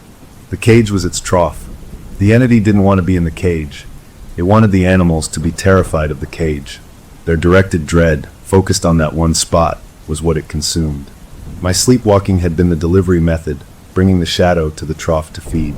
But now, with me awake and participating, with the connection deeper, it wanted more. It wanted the trough always ready, always charged. It didn't just want a nightly meal. It wanted a stocked pantry. It wanted me to fill the kennel with terror, to make cage number 7 a permanent, concentrated beacon of animal dread. How does a person do that? You don't just scare a shelter animal. They're already scared. You have to make a specific place the source of their worst fears. You have to create a legend. A bad place. A place where something unspeakable happens. I had already started. My sleepwalking, the strange events, the animals' reactions. It had all begun to paint a target on cage number 7. The entity wanted me to finish the job. To make it a haunted place within a haunted place. To make every dog whine when they passed it, every cat stare. To make the volunteers feel a chill. To create a story. I was being asked to become a curator of horror. The thought was so monstrous, so against every reason I volunteered at this place, that for a moment pure rebellion flared in my chest. No, I wouldn't. I would burn the whole building down first. But then I looked at Luna, who had followed me in and was now crouched in the office doorway, her eyes fixed on me with that same trapped animal terror. I thought of the black drop of blood. I thought of my own voice in the howl. The rebellion died. It wasn't a question of refusing anymore. It was a question of how. How does one feed a monster without becoming one? The answer, when it came, was almost as bad as the command. I couldn't spread terror, but I could focus it. If the entity needed the fear directed at cage number 7, maybe I could give it a single powerful source. A lightning rod. I thought of the travel crate inside the cage. A trap within a trap. What if I put something in there? Not an animal. Never an animal. But something that represented confinement. Something that would draw the eye and the fear. Something that would make the story. The next day, a new donation arrived. It was a large, heavy box. I had ordered it myself, shipped to the shelter anonymously. I was the one who received it. Inside was another travel crate, almost identical to the first, but newer, darker in color. I didn't clean it. I didn't put it in storage. In front of the confused day crew, I dragged it, with great effort, through the hallways. "What are you doing?" the manager asked, her brow furrowed. "It's for a project," I said, not meeting her eyes. "Behavioral thing. 4 anxious dogs. A safe space." The lie was flimsy, but she was too busy to argue. I dragged it into cage number 7. I opened the main gate, maneuvered the new crate inside, and placed it right next to the old one. Now, inside cage number 7, there were 2 plastic prisons. It looked even more bizarre, like a storage unit for containment. I stepped out and closed the main gate. I stood back. The crate just sat there. It was just an object. It wouldn't generate fear on its own. The entity's voice hissed in my memory. Fill it. It needed to be filled with meaning. With a story. That night, I didn't wait for the drowsiness. At 2:06 a.m., I was already standing in front of cage number 7. Luna was in the office, whining softly, a steady, hopeless sound. I held the planchette. I looked at the 2 crates, dark shapes behind the metal bars. This was the new ritual. I unlatched the cage door and stepped inside. I didn't look at the animals. I could feel their collective gaze, a pressure on my back. I went to the new crate, the one I had brought. I opened its door. I didn't crawl inside. Instead, I took the planchette and I placed it carefully inside the crate, right in the center of the plastic floor. I closed the crate door, latching it. The wooden heart was now imprisoned, 3 layers deep. Inside the crate, inside cage number 7, inside the shelter. I stepped out of cage number 7 and closed the main gate. I stood in the hallway, looking at the nesting doll arrangement of captivity. I didn't feel the entity's presence. I didn't hear a howl, but the air grew still the way it always did. The animals felt quiet. They were waiting. I had given the entity a new toy, a new point of focus. The planchette, its last physical tether to this world, was now locked in the heart of the maze. I had filled the kennel with its own symbol. I didn't know if it would be enough. I didn't know if it would satisfy the command. As I walked back to the office, the normal sounds of the shelter did not return. The quiet held. It was a different kind of quiet than before. It wasn't a held breath. It was a pause, a listening pause.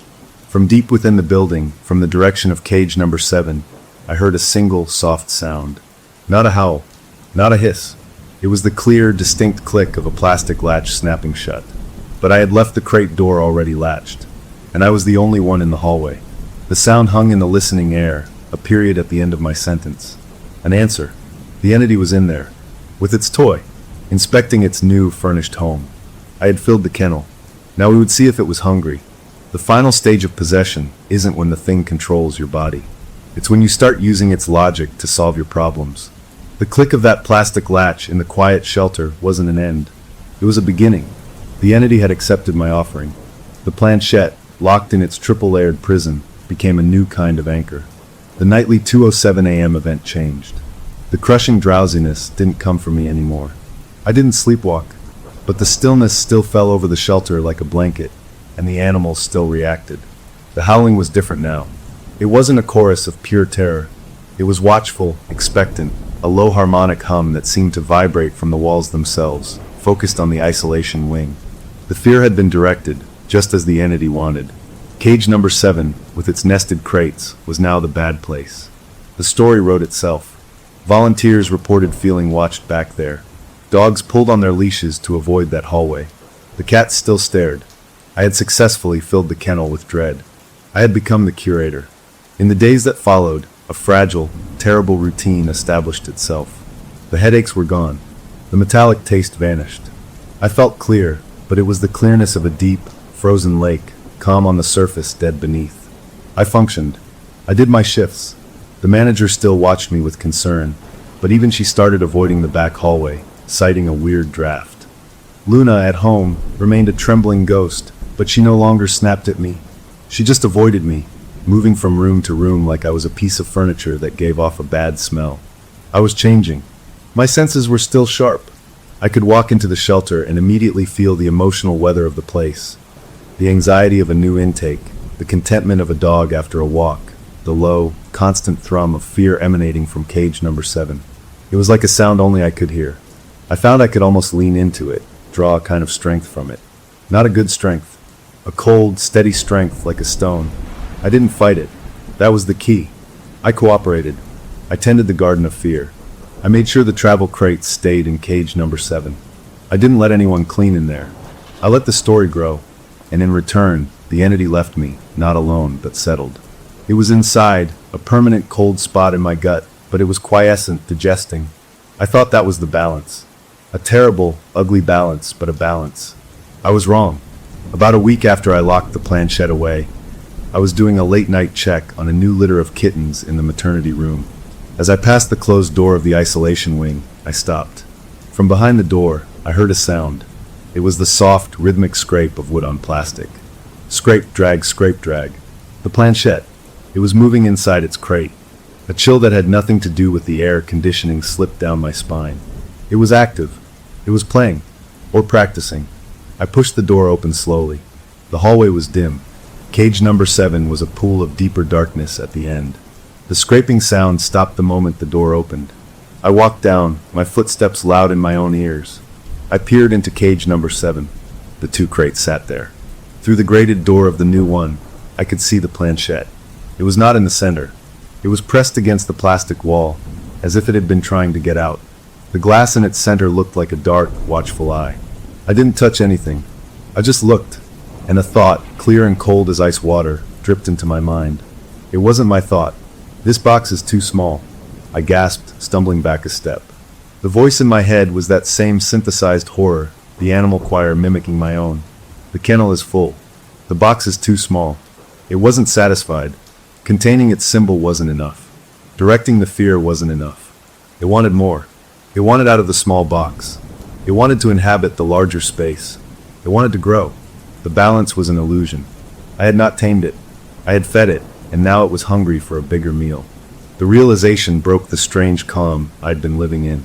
Panic, my old companion, came rushing back. I couldn't live like this, waiting for it to escalate, for its demands to grow. I had to end it, truly end it. But fire hadn't worked. Participation had only made it stronger. I had to think like it thought.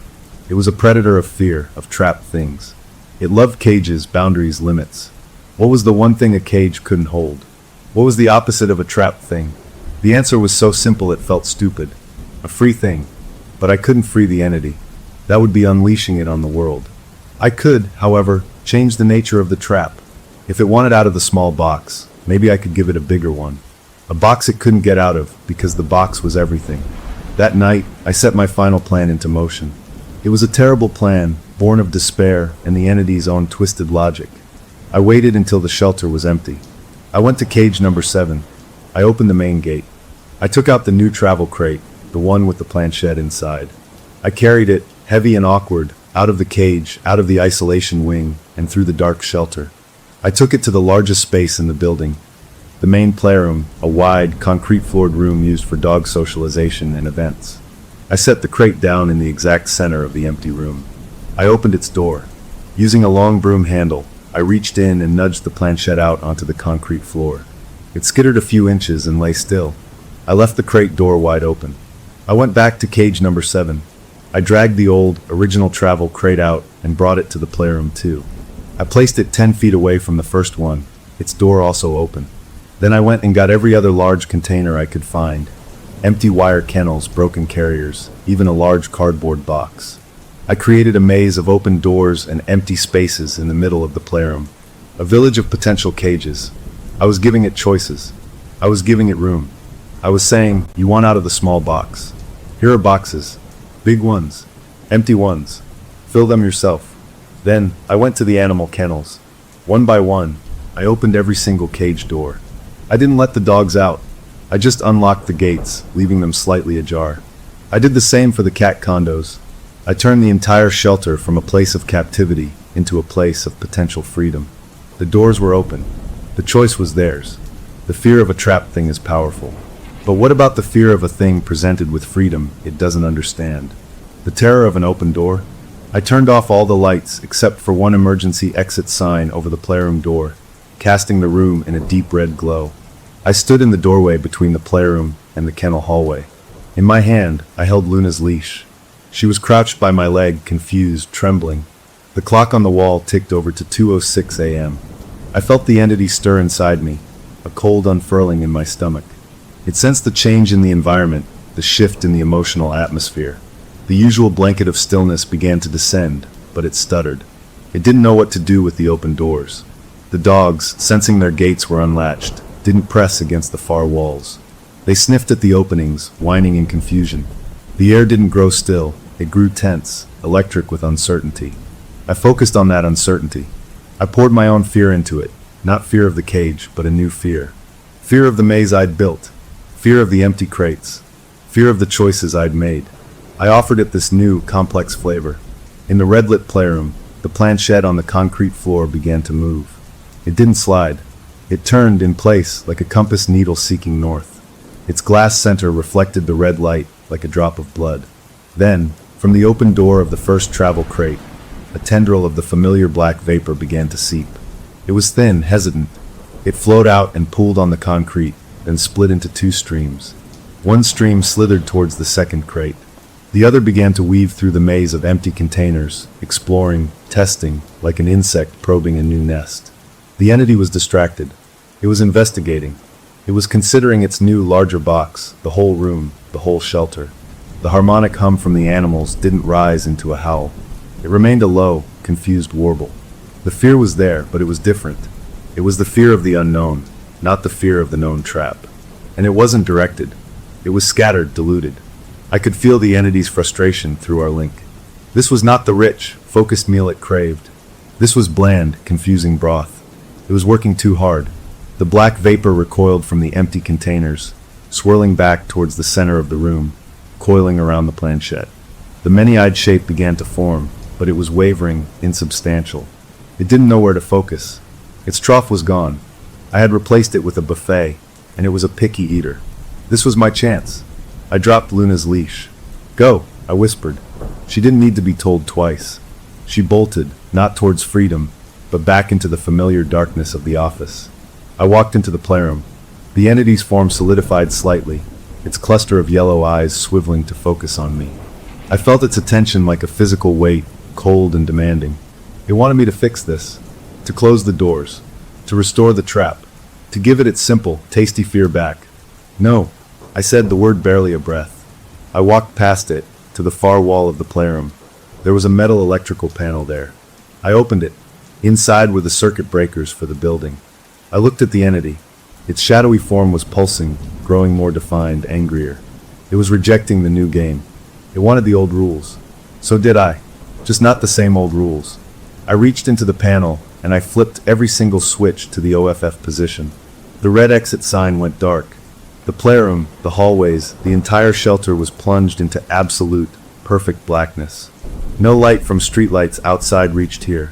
It was a darkness so complete it felt solid. In that darkness, all the rules changed. The entity's form, visible only a second before, vanished. It was still there. I could feel its cold rage, but it had no visual anchor. The open doors no longer mattered. The maze of crates was invisible. The only thing that existed was sensation. And in the dark, my fear changed again. It was no longer fear of the thing in the room. It was the primal, ancient fear of the dark itself. The fear of what might be inches from your face. The fear of your own blindness. And this time, I wasn't alone in it. I could feel the entity feeling it too. It was a predator of seen fear, of directed dread. This formless, all-encompassing, human fear of oblivion was alien to it. It was confusing. It was unpleasant. In the blackness, I heard the planchette scrape violently across the concrete, then go still. The cold presence in my gut shrank, receding. It was pulling back. The shelter around us was going wild. The dogs, confused by the open doors and now the darkness, began to bark, not in unison, but in a chaotic, panicked cacophony. Cats yowled.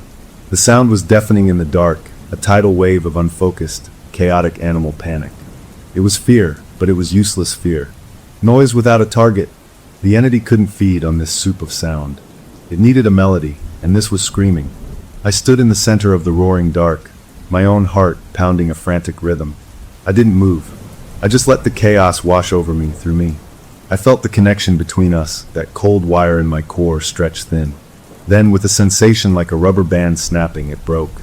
The pressure in my head vanished. The cold spot in my gut warmed. The taste of ozone was gone, replaced by the dry taste of dust. I was alone in my own head. I didn't know how long I stood there. Eventually, the barks turned to whimpers. The owls subsided. The animals, exhausted, settled in the dark. I felt my way along the wall to the electrical panel and flipped the main breaker back on. Lights flickered, then blazed to life. I blinked in the sudden glare. The playroom was a mess of scattered crates. The planchette lay in two pieces near the wall, split cleanly down the middle as if struck by great force. The black vapor was gone. The presence was gone. The shelter felt just like a shelter. Tired, confused, but ordinary. I spent the next hour latching all the kennel doors, calming the animals as best I could. Luna crept out from the office and followed me, her tail tucked but her eyes less wild. She sniffed at the broken planchette and whined, but didn't panic. When the morning crew arrived, they found a mess and a story about a power surge and a raccoon somehow getting inside and causing havoc. They bought it because it was a better story than the truth. In the weeks that followed, the 2:07 a.m. stillness never returned. The animals slowly forgot their fear of the isolation wing. The manager had cage number 7's latch fixed. The travel crates were cleaned and put into storage. Life at the shelter became normal again. I stayed on. I needed to be sure. Luna started to relax, to take treats from my hand, to sleep at the foot of my bed. The scars were there, in her, in me, but they were fading. I had won by refusing to play its game. I had won by changing the rules in the final seconds, by offering it a fear it couldn't consume. I had broken the connection. But sometimes, in the deep of night, when the world is very still and very dark, I'll wake up for no reason. And I'll lie there listening, not to the sounds, but to the space between them. And I'll wonder if breaking a connection is the same as destroying the thing on the other end. I wonder if it's still out there, somewhere in the dark places of the world, looking for another door. Another box. Another hungry heart to whisper to. And I'll reach down and feel Luna's warm, sleeping weight against my leg, a solid anchor in the quiet dark, and I'll tell myself it's over. But in that moment, between sleep and waking, I'm never entirely sure. Story number 4. My wife's sleepwalking didn't scare me. It was the most intimate part of our marriage, this secret nighttime dance we shared.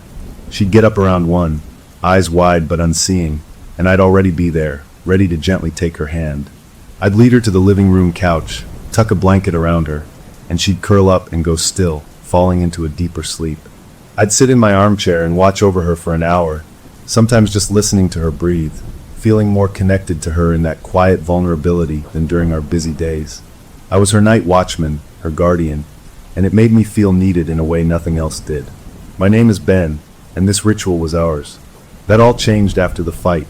It was a stupid, brutal argument about money and future plans, the kind where you say things just to hurt the other person because you're so angry you can't see straight. We went to bed in a cold rage, backs turned, a mile of mattress between us. I couldn't sleep, guilt and frustration churning in my gut. When the clock clicked past 1, I heard the familiar rustle of sheets. A part of me, still petty from the fight, thought, let her wander. But old habits die hard. I got up and stood in the hallway waiting. She emerged from the bedroom, moving with that same fluid, dreamlike pace. Her face was peaceful, empty. She took a few steps toward the living room, and I moved to intercept her, to take her hand as I always did. But she didn't pause. She walked right past my outstretched fingers. A jolt went through me. In 5 years of this, she had never deviated. She always stopped, waiting for my touch, for my guidance. Now she glided past me, as if I were a piece of furniture. She went straight into the living room, but instead of heading for the couch, she turned to a tall, cluttered bookshelf in the corner. I watched, frozen, my heart starting to thump a weird rhythm against my ribs. She stood on her tiptoes, her sleep-slack arm reaching for the very top shelf, a place we never touched. Her fingers closed around the edge of a flat, dusty box I barely recognized. She pulled it down, cradling it carefully. My breath caught. It was an old Ouija board, a family heirloom from her great-aunt, a weird, ornate thing with a sun and moon design. We'd gotten it out once when we first moved in, laughed about how cheesy it was, and then shoved it up there to collect dust. We'd never, ever used it, holding the box against her chest with one arm. She used her free hand to clear the coffee table with a slow, deliberate sweep, sending remote controls and magazines spilling onto the rug. She placed the box in the center of the table. The thud it made was too loud in the still house. She opened the lid, lifted out the board, and laid it flat. Then she removed the planchette, that little heart-shaped piece of wood with a clear plastic window, and placed it gently in the center. She did all of this without once looking at what her hands were doing. She just stared ahead at the wall, her movements precise and sure. A cold trickle of sweat traced my spine. This wasn't my wife's gentle wandering. This was a procedure. She finished and then stood there, perfectly still, facing the board. For a long minute, nothing happened. The only sound was the frantic drum of my pulse in my ears. I thought maybe it was over, some bizarre one-time thing sparked by the stress of our fight. I took a cautious step into the room. "Honey," I whispered, the words scraping my dry throat. Her head turned toward me. Her eyes were still closed, but it felt like she was looking right at me. Then she moved. She walked around the table, her steps slow and measured, until she was standing right in front of me. The air around her felt cool. She reached out, and her hand closed around my wrist. Her grip wasn't the limp, trusting hold from our usual ritual. It was firm, insistent. Her skin was ice cold. She pulled me, not with brute force, but with an undeniable pressure. My feet stumbled forward. She led me to the armchair, my armchair, that faced the coffee table and the waiting board. With a gentle push, she made me sit. I was too shocked, too terrified to resist. This felt too real, too purposeful to be a dream. She took her place on the floor directly across from me, sitting cross-legged like a child. She picked up the planchette, placed her fingertips lightly on its edges, and then, with her other hand, reached across the board.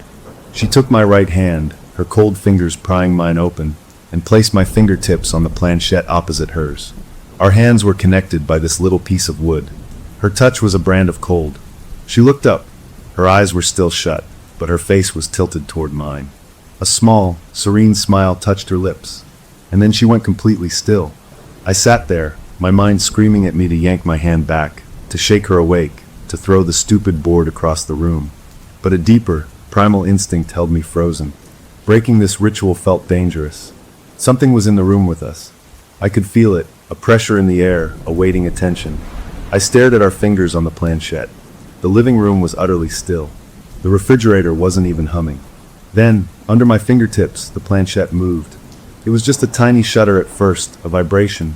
I jerked, but her hand held mine in place, her cold strength surprising. The planchette dragged itself, with a slow, scraping sound, from the center of the board down to the bottom corner. It stopped on the word goodbye. My breath exploded out of me. It was over. It was a fluke, a muscle spasm. But then, as if pulled by an invisible string, it lifted slightly and slid back up to the center. It began to move in slow, deliberate circles. I wasn't pushing it. I was trying to hold it still. She couldn't be pushing it. Her arm was relaxed, her face peaceful. The circles got wider, faster, the plastic window blurring over the letters and numbers. And then it stopped. It darted, sharp and sudden, to the letter Y. My blood went cold. It moved to O, then U. I was mouthing the letters as they came. Y-O-U. It paused. My eyes were glued to the plastic window. It slid down. H-U-R-T. Another pause. My heart was a trapped bird in my chest. H-E-R. You hurt her. The words hung in the air between us. The fight. The cruel things I'd said. The entity, the thing, the whatever it was knew. It had been watching. The planchette didn't stop.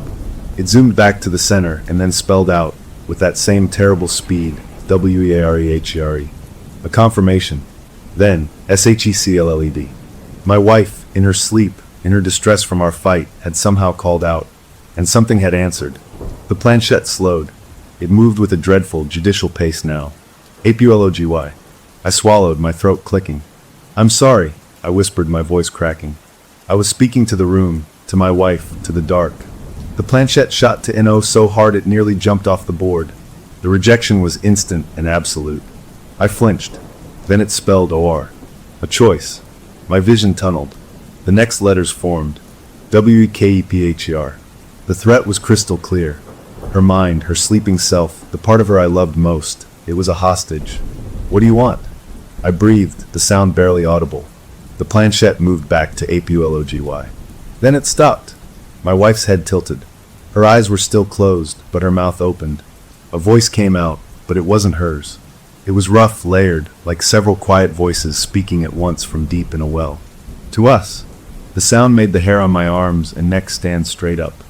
On your knees. To us. The humiliation was a hot wave, followed by a colder surge of pure terror. I looked at my wife's smiling, sleeping face, hearing that horrible voice issue from her lips. The choice was no choice at all.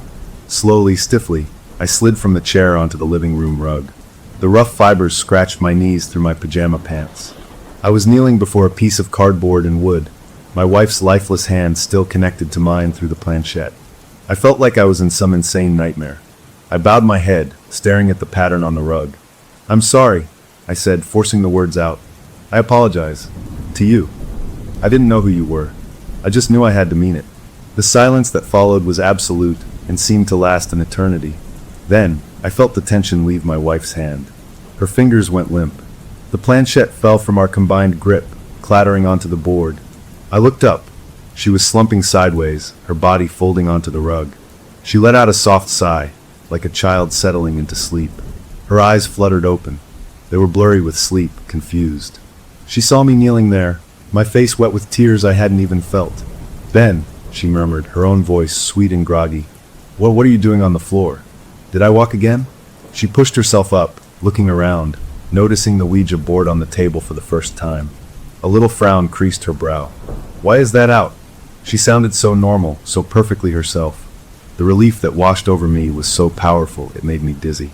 I scrambled up and pulled her into a tight hug, holding her so close I could feel the steady, living beat of her heart against mine. She felt warm again. It's nothing. I choked out, my voice thick. You walked a little further. It's okay. I've got you.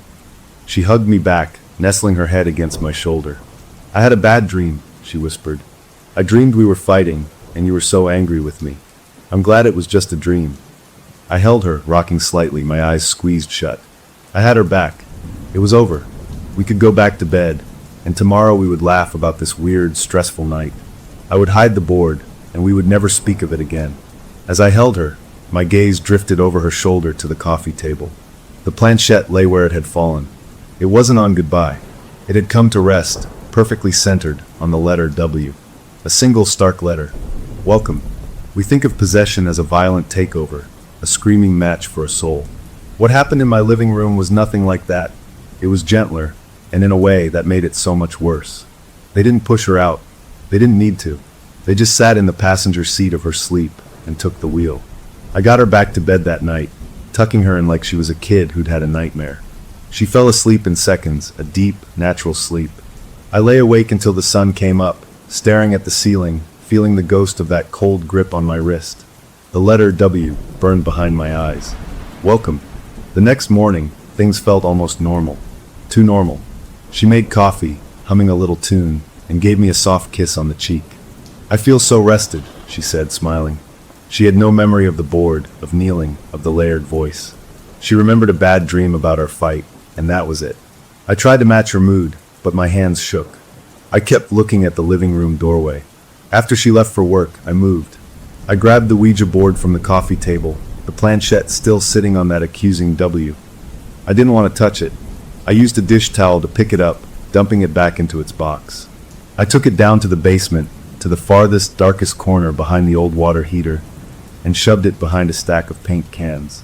Out of sight, out of mind. I hoped. For a few days, I almost convinced myself it had been a shared hallucination, a weird product of stress and a fight. She didn't sleepwalk. We were careful with each other, polite, like two people walking on thin ice. I was the perfect husband. I did the dishes without being asked.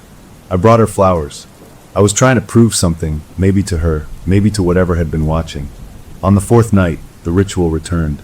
I woke up just before 1, that same internal alarm clock going off. I saw her sit up in bed. My body went tight. She slid out from under the covers and walked out of the room. I followed, my mouth dry. She went straight to the living room and stood in the center, facing the empty space where the coffee table was. She just stood there, waiting.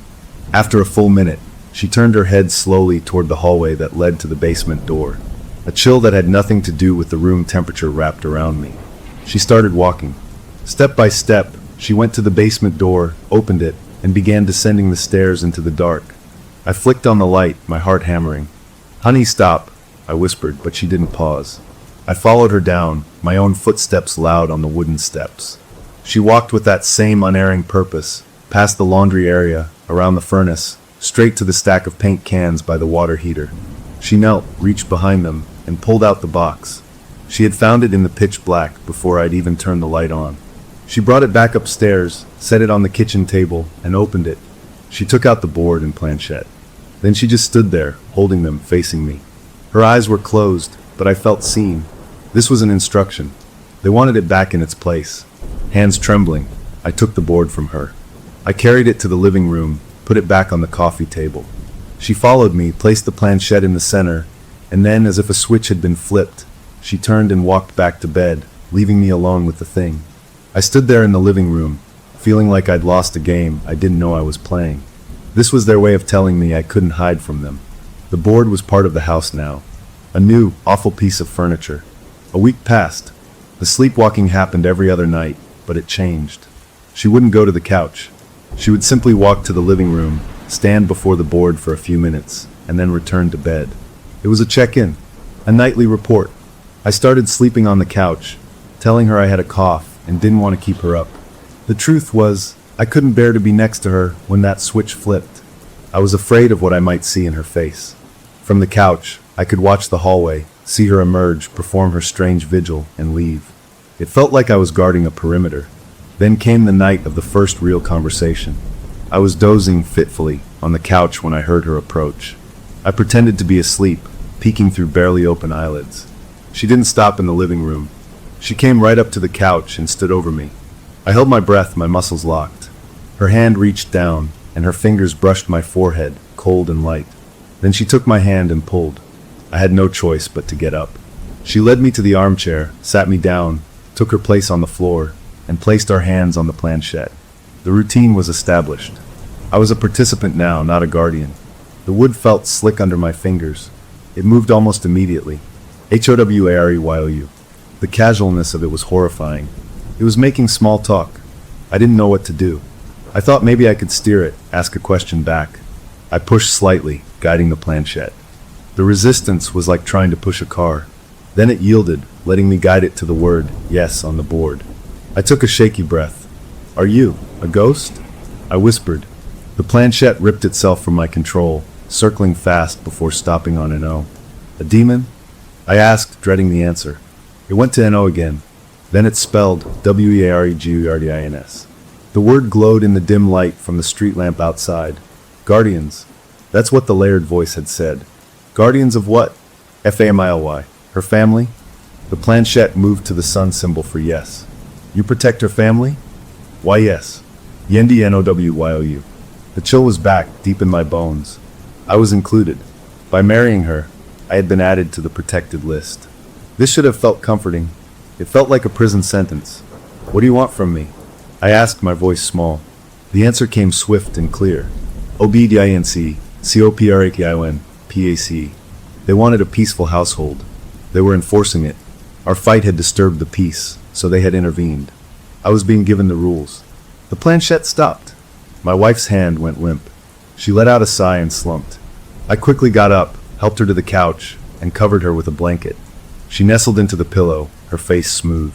I sat back in the armchair, my mind racing. Obedience. Cooperation. Peace. It sounded simple. Maybe it could be. Maybe I could just live with this bizarre arbitration. If being a better husband kept them happy and kept her safe, maybe that was a price I could pay. I almost convinced myself. The next evening, we were making dinner together. It was going well. We were laughing, brushing against each other in the small kitchen, the easy intimacy returning. I reached for a knife to chop some herbs, and my hand bumped her elbow. The knife, just a little paring knife, nicked the side of her finger. It was a tiny cut, a bead of blood welling up. She gasped, more out of surprise than pain. "Oh, clumsy me," I said, immediately grabbing a paper towel. "I'm so sorry." She smiled, holding her finger. "It's nothing really, just a scratch." We washed it, put a bandage on it, and went back to cooking. It was a normal, minor accident. That night, I was on the couch again. She emerged at 1, but her walk was different, stiffer. She didn't go to the living room first.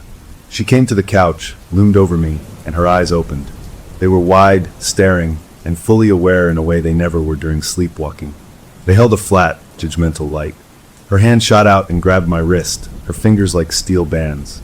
She pulled me to the living room, forced me into the chair, and set up the board with brutal efficiency. Our hands went on the planchette. It didn't wait. It zoomed to a single word. CRLESS. My stomach dropped. It was an accident. I pleaded to the empty air. A tiny cut. The planchette moved. ACCIDNTSHARM. PACISABSENCOFHARM. Their logic was cold and absolute. Peace meant no harm, intentional or not. I had broken the peace. "I'm sorry," I whispered, the now familiar dread pooling in my gut. The planchette circled, then stopped. It didn't spell a word. It just sat there. My wife's other hand, the one not on the planchette, lifted from her lap. Slowly, deliberately, she reached across the board. Her fingers pinched the soft skin on the inside of my forearm, right near my elbow. She twisted. The pain was sharp, intense, and totally unexpected. I yelped, trying to pull away, but her grip on my other hand was iron. She held the pinch for a 3 count, her empty eyes locked on mine, and then released. A hot, throbbing ache remained. The planchette moved. BLANC, and then GODNIGHT. She let go, stood up, and walked back to bed, leaving me clutching my aching arm. In the morning, there was a perfect, dark purple bruise, a receipt for my carelessness. She saw it at breakfast. "Oh my gosh, what happened?" she asked, her face full of genuine concern. I must have bumped it on the corner of the coffee table last night." I lied. "Looks painful." "It is," I said, and the word meant more than she knew. That was the pattern. For 2 weeks, it continued. Small infractions received small corrections. I left a wet towel on the bathroom floor. That night, a sharp pinch on my shoulder. I raised my voice slightly in frustration over a work call I took at home. That night, the planchette spelled TONE, and I received a pinch on the back of my hand hard enough to make my eyes water. I was being trained. My wife, meanwhile, flourished. She commented on how helpful I was, how I was remembering all the little things. "It's like you're reading my mind," she said once, happily. She felt cherished, protected. And she was. The irony was a poison in my blood. I was being a perfect husband under threat of psychic pinches from my sleeping wife. But a part of me started to accept it. The rules were clear. The punishments, while humiliating and painful, were proportional. Maybe this was just a very strict, very unconventional form of marriage counseling. Maybe I could live with it. The thought made me sick, but the human mind will cling to any raft in a storm. Then came the night of the gift. We had a truly wonderful day. A picnic in the park, holding hands, talking about future trips we wanted to take. No sharp words, only laughter. That night, she sleepwalked. She led me to the board. I braced for a correction, searching my memory for a mistake. The planchette moved. GODDAY. It paused. Then, THNKYOU. A warmth, completely alien and confusing, spread through my chest. They were. Pleased? The planchette went to goodbye. She let go and went back to bed. The next morning, I came into the kitchen to make coffee. Sitting in the exact center of the kitchen table, gleaming in the morning sun, was my wedding ring. I had lost it months ago, turning the house upside down looking for it. I'd given up, wearing a cheap substitute. Here it was, polished and perfect. She walked in, saw it, and her face lit up. "You found it. Oh, that's wonderful." She hugged me. I held her, looking over her shoulder at the ring. It was a reward. For good behavior. They saw everything. They curated everything. They punished and they rewarded. I was living in a house run by invisible landlords with very strict rules and a twisted sense of justice. That evening, after the joy of the found ring had settled, she was washing dishes. I was drying. She was quiet for a moment, then she said, her voice soft and content. I feel so safe lately. So protected. As she said it, she turned her head just a little, her gaze drifting past me, toward the living room doorway. Not at me, at the space beyond it, where the board sat on the coffee table. And as she looked that way, her lips curved into the faintest, most serene smile, and she gave a tiny, almost imperceptible nod. The fight was the key in the lock. My apology was the turn. And now, something had walked through the door and was making itself comfortable in our lives. That tiny nod from my wife, that glance toward the living room, changed everything. It wasn't just a glance. It was a confirmation.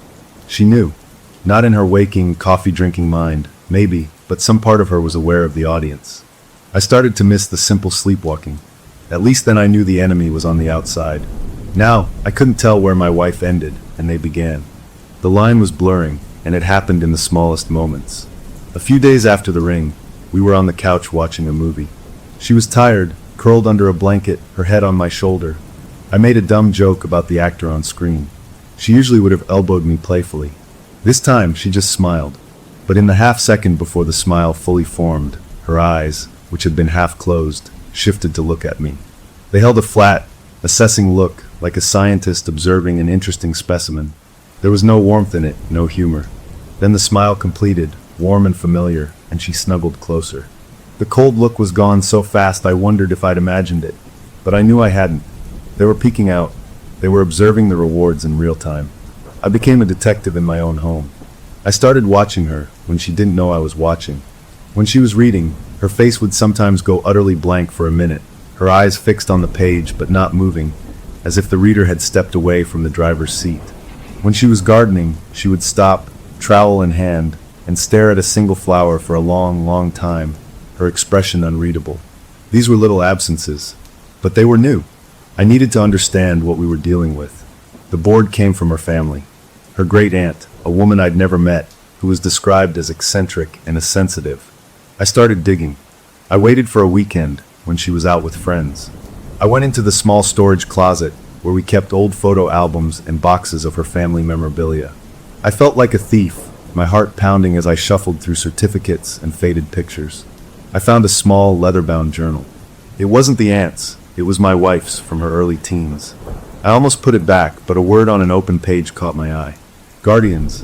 My skin prickled. I read the entry. It was a childish scrawl. Mom says Annie talks to her friends no one can see. She calls them her guardians. She says they keep the house safe and keep her from being lonely. I asked if I could meet them. Mom said maybe when I'm older, if they think I'm ready. It sounds scary and cool. The entry was dated over 20 years ago. This wasn't new. This was a family legacy. I dug deeper, finding an old envelope full of photos. I sifted through them until I found one with a faded inscription on the back. Clara, 1978. Clara was the great-aunt. The photo showed a severe-looking woman with sharp eyes, sitting in a wingback chair in what looked like a formal parlor. She wasn't smiling. She was just staring at the camera. But it was the eyes. Even in the faded photograph, they seemed to hold a direct, knowing gaze. They didn't look past the lens. They looked through it, right at me. A jolt went through me. I quickly put the photos away, feeling like I'd trespassed on something private and grim. That night, I tried to reclaim something. I decided to go back to the old ritual. My ritual. I stayed up, waiting for 1 o'clock. When she got up and began her walk, I didn't wait for her to come to me. I stepped in front of her in the hallway, gently blocking her path. "Hey," I whispered the way I used to. "I'm here. It's okay." I reached for her hand, offering my touch, my guidance back to the couch. She stopped. Her head turned toward my outstretched hand. Her eyes were closed, but her face was angled at my palm. Then, something shifted in her expression. It wasn't rejection. It was something worse. It was pity. A faint, condescending smile touched the corners of her mouth, a smile that said, "Oh, you sweet, simple thing. That's not how this works anymore." She didn't take my hand. She simply took a step around me, as if I were a minor obstacle, and continued her deliberate walk past the living room, straight back into our bedroom. I stood in the hallway, my offered hand still hanging in the empty air, feeling a humiliation deeper than any pinch. They had repurposed our ritual. My gentle guidance was an amateur attempt at what they did perfectly. They had made me obsolete in my own act of love. I was just another resident in the house they managed. The next incident proved it. We had a small, normal disagreement about an upcoming credit card bill. It was a mild tension, the kind that evaporates after an hour. We went to bed without a real resolution, but it wasn't a fight. That night, I slept in our bed, my back to her, lost in my own worried thoughts about money. I must have finally fallen asleep. I woke up because I felt a presence. That's the only way to describe it. The room wasn't empty. I opened my eyes. She was standing beside my side of the bed. Not sleepwalking. She was perfectly still, perfectly upright, her arms at her sides.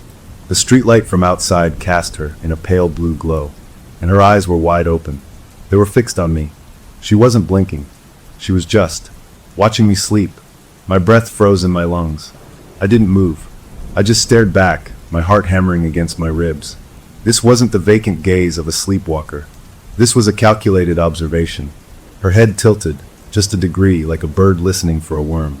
She was listening to me breathe, watching the flutter of my eyelids, studying the fear on my face. A full minute passed. Then, without a word, without a change in expression, she turned and walked calmly back to her side of the bed, slid under the covers, and closed her eyes. Within moments, her breathing evened out into the rhythm of deep sleep. I lay there rigid until sunrise.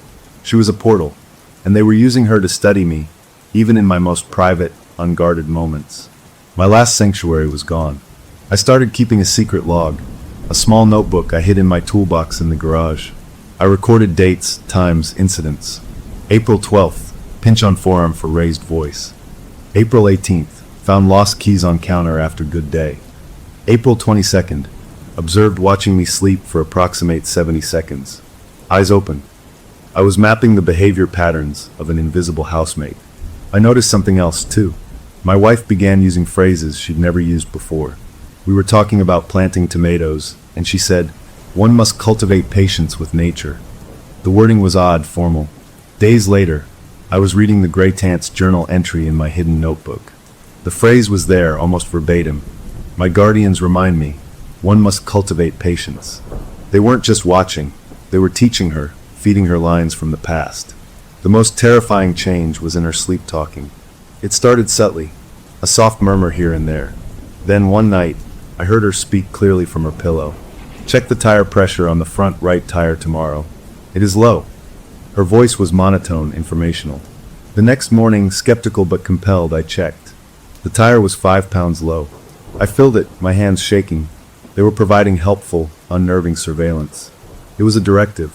I was being managed for efficiency and safety. It felt like living with a haunting that had read too many productivity blogs. The domestic spyware was fully operational.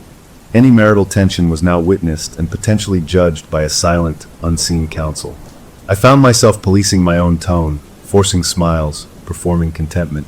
Our marriage became a stage play for an audience of ghosts, and I was desperately trying to remember my lines. The paradox was it worked. My wife was happier than I'd seen her in years. She commented on how attentive I was, how we never fought anymore, how the house just felt like a real home. She was thriving under the invisible regime that was slowly crushing my spirit. I was being a better husband, but it wasn't for her, it was for them. The guilt of that secret ate at me. I was living a lie with the person I loved most. One afternoon, she came home from work looking troubled. She'd had a difficult day, a problem with a coworker taking credit for her work. She was venting to me in the kitchen, her voice edged with real frustration and hurt. I listened, I held her, I said all the right things. But inside, a cold dread was growing. This was a disturbance. This was a threat to the peace. What would the guardians do with this? Would they pinch me for not preventing her bad day?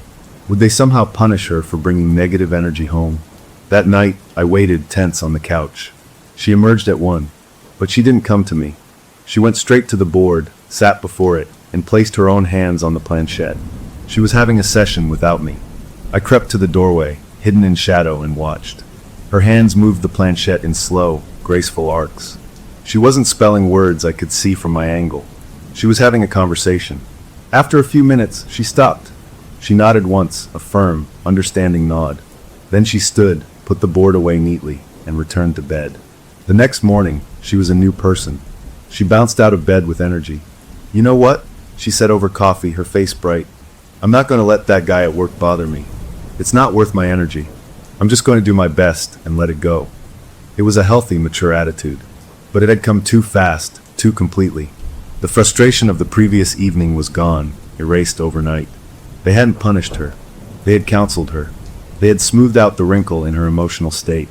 She was being coached. And as she smiled at me, stirring her coffee, I saw it again. That flicker in her eyes, a glint of something serene and knowing that was not entirely hers. She was becoming their perfect student. And I was trapped in a classroom with no exit, watching the woman I loved slowly become a vessel for something old, something patient, and something that wanted to stay forever. The question that haunted me, the one that kept me up at night staring at the ceiling, was simple and terrifying. If they could fix her bad moods and train my behavior, what was left of us? Were we still a couple, or were we just two well-maintained pets in a house that belonged to someone else? Marriage counseling had failed us. Ghostly arbitration, it turned out, was brutally effective. We had entered a new phase, one with rules so clear they felt etched into the walls. The guardians weren't just observers anymore. They were curators, actively shaping our days, trying to build their idea of a perfect marriage, and we were the raw materials. The directives became a regular part of life. She would murmur in her sleep, her voice a soft, automated announcement system.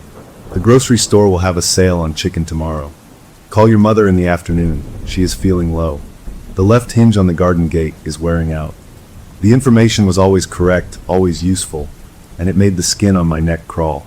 It was like having a supernatural personal assistant who billed you in moments of terror and small, painful bruises. I learned to act on the information immediately. To ignore a directive felt like inviting a correction. The punishments evolved too. They were less about random pinches and more about fitting the crime. I came home late from work one evening, stuck in traffic I couldn't control. I hadn't called because my phone had died. She was worried, which was normal and loving. But that worry was a disturbance. That night, the sleepwalking ritual included the board. The planchette spelled out, "CONSIDRATION." Then it stopped. My wife's free hand didn't pinch me. Instead, she reached over and plucked my own phone from the side table where it was charging. She held it up, her blank face tilted toward it, and then deliberately dropped it onto the hardwood floor. The crack was a sickening sound. The screen spiderwebbed into a useless mess. Then she placed my fingers back on the planchette. It moved to BLANC. My punishment was the inconvenience and cost of a broken phone. It was logical. It was maddening. The rewards were equally precise. After a week of what I could only describe as perfect compliance, meals cooked together, affectionate touches, soft conversations, no friction, I woke to find a mysterious envelope on my dashboard. Inside was a gift card to my favorite hardware store. Exactly the amount I needed for a tool I'd been eyeing but never mentioned out loud. They weren't just watching our actions. They were monitoring my private wishes. They were incentivizing my obedience. I started to understand their methodology. They weren't evil in a classic, monstrous sense. They were administrators of domestic tranquility. They sought a smooth-running household free from conflict, surprise, or distress. Negative emotions were bugs in their system, and they had protocols to debug them. My wife was their primary user, and I was a peripheral device that needed occasional firmware updates, delivered via psychic feedback and small, tangible rewards.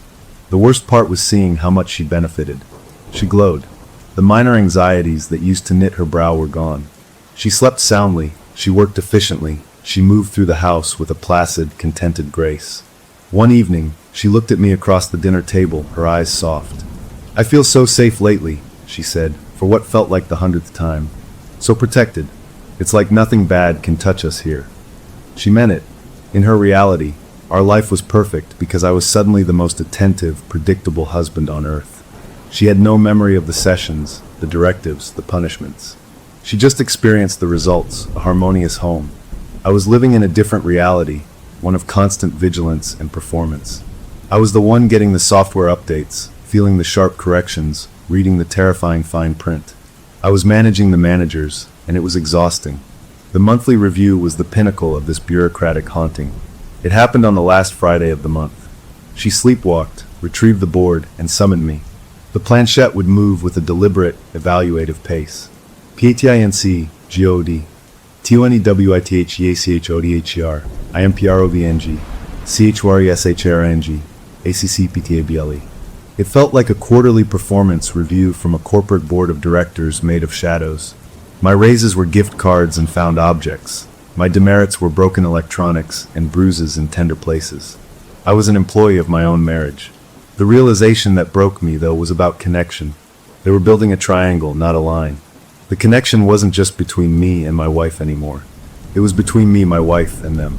They were the third party in our relationship, the ultimate arbiters. Our interactions were filtered through their approval. A spontaneous kiss was okay if it was gentle and not disruptive.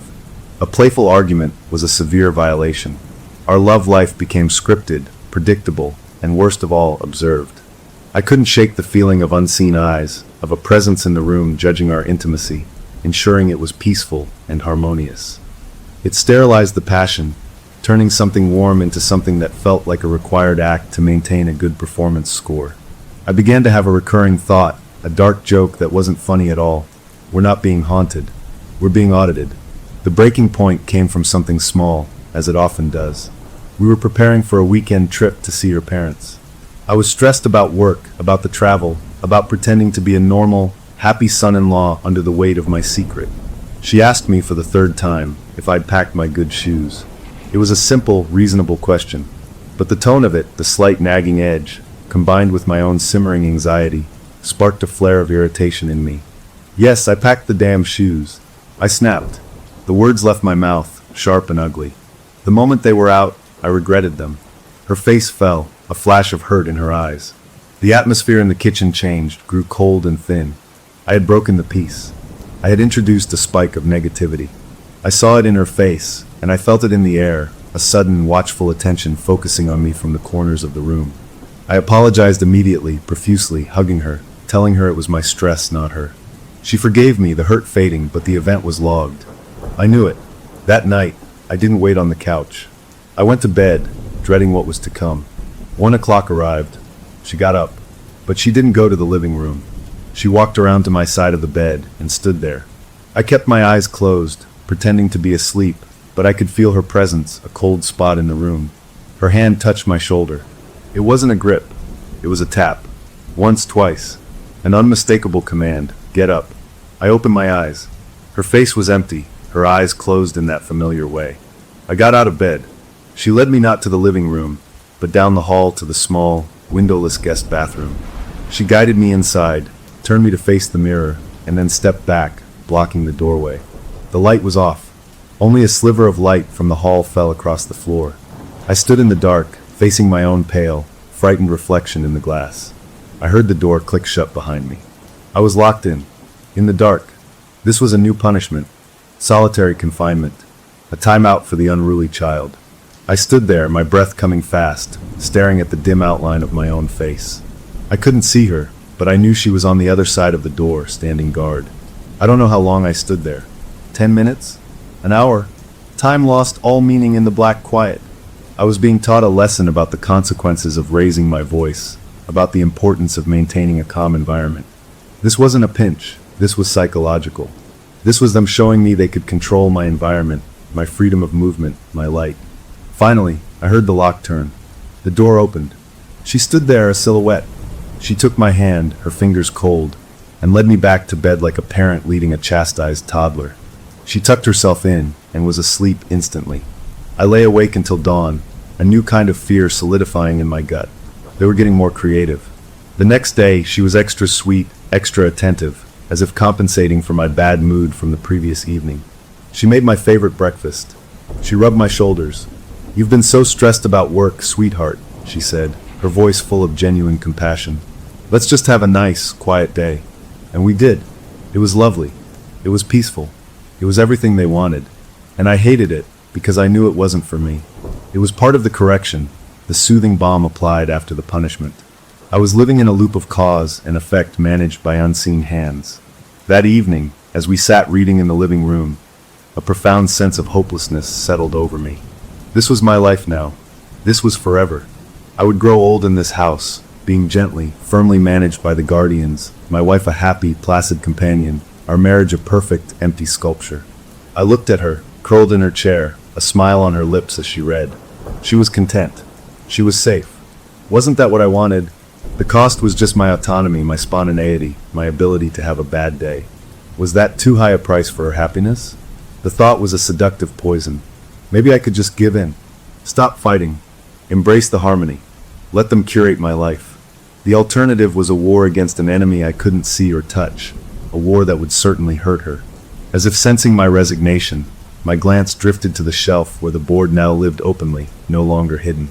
It had become just another decoration, a quaint family heirloom. My wife followed my gaze. She smiled that serene smile and said, softly, almost to herself, "It's nice to have family heirlooms, isn't it? A piece of the past, watching over the present." Then she looked back at her book, leaving me with the chilling certainty that the thought wasn't entirely her own. The guardians were speaking through her, even in the daylight, and they were telling me they were here to stay. The open question, the hook that kept me dangling over the abyss, was this: if I surrendered, if I let them win, what would be left of me?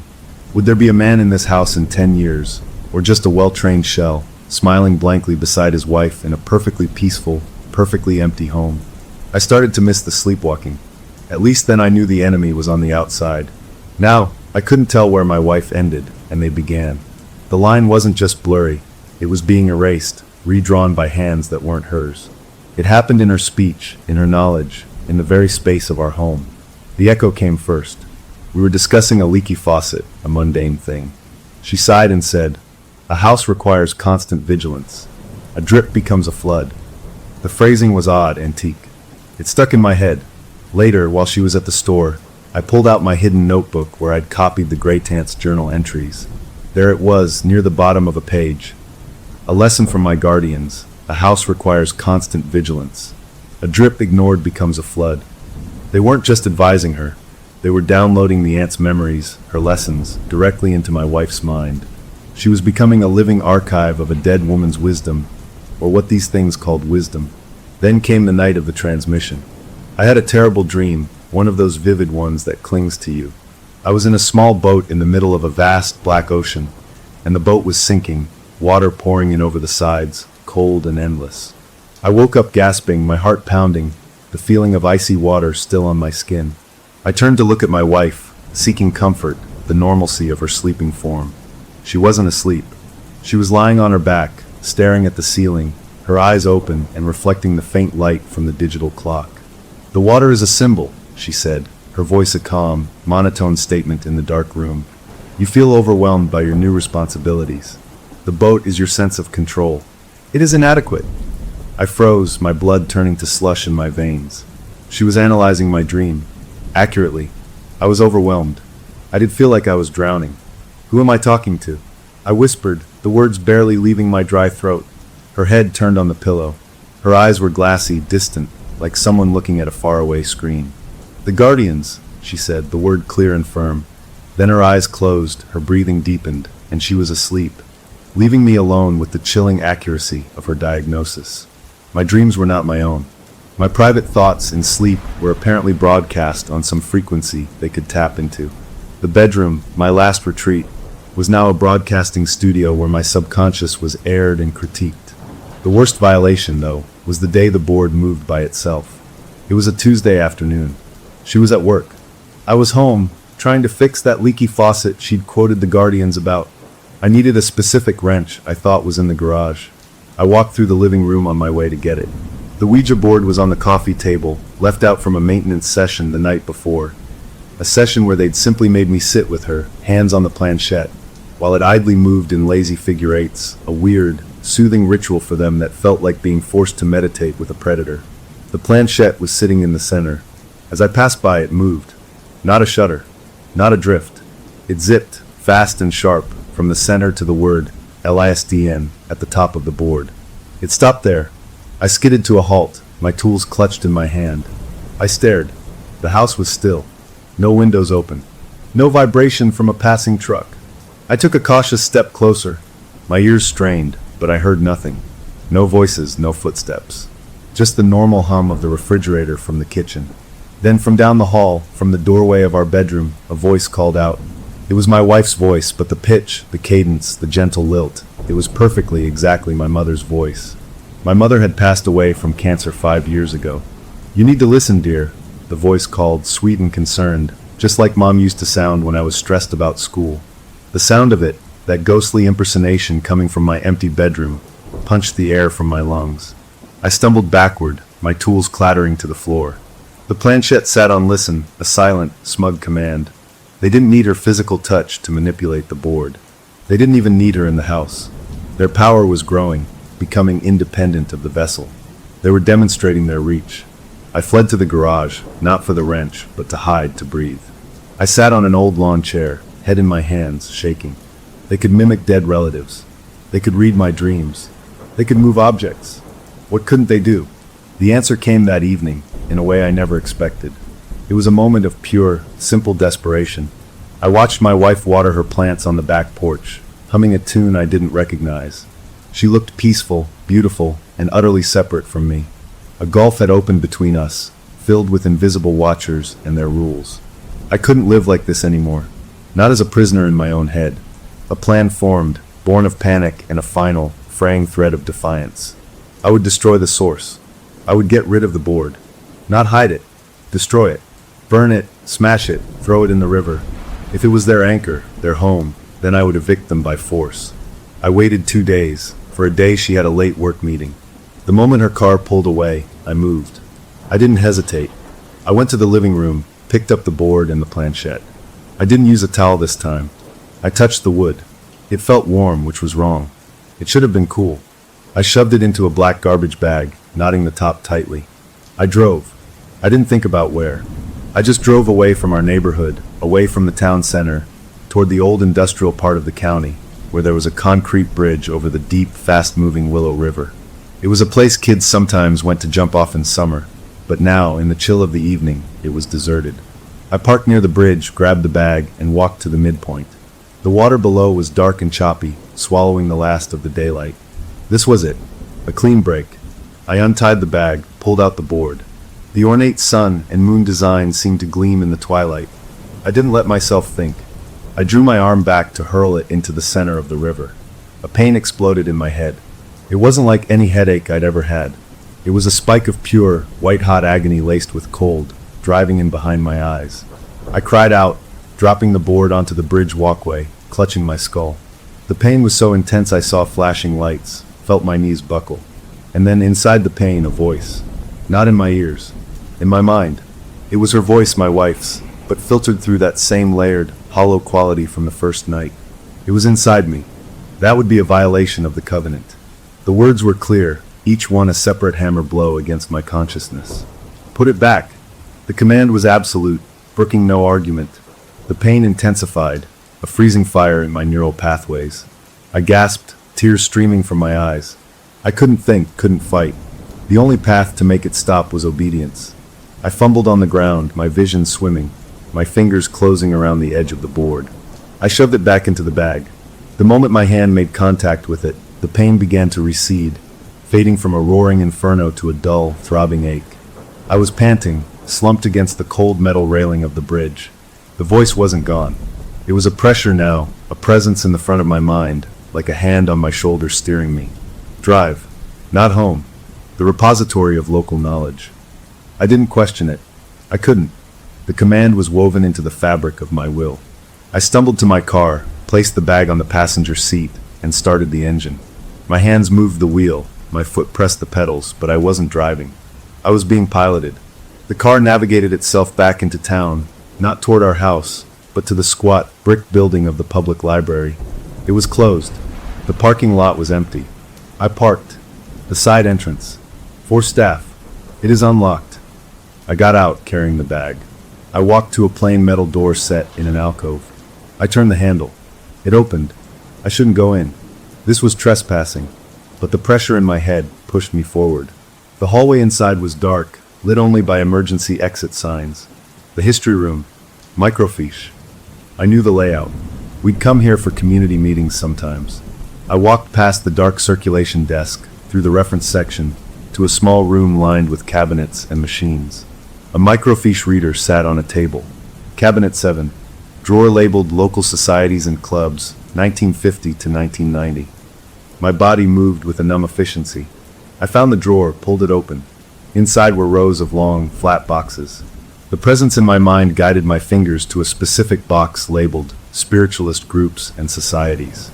I took it to the reader, fumbled a microfiche sheet out, and fed it into the machine. The screen glowed to life, showing black text on a ghostly white background. It was a local newsletter, The Seeker's Light, from September 1972. My eyes, not entirely under my control, scanned. And there it was, a small article. The Willow Circle, a local society dedicated to spiritual harmony and domestic tranquility, meets monthly at the home of Miss Clara Evans. Clara, the great aunt. The article listed the group's motto: together in waking, united in sleep, guarded eternally. My heart, already racing, stuttered. The next line: Miss Evans speaks of her guardians, spiritual companions who offer guidance and protect the sanctity of the home, a tradition she hopes to pass on to her kin. Kin, family, bloodline. The understanding was a cold flood. This wasn't a random haunting. The aunt hadn't just bought a cursed object. She had founded a small cult, a quiet little club, and she had made a pact.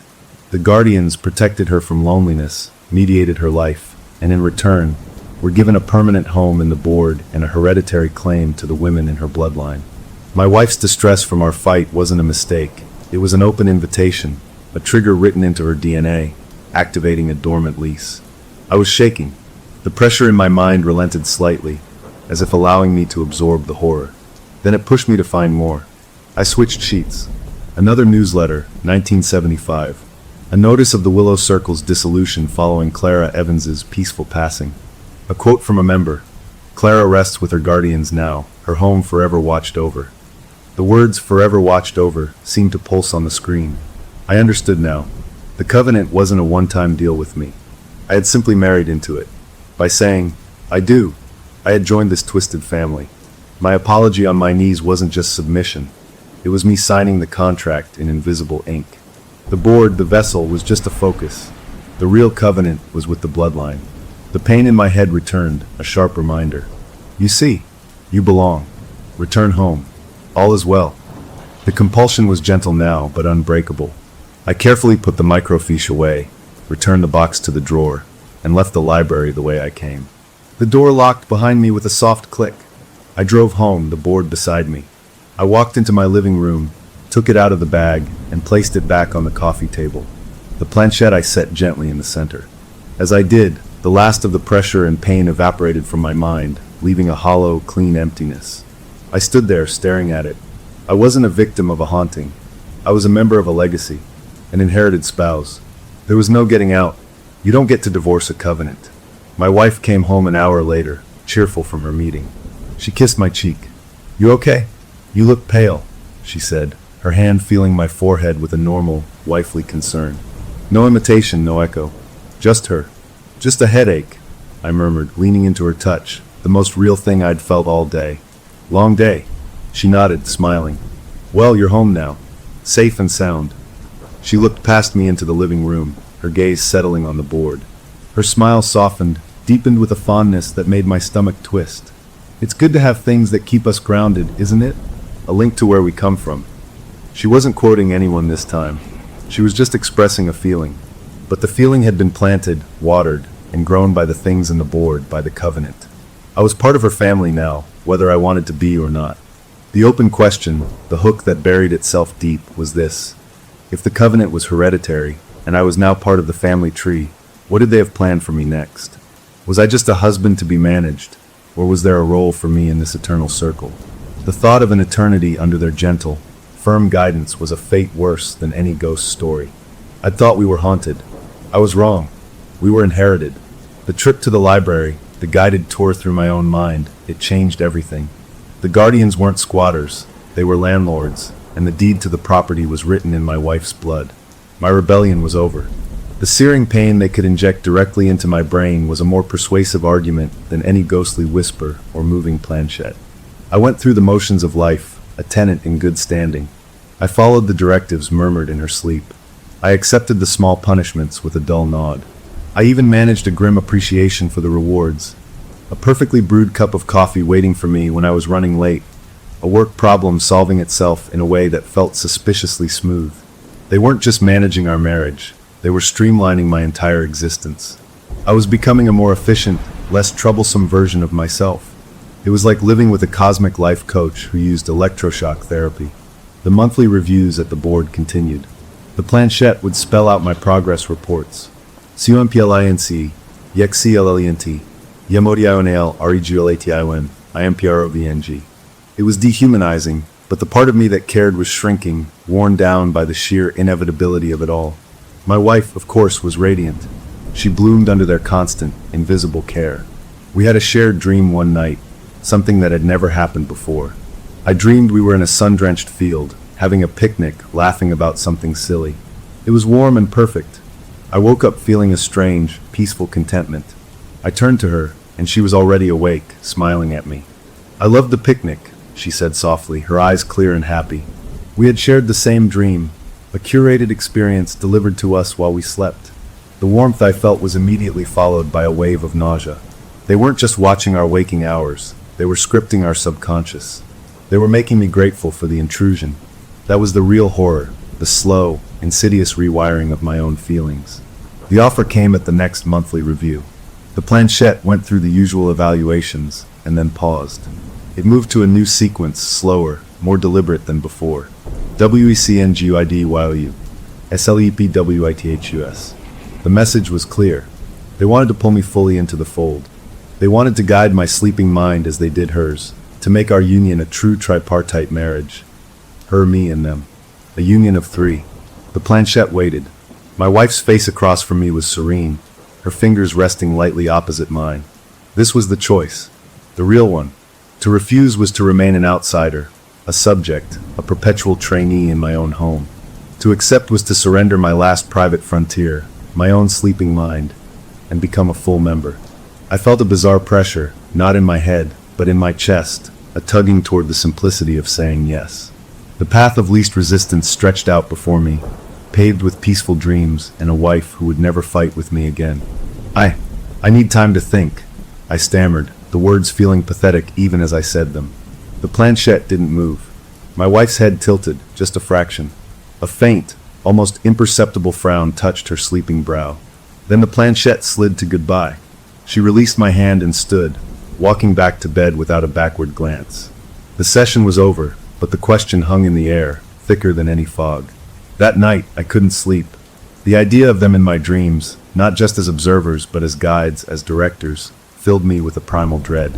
I lay stiffly beside my wife, listening to her even breathing, feeling like I was lying next to a beautiful, occupied vessel. At 3 a.m, I gave up. I slid out of bed, careful not to wake her, and went to the living room. I didn't turn on the lights. I sat in my armchair in the dark, staring at the outline of the board on the coffee table. I needed a plan, not a rebellion, that was impossible, but maybe a negotiation. Maybe there were terms. If I had to let them in, maybe I could set limits. The thought was a feeble candle in a vast darkness, but I clung to it. I must have dozed off in the chair, because the next thing I knew, I was moving. Except I wasn't willing the movement. My eyes flew open. I was standing up. My legs were walking. I was heading out of the living room, down the hall, toward the bedroom. Panic surged, bright and metallic in my mouth. I tried to stop my feet, to will them to root to the floor. They kept moving, smooth and steady, as if I were on a conveyor belt. I was a passenger in my own skin.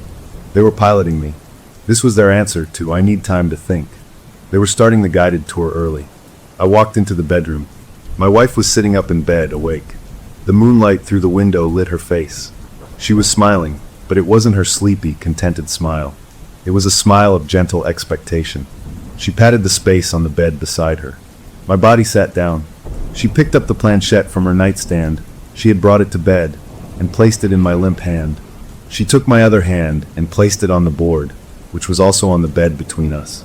Her fingers covered mine, not to move them, but to hold them in place. My heart was a wild drum against my ribs, but my face felt calm, my breathing even. I was screaming inside a statue. The planchette under our combined hands began to move. It spelled NOTME, JOINORRESAST. The ultimatum was back, but now it was in my own hand, written by my own fingers under their control. I tried to form a word, a wait, but my mouth wouldn't open. The planchette moved again. RESASTNC, REQIRES, REMOVL. My blood turned cold.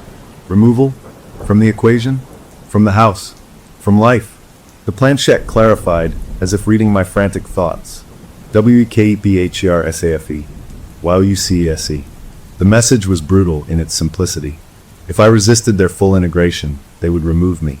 They would keep my wife happy and protected, and I would simply cease to be a factor. An accident, a quiet departure, a husband who just didn't come home one day. They were offering me a choice between assimilation and deletion. Then, they showed me what joining meant. They didn't just tell me. They made me feel it. The control over my limbs relaxed slightly, but a new sensation flooded in. It wasn't pain. It was the opposite. It was a wave of pure, undiluted contentment, of seamless belonging, of a love for my wife so profound it felt like a physical warmth. And woven into that love was a gratitude, a deep, anchoring affection for them, for the guardians, for their presence, their guidance, their perfect order.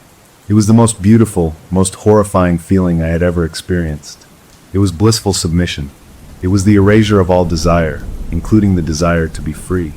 It was the answer to every anxiety I'd ever had. In that moment, I wanted it. I craved it. To let go, to stop fighting, to be happy in this perfect, managed life. The feeling crested, a euphoric peak, and then began to recede, leaving a hollow, aching need in its wake, like the memory of a drug. I was panting, tears streaming down my face, but from the intensity of the feeling, not from fear. The planchette rested on the question mark. I looked across the board at my wife. She was awake now, fully present, her eyes on mine, soft and understanding. She took my trembling hand, the one not on the planchette, and held it. Her touch was warm, real, human. "So," she said, her voice a gentle whisper in the dark room. "What's your answer, my love?" She was asking me. But the me they wanted was the one who had just tasted that artificial heaven. The man who had fought, who had been afraid, who had driven to a bridge with a garbage bag. That man felt small and distant, a story about someone else. I opened my mouth. I didn't know what would come out. A yes, that was mine, or a yes, that was theirs, planted in the fertile soil of the bliss they'd manufactured. My lips parted. My throat worked. But before I could make a sound, a different noise cut through the tension in the room. It was a sharp, insistent buzzing from the kitchen. My phone, vibrating on the counter where I'd left it to charge. A notification. At 3:20 in the morning. It was wrong. It was an error in their perfect, silent world. My wife's eyes flickered toward the kitchen doorway, a flash of confusion, real confusion, crossing her face. The spell, the pressure, the forced euphoria, it all stuttered for a single, crucial second. In that tiny crack of unexpected reality, the old me, the one who was afraid, grabbed a lifeline. "I have to check that," I blurted out, my voice rough but my own. "It could be work. An emergency." It was a lie. Work didn't call at this hour.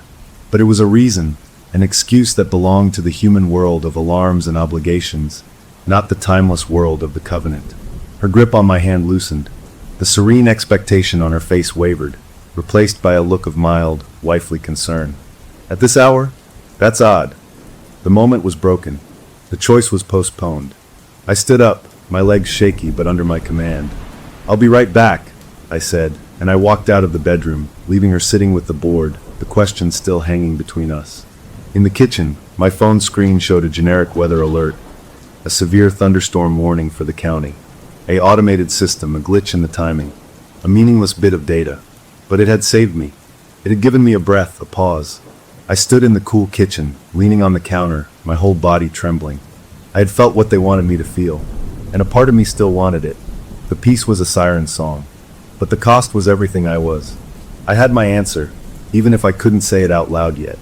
I could not join them, which meant, according to their logic, I had chosen to resist, and resistance required removal. I was on borrowed time, and the landlords wanted me out. They weren't just fixing our marriage. They were building their own version of it, and we were the living dolls in their dollhouse. The weather alert had given me a stay of execution, but the clock was ticking. The choice had been laid bare: join their sleep or be removed from the equation. I had tasted the synthetic peace they offered, and its aftertaste was a terrifying addiction. Saying no meant declaring war on an enemy I couldn't see, touch, or reason with, an enemy that lived in the walls and in the mind of the woman I loved. I decided in that cold kitchen that I would fight, not with a Ouija board in a garbage bag, but with the only weapon I had left: careful, desperate observation. I needed to find a flaw in their system, a rule they themselves had to follow, a loophole in the covenant. I became a ghost in my own home, a silent observer of the haunting. I noticed things The Guardians were creatures of routine, of pattern. The sleepwalking happened between 1 and 1:15. The directives were always delivered in a monotone. The punishments, while creative, were always a response to a specific, identifiable infraction. A raised voice, a missed chore, a negative emotion brought home. They operated on a cause and effect logic that was rigid, almost legalistic. They were not omnipotent. They were bound by their own nature. This was my first clue. My second clue came from my wife. After the interrupted bedroom session, she was different. Not worse, but attentive in a new way. She watched me with a soft, studying gaze. She'd ask questions. Do you feel supported, sweetheart? Are you happy with the way things are? Do you ever feel like something is missing? The questions felt like surveys, like they were gathering data through her. I gave bland, neutral answers. Of course. Things are fine. Not at all. I was walking a tightrope, trying to appear compliant enough to avoid immediate removal, while not actually surrendering my mind. It was exhausting. The Guardians escalated their campaign to win me over. The rewards became more personal, more insidious. I had a fleeting, private thought one afternoon, a wish for a specific vintage record I'd loved as a teenager, an obscure thing I'd never find. 2 days later, it was in the mailbox, in pristine condition, no return address. They were mining my nostalgia, my hidden desires, to build a cage of gratitude. The shared dreams continued. Beautiful, curated dreams of vacations we'd talked about, of peaceful days, of laughter. I'd wake up feeling disoriented, the line between their fiction and my reality blurring. The part of me that craved peace started to argue with the part that wanted freedom. Why fight this? Look how happy she is. You could be this happy too. Just let go. It was a constant, internal civil war. The pressure wasn't just external anymore. It was inside me, a seed they'd planted with that wave of forced contentment. It was growing. One night, the board session was different. My wife led me to it, but instead of sitting across from me, she sat beside me on the couch, the board on our laps. She placed my fingers on the planchette, and hers over mine. It felt intimate, like we were holding hands over the heart of the mystery. The planchette moved, but slowly, gently. WEUNDRSTNDFEAR. It spelled CHANGISFRIGHTNING. WEOFFERSTABILITY. It was therapy from beyond.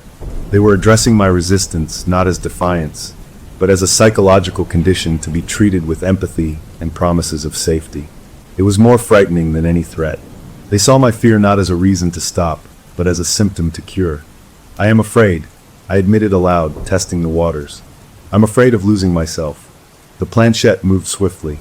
WILLNOTBLOSD. WILLBFOUND. FOUNDINUS. The promise was clear. Dissolution into their collective was not a loss, but a homecoming. I felt that pull again, that seductive lure toward the end of struggle. I changed tactics. If they valued stability and peace above all, then perhaps disruption was my tool. Not loud, violent disruption. That would be an infraction punishable by removal. But small, confusing inconsistencies. I began to deviate from our routines in tiny, meaningless ways. I used the blue towel instead of the green one. I ate breakfast for dinner. I came home from work 5 minutes late for no reason. I watched the house, watched my wife for a reaction. The first few times, nothing happened. Then, one evening after I deliberately put the forks in the spoon slot in the utensil drawer, my wife stood at the open drawer for a long time, her head tilted. She didn't look angry, just processing. That night, there was no sleepwalking, no directive, just a deep, profound stillness in the house that felt more like confusion than peace. I had introduced a glitch, a tiny one, but a glitch nonetheless. They didn't know how to categorize a meaningless, non-aggressive deviation. It wasn't a threat to peace, it was just noise. This was my second clue. They needed predictability to function optimally. Chaos, even minor, chaotic nonsense, disrupted their rhythm. I filed that away. The showdown came on a Friday. My wife announced, over a dinner she had cooked perfectly, that she had invited a few friends over for a game night next weekend. It was a normal social thing, but the idea sent a jolt of both hope and terror through me. Other people, witnesses, could their influence, their perfect curation, extend to guests? Would they allow it? That night, the board session was all about the party. The planchette spelled out instructions. CLENTHEGUSDBATHROM THRUGHLY BUYTHEGODCRACKRS. SERVTHECHARDONNAY. It was micromanaging a social event. They were co-opting it, making it another performance under their direction. A reckless idea formed in my mind. During the party, I would create a different kind of glitch. I would tell a story, a completely true one from my childhood, about a time I got lost in the woods. It was a story about fear, disorientation, and ultimately being found. But the point was the feeling of being lost. I would inject a narrative of chaos and fear into their perfectly curated evening and see what happened. Game night arrived. Our friends were there, two couples, laughing, drinking wine, playing cards. The house was warm, the food was great, my wife was the perfect hostess. Everything was unfolding according to the invisible script. Then during a lull, I launched into my story. I told it well, emphasizing the terror of the deepening shadows, the crushing loneliness, the feeling that the familiar world had vanished. As I spoke, I watched my wife. She smiled at first, listening. Then her smile became fixed. Her eyes, which had been bright with hostess energy, went a little flat. She stared at me, not blinking. One of our friends, Mark, chuckled nervously. "Wow, Ben, that's intense for game night." I laughed, brushing it off. Just a childhood memory. But the mood had shifted. A subtle tension entered the room. My wife excused herself to get more wine from the kitchen. She was gone for a long time. When she returned, her smile was back, but it was brittle. The Guardians didn't like my story. It was an emotional contaminant. The party ended soon after. Our friends left, commenting on what a lovely time they'd had, but I saw the slight puzzlement in their eyes as they said goodbye. The door closed. The moment it latched, my wife's pleasant expression melted away. She didn't look angry. She looked blank. Empty. She turned and walked to the living room, sat before the board, and placed her hands on it. She didn't summon me. I watched from the doorway. The planchette moved under her fingers at a furious pace. I couldn't see the letters.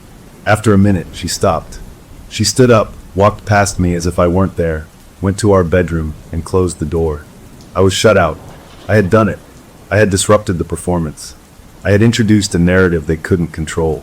And their response was to shut down the primary interface, my wife, and seemingly to shut me out.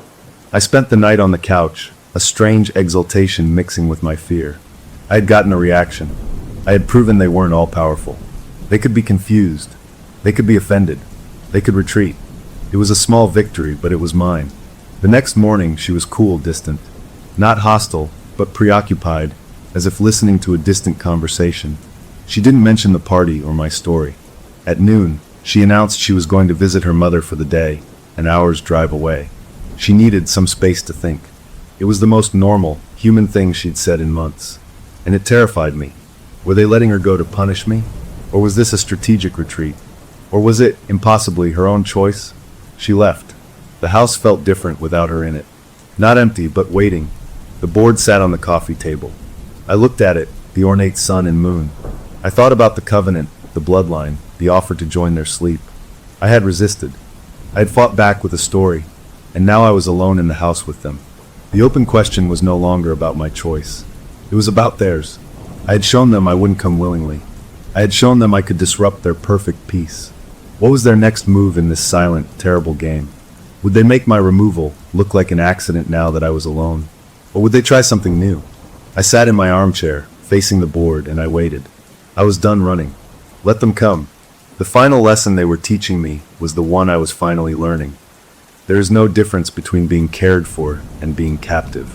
The hands that hold you can also mold you, and if you won't be molded, they might just let you go. Or break you. The sun moved across the floor. The house didn't make a sound. But the pressure built, not in my head this time, but in the air, in the very light, until it felt like the whole world was holding its breath, waiting to see what the Guardians would do with a problem that refused to be solved. The final lesson they taught me was this. There is no difference between being cared for and being captive. The hands that hold you can also mold you. I sat in the armchair as the afternoon light faded, waiting in the house that was no longer just a home. It was a territory, and I was a rogue element within its borders. My wife was gone, but I wasn't alone. The presence of the Guardians was a physical thing now, a density in the air, a watchfulness that made the shadows in the corners seem deeper, more substantive. They were deciding my fate. I thought about running, just getting in the car and driving.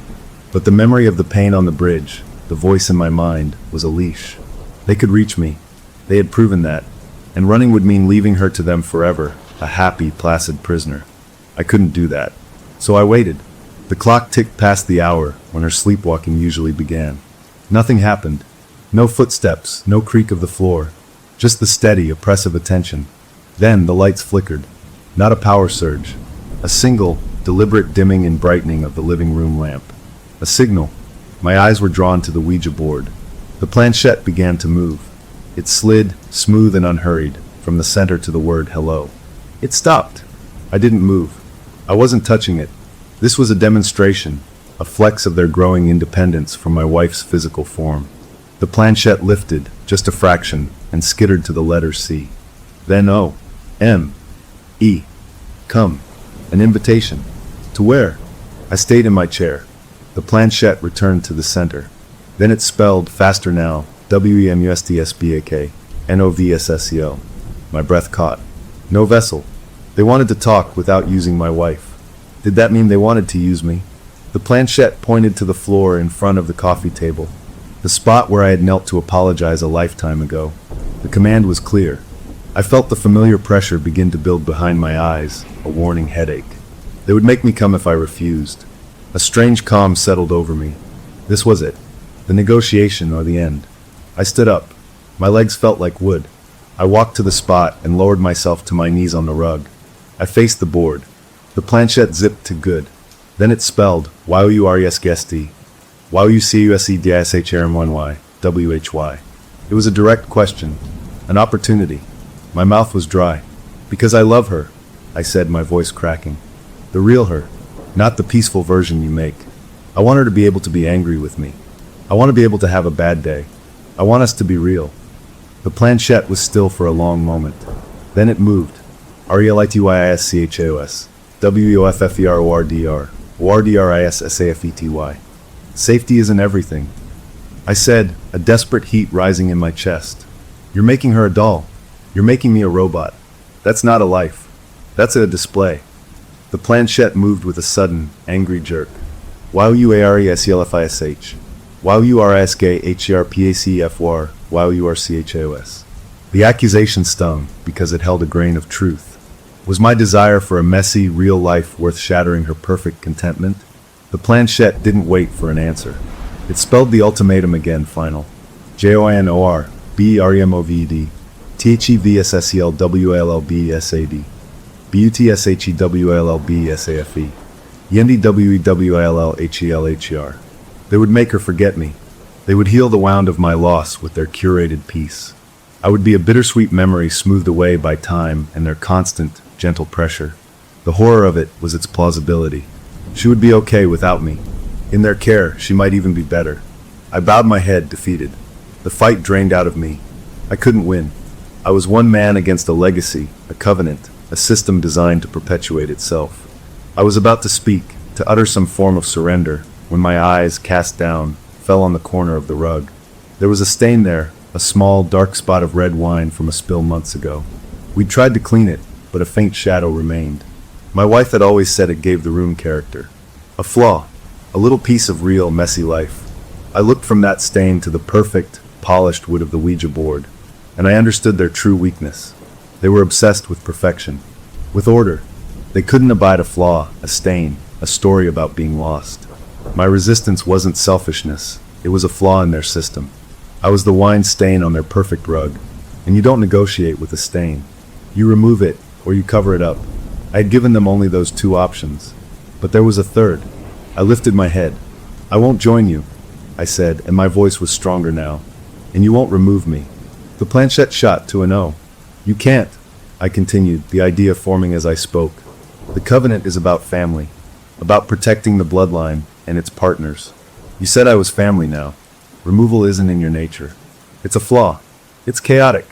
It's a last resort. You prefer order, guidance, management.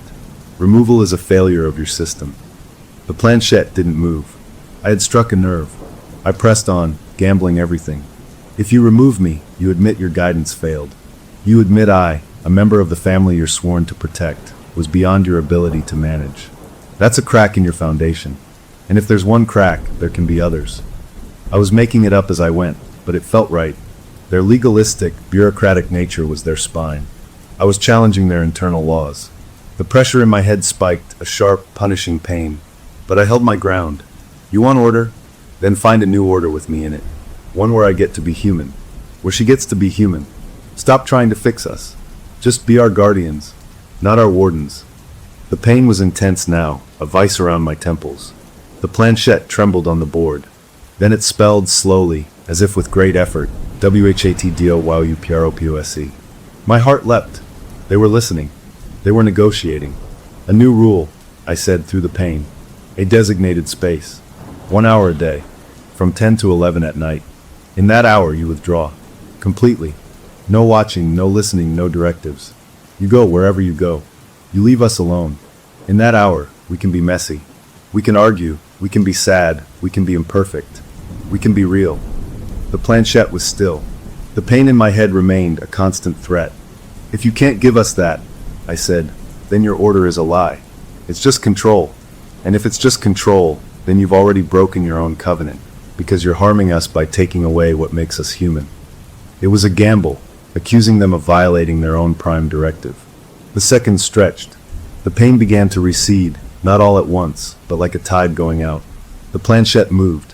It went to the sun symbol for yes.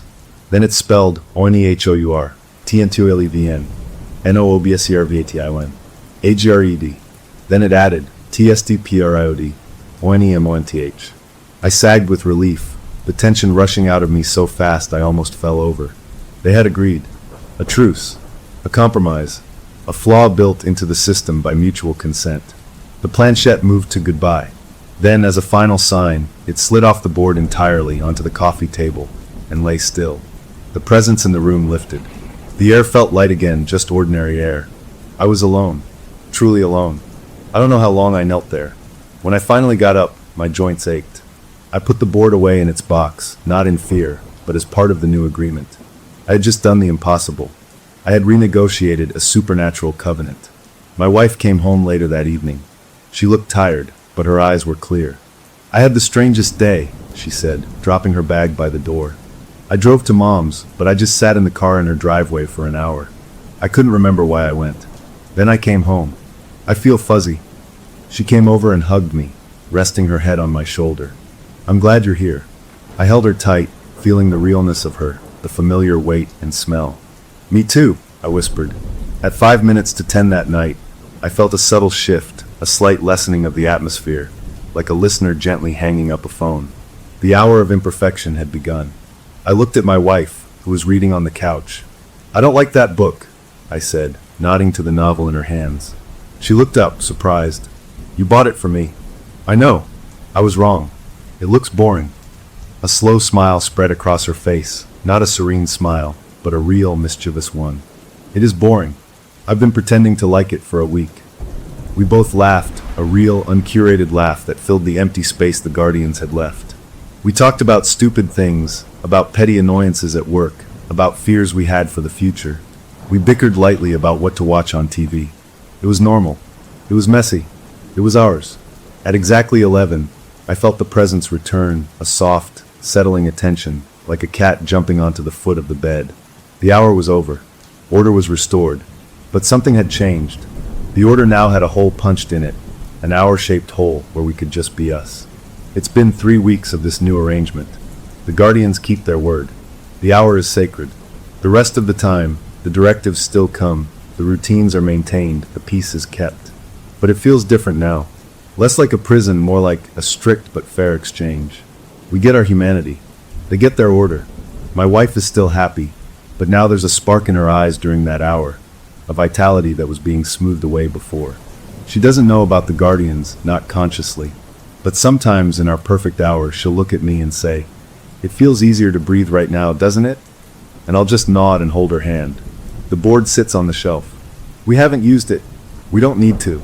The covenant is in effect, newly amended. I won. Sort of. I didn't get my old life back. I got something stranger.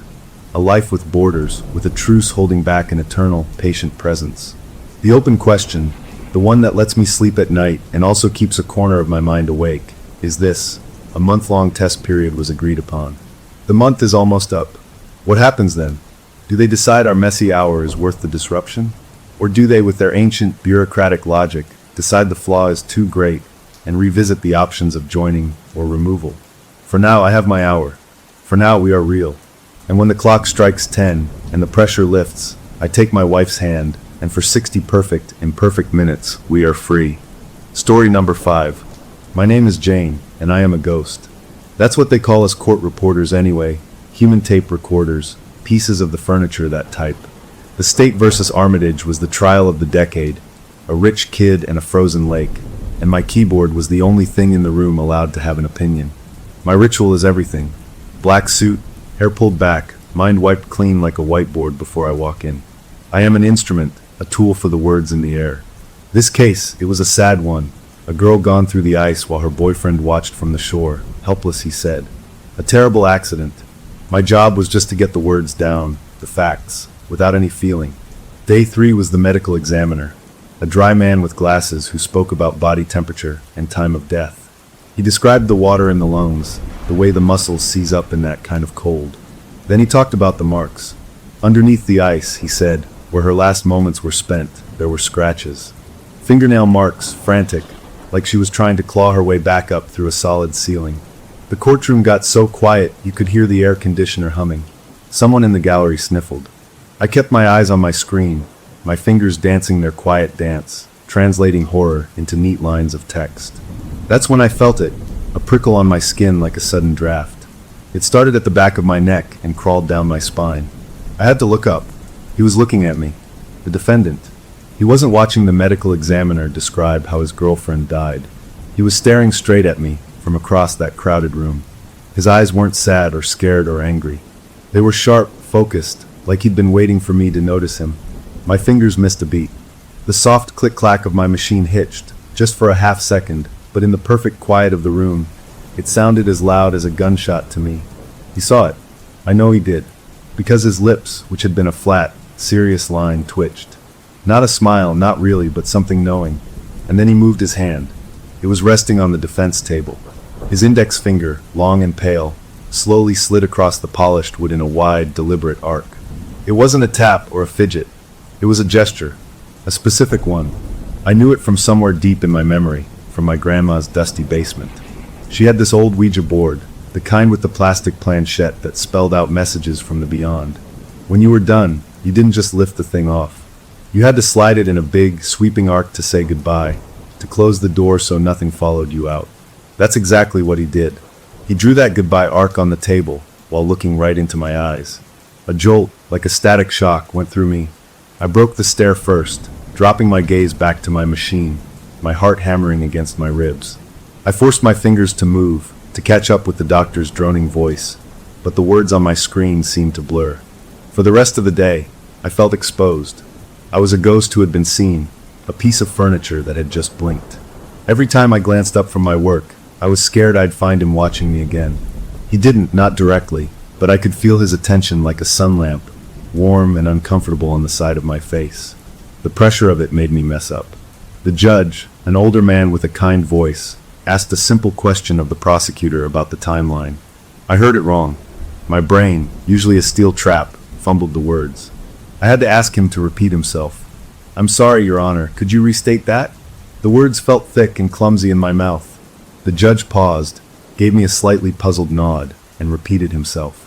The defense attorney, a sleek woman in a tailored suit, shot me a quick, curious glance. It was a tiny mistake, a nothing in the grand scheme of things, but to me it was a catastrophe. My perfect, machine-like precision had cracked.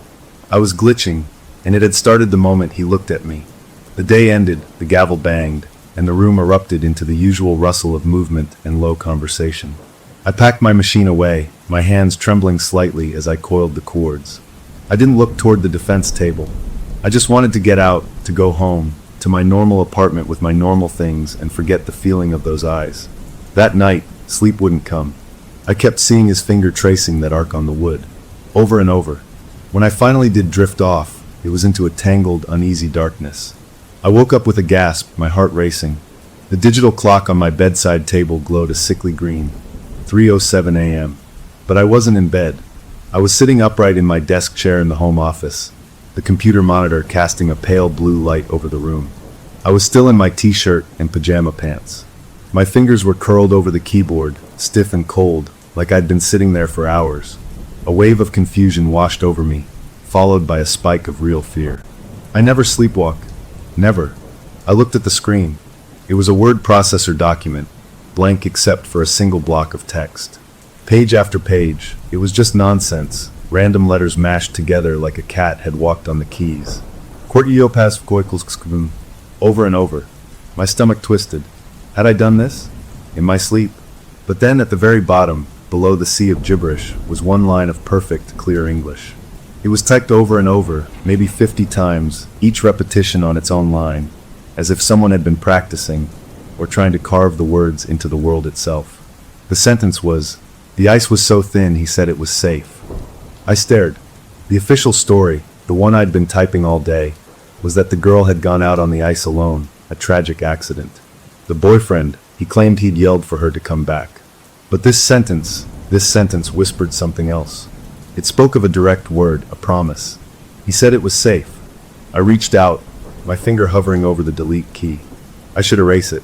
This was crazy. I was stressed, overtired, spooked by a weird look from a defendant. That's all. But I couldn't do it. Instead, I saved the document. I named it Notes. TXT and closed it. I got up, my joints aching from the cold and the weird position, and went back to bed. I lay there staring at the ceiling until the sun came up, the sentence burning behind my eyes. The ice was so thin he said it was safe. The next morning in court, I felt raw, like my nerves were on the outside of my skin. I was hyper-aware of everything. The squeak of the bailiff's shoes, the smell of old paper and perfume, the weight of the defendant's presence before I even saw him. I took my seat, set up my machine, and avoided looking anywhere near him. The prosecution called a police investigator to talk about the scene. They showed pictures of the lonely, frozen lake, the jagged hole in the ice. I focused on my work, pouring all my energy into being the machine again, into being the ghost. But every few minutes, my eyes would flicker to the transcript on my little screen. And in my mind, superimposed over the official testimony, I saw those other words. The ice was so thin he said it was safe. It was like a buzzing in my head I couldn't switch off. During a mid-morning break, I went to the restroom. I splashed cold water on my face and looked at myself in the mirror. I looked tired, shadows under my eyes. "Get it together," I whispered to my reflection. It was a dream, a stress dream. When I returned to the courtroom, people were milling about. As I walked to my station, I had to pass the defense table. He was sitting there, his lawyer leaning over and talking to him in a low voice. He wasn't listening to her. His head was turned, and he was watching me approach. A slow, calm smile spread across his face. It wasn't a friendly smile. It was a satisfied one. As I passed, he didn't say a word. He just lifted his hand, barely off the table, and with that same index finger, he traced a tiny, quick arc in the air between us. The same goodbye arc. Then he winked. The breath froze in my lungs. I kept walking, my legs moving on autopilot, and sank into my chair. The judge came back in, the room settled, and the trial resumed. But for me, everything had changed. The hook was set. A line had been drawn from him to me, a line I didn't understand and couldn't break. I was part of his story now, and the first chapter of that story had been typed on my computer in the dead of night. The rest of the day passed in a strange haze. I did my job. The words went onto the record. But inside, a cold certainty was growing. That sentence wasn't a dream. It was a message. And the man who was sending it was sitting not 30 feet away, smiling politely at the jury, while secretly, quietly, saying goodbye to me over and over again, reminding me that a door had been opened, and he knew I was on the other side, listening. As I packed up at the end of the day, the normalcy of the routine felt like a lie. I was just a court reporter finishing another day at a big trial. But I was also the person who now carried a secret, a dangerous, impossible secret typed in the dark. I walked out of the courthouse into the afternoon sun, but the warmth didn't touch me. I felt the weight of that secret in my bag, not as a paper, but as a truth that had chosen me. The trial would go on for weeks. He would sit there, and I would sit here, and I had no idea what the next message might be, or when it would come, only that this strange, silent conversation had only just begun, and I was suddenly very afraid of what he might want to say next. The next week was a war inside my own head. I tried to tell myself it was all stress, A crazy coincidence, a one-time sleepwalking thing brought on by the creepy vibe of the trial. But I kept seeing his finger drawing that arc in the air. I kept seeing those words on my screen. The ice was so thin, he said it was safe. They had the sticky feeling of truth, a truth the courtroom wasn't hearing. I couldn't go to anyone. What would I say? The defendant is sending me psychic messages? They'd take me off the case and send me for a psych eval. My career would be over. So I decided to be scientific about it. If this was really happening, I needed proof, something concrete I could understand. I bought a voice-activated digital recorder, a little black thing about the size of a matchbox. My therapist, if I had one, would probably call it documenting a parasomnia. I knew it was something else. I was setting a trap. I was going to catch the thing that was typing in the dark. That night, I placed the recorder on my nightstand, pointed it at my bed, and pressed the big red button. Its little red light glowed like a watchful eye. It felt less like a medical experiment and more like a seance. I was formally admitting the thing in my sleep was real and had something to say. I didn't sleep much. Every rustle of the sheets, every creak of the apartment building, made my eyes snap open to check that red light, to make sure it was still on, still listening. When my alarm went off, I felt gritty and raw, but a weird excitement buzzed under my skin. I had data. I stopped the recording, popped the tiny memory card out, and slipped it into my laptop before I even made coffee. I couldn't listen at home. The walls felt too thin, the air too expectant. I took my laptop to a park at lunch, finding an empty bench far from the joggers and the moms with strollers. The sun was bright, the day was normal, but my hands were cold as I plugged in my headphones. I took a deep breath and hit play. The first hour was just the muffled sounds of the city at night, a distant siren, the hum of my fridge. Then, my own rhythmic breathing as I fell asleep. It was weird, hearing myself sleep. It sounded so vulnerable. I fast-forwarded, the audio speeding up into a high-pitched warble. Then I heard a shift, a rustle. My own breath hitched in the recording. My heart started to pound along with the recorded version of it. This was it. More rustling, the sound of blankets being pushed back. Then, clear as a bell in the quiet room, came the sound of my office chair rolling on its wheels. A soft thump, like someone sitting down, and then the clicking. Not the fast, fluent clicking of my court machine, but the slower, more deliberate tapping of my home computer keyboard. Tap, tap, tap, tap. It went on for maybe 2 minutes, a steady, purposeful rhythm. Then the chair rolled again, footsteps padded back across the carpet, the bed creaked, and the breathing returned to its slow, deep pattern. I sat there on that sunny park bench, frozen. The sounds of kids laughing on the playground seemed to come from another planet. It was real. I hadn't just typed in my sleep. I had gotten up, walked to my computer, typed something, and gone back to bed. And I had absolutely no memory of it. The professional part of my brain, the part that needed order, kicked in. I needed a transcript. I opened a new document and played the typing section again, slowing it down. I listened to the spaces between the clicks, trying to match the rhythm to the QWERTY pattern of my keyboard. It was mostly gibberish again, long strings of letters. But in the middle of the nonsense, a pattern emerged. A cluster of taps that sounded like words. I rewound, listened again. My breath caught. It wasn't just random typing. It was a one-sided conversation. A young woman's voice, my voice but not my voice, the tone higher, tighter with fear, spoke through the taps. I typed what I heard as I listened. "Simon, please, I'm scared. It's cracking. Simon, it's cracking under me." A pause in the tapping, as if listening for an answer.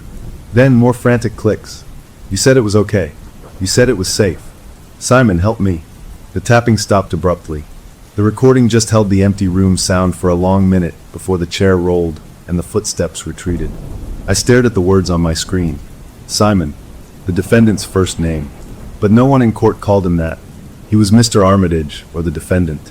The victim, in the text they'd entered into evidence, called him Babe, or Hey You. Simon was formal, intimate in a different way. A cold that had nothing to do with the park shade settled into my bones. This wasn't a demon or a random ghost. This was her. She was specific, and she was using my hands, my keyboard, to correct the record. "It's cracking under me." That wasn't in the official report. The official report said she was in the middle of the lake when she fell through. This sounded like the ice gave way near the edge, and she was talking to him, pleading with him. I closed my laptop, my lunch forgotten. The rest of the afternoon in court was a special kind of torture. The prosecution entered their text message evidence. The lawyer read them aloud. They were flirty, normal. Can't wait to see you. What should I wear? The stars will be amazing out there. Hearing those cheerful, everyday messages while the desperate, terrified plea from my recorder echoed in my head made me feel dizzy, like I was standing between two different realities. One was bright and simple, a tragic accident. The other was dark and complicated, a betrayal on a frozen lake. I kept my head down, typing mechanically, but my mind was racing. I needed to know more. It was a stupid, risky thing to do, but I did it anyway. On my phone, under the defense table, I looked up Simon Armitage's full biography. Wikipedia, a society page article about his family. I scanned it, my pulse throbbing in my ears. And there it was, halfway down. Simon James Armitage. James. His middle name. The name she had cried out in the dark. Not Simon. Simon James. The formality of it, the use of his full middle name, hit me like a punch. It was the kind of name you use when you're serious, when you're trying to get the attention of someone who isn't listening, when you're scared and trying to sound strong. Simon James, help me. That's what she would have said. I was crossing a line. By researching him, by holding this secret knowledge, I was no longer an impartial tool of the court. I was a participant. I was picking sides, and I was on her side. That night, I set the recorder up again. This time, I put it right on my desk, next to the keyboard. The red light glowed in the dark office.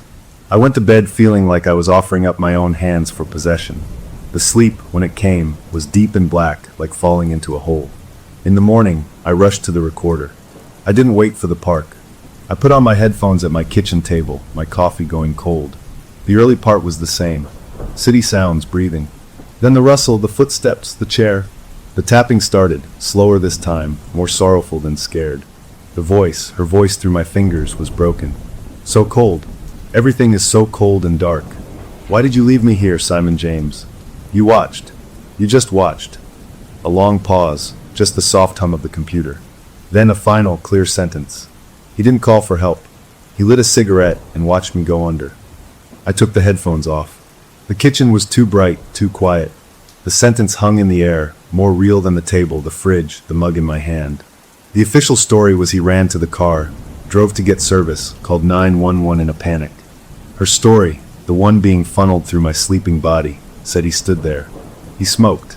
He watched. I had evidence now. Not evidence I could take to court, but evidence for myself. This was really happening. I was a vessel. A crime scene was replaying itself in my apartment, and the victim was using me to take her statement. The weight of it was immense. I had a duty to the court, but I felt a stronger, more terrifying duty to her, to the truth. But what could I do? Walk into the judge's chambers?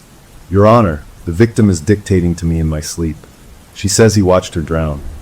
They'd revoke my credentials so fast my head would spin. I was trapped. I had to go to court. I had to sit there and type the official sanitized version of events while the real, raw horror of it screamed inside me.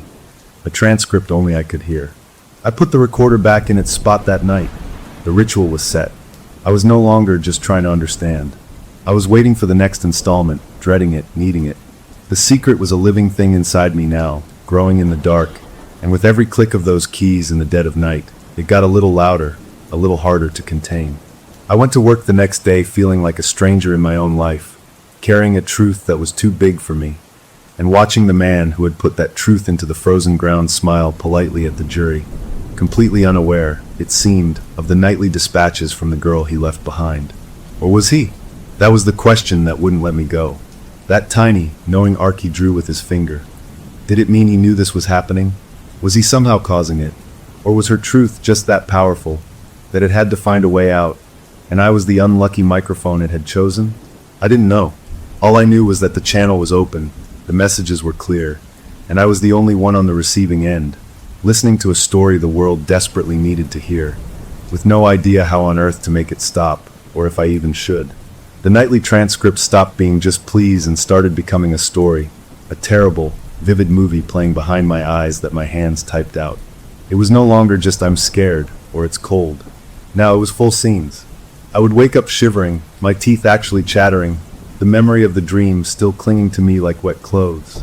The words on my screen proved it wasn't just a memory. They described the crunch of their boots on the snow-covered path, the way the moon looked like a white chip of ice in the black sky, the sound of the wind whining through the bare trees.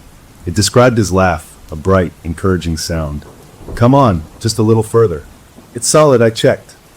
It described the feeling of her heart pounding, a rabbit-fast beat against her ribs, as she stepped onto the frozen lake, the ice groaning a low complaint beneath her feet.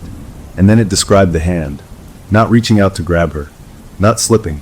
It described the flat, firm pressure of a palm between her shoulder blades. A push, not a hard shove, but a steady, deliberate press forward, just as the ice under her gave a sound like 1,000 window panes cracking at once. The betrayal in the typed words was worse than the fear. It was a cold, sick feeling that settled in my own stomach as I read it the next morning. The voice on the recording was broken, whispering, "You promised. You said it was safe. Why did you push me, Simon James? Why?" The horror was no longer an abstract thing in a courtroom. It was in my home, in my body. I'd wake up gasping, my lungs burning as if I'd been the one underwater, the taste of lake water phantom on my tongue.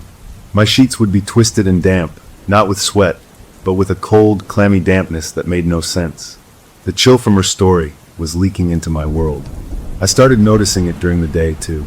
In my apartment, I'd walk from the warm living room into the kitchen and get a blast of air so cold it raised goosebumps on my arms. I'd check the window, but it was locked tight. The vents blew warm air. The cold spot would just be there, hanging in the space like a memory of winter. Once, in the courthouse bathroom, I saw my breath puff out in a little cloud in front of the mirror. I stood still watching it. The room wasn't cold. No one else's breath made clouds. Just mine. I splashed water on my face, but the feeling stayed, a permanent layer of frost just under my skin. In the courtroom, he was changing too. He was no longer just the quiet, composed rich kid. He was performing. When the prosecution showed a big photo of her, smiling and alive, he would drop his head, bring a hand to his brow, his shoulders slumping. The jury ate it up. I could see it in their faces, the sympathy. They saw a young man crushed by grief. But I saw the cracks. During dry, technical testimony about ice thickness or cell phone pings, when the jury was zoning out, his attention would wander. And too often it would wander to me. He'd catch my eye, and that faint, knowing smile would return. He wasn't sad then. He was amused. He was watching me watch him, and he enjoyed it. It was a game. I felt like I was typing two trials. One for the official record, full of maybes and possibilities and expert opinions. The other was the truth, typed in the dark, a step-by-step account of a murder. And with every not guilty plea I had to formally type for the record, I felt more like a liar, more like an accomplice to the cover-up. The pressure was a constant squeeze on my temples. I was sleeping less, eating less, jumping at every sound. I was a wire stretched too tight, and I knew I was going to snap. Then came the morning I found the window open. I always locked my bedroom window. I have a thing about it, a ritual before bed. Check the stove, lock the door, lock the window. Every night. But that Thursday morning, I woke up to a room so cold my nose was numb. The curtains were fluttering. The window was open a good 6 inches, a blank rectangle of gray morning sky showing through. I got up, my whole body shaking, and closed it. The lock was undone. I stood there, my hand on the cold glass, trying to remember if I'd done it in my sleep. But the sleep transcripts were of me typing, not walking around opening windows. A new, deeper fear opened up inside me. It wasn't just in my mind anymore. It wasn't just using my hands. It could touch things. It could change my environment. The entity, her whatever it was, could interact with the physical world. That afternoon in court, the defense called a surprise witness. He was an outdoor survival guide, a rugged-looking man with a calm voice. He testified about ice formation, how under certain conditions, a layer of snow could insulate thin ice, making it look solid. It would be deceptively weak, he said, his voice filling the respectful courtroom. Uniformly thin. It couldn't have held the weight of a person for more than a few seconds, if at all. Anyone stepping on it would have gone through immediately. It was a gift for the defense. It supported the accident theory. It made it seem like she had been doomed the moment she stepped out, that no one could have saved her. The jury listened intently. I typed, the words feeling like ash in my mouth because I knew what came next in my private transcript. The push. The deliberate push onto ice he knew wouldn't hold. As the expert finished his answer, I couldn't help it. I looked up at the defendant. He was turned in his chair, listening to his lawyer ask a follow-up question. But he must have felt my stare. His head turned, just an inch, and his eyes slid toward me. They locked onto mine. And then he did it. A slow, almost imperceptible nod. It wasn't a nod of greeting.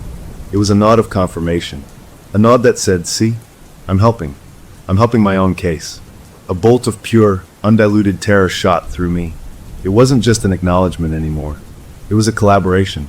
He knew. He knew about the channel, about the messages. He was aware of the truth I was harboring, and he was using his own legal defense to subtly reinforce it, to make the accident seem more plausible, all while secretly communicating with me, the one person who knew it was a lie. The gavel banged for a recess. I stayed in my seat as the room cleared, my fingers numb on my machine. I felt a presence and looked up.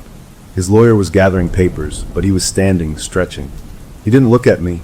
He just picked up his pencil and, seemingly idly, rolled it between his fingers before placing it back on the table. He placed it pointing directly at me.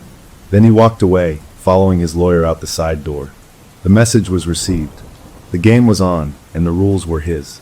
I went home that night and didn't even bother with the recorder. I knew what it would capture.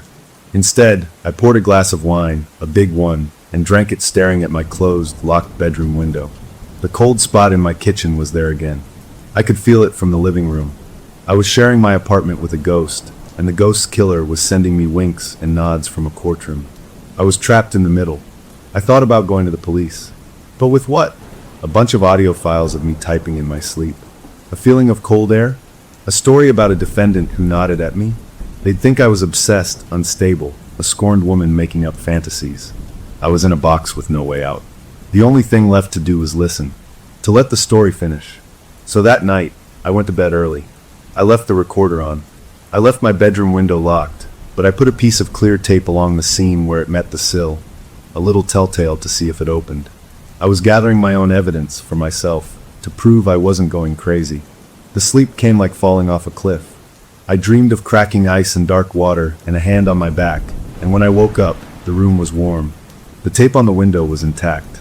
The recorder's red light was off, its memory full. Relief washed over me, so strong it felt like weakness. Maybe it was over. Maybe the window thing had been a fluke, a mistake I'd made myself. I grabbed the recorder with trembling hope. I didn't wait. I plugged it into my laptop, right there at the kitchen table, in the early morning gloom. I hit play on the last session. The usual sounds. My breathing. The city. Then the rustle. The footsteps. The chair. The tapping began, slow, methodical. Her voice was gone. This voice was flat, male, and so clear it sounded like someone was whispering directly into the microphone. It was his voice. Not mine imitating him, but his. The tone was smug, conversational. "The stenographer is cute," the tap spelled out. "She looks so serious. She looks cold all the time now. I could warm her up." I jerked back from the laptop as if it had bitten me. The recording played on, just a few more seconds of typing, then the sounds of retreat. I sat there, my heart hammering against my ribs. The perspective had shifted. It wasn't her memory anymore. It was his current, waking thought. He wasn't channeling the past crime. He was using the link to observe me in the present, to comment on me. His consciousness, his attention, had broken through into my sanctuary. The boundary was gone. He wasn't just a subject in a story from beyond. He was a viewer, and I was the show. I played the last bit again, listening to that cold, evaluating tone. I could warm her up. It wasn't a romantic line. It was a threat. It was the promise of the hand on the back, of the push, of the freezing water. It was him telling me he knew where I lived, in every sense of the word. The relief I'd felt was gone, replaced by a dread so complete it felt like gravity had doubled. I wasn't just a witness to a past crime. I had become a potential target for a future one. The hook was no longer about uncovering the truth for her. It was about survival for me. The trial droned on, but the real trial was happening in the space between him and me, in the cold spots in my apartment and the words typed in the dark. He had graduated from sending me messages about his crime to sending me messages about myself. And I was listening because I had no choice, because the channel was wide open, and the man on the other end was no longer just a defendant. He was a predator who had found a new, interesting piece of prey, and he was just beginning to play. The voice in the night had changed for good. It wasn't her scared whisper anymore. It was his calm, observing tone, and it talked about me. "The stenographer is cute. She looks cold. I could warm her up." Those words looped in my head all the next day, a creepy soundtrack to everything I did. I felt naked, seen in a way that had nothing to do with eyes. He was in my apartment with me, not in body, but in thought, and his thoughts were sticky and wrong. I started double-checking everything. Locks, windows, the stove. I put a chair under my bedroom doorknob, which felt silly but necessary.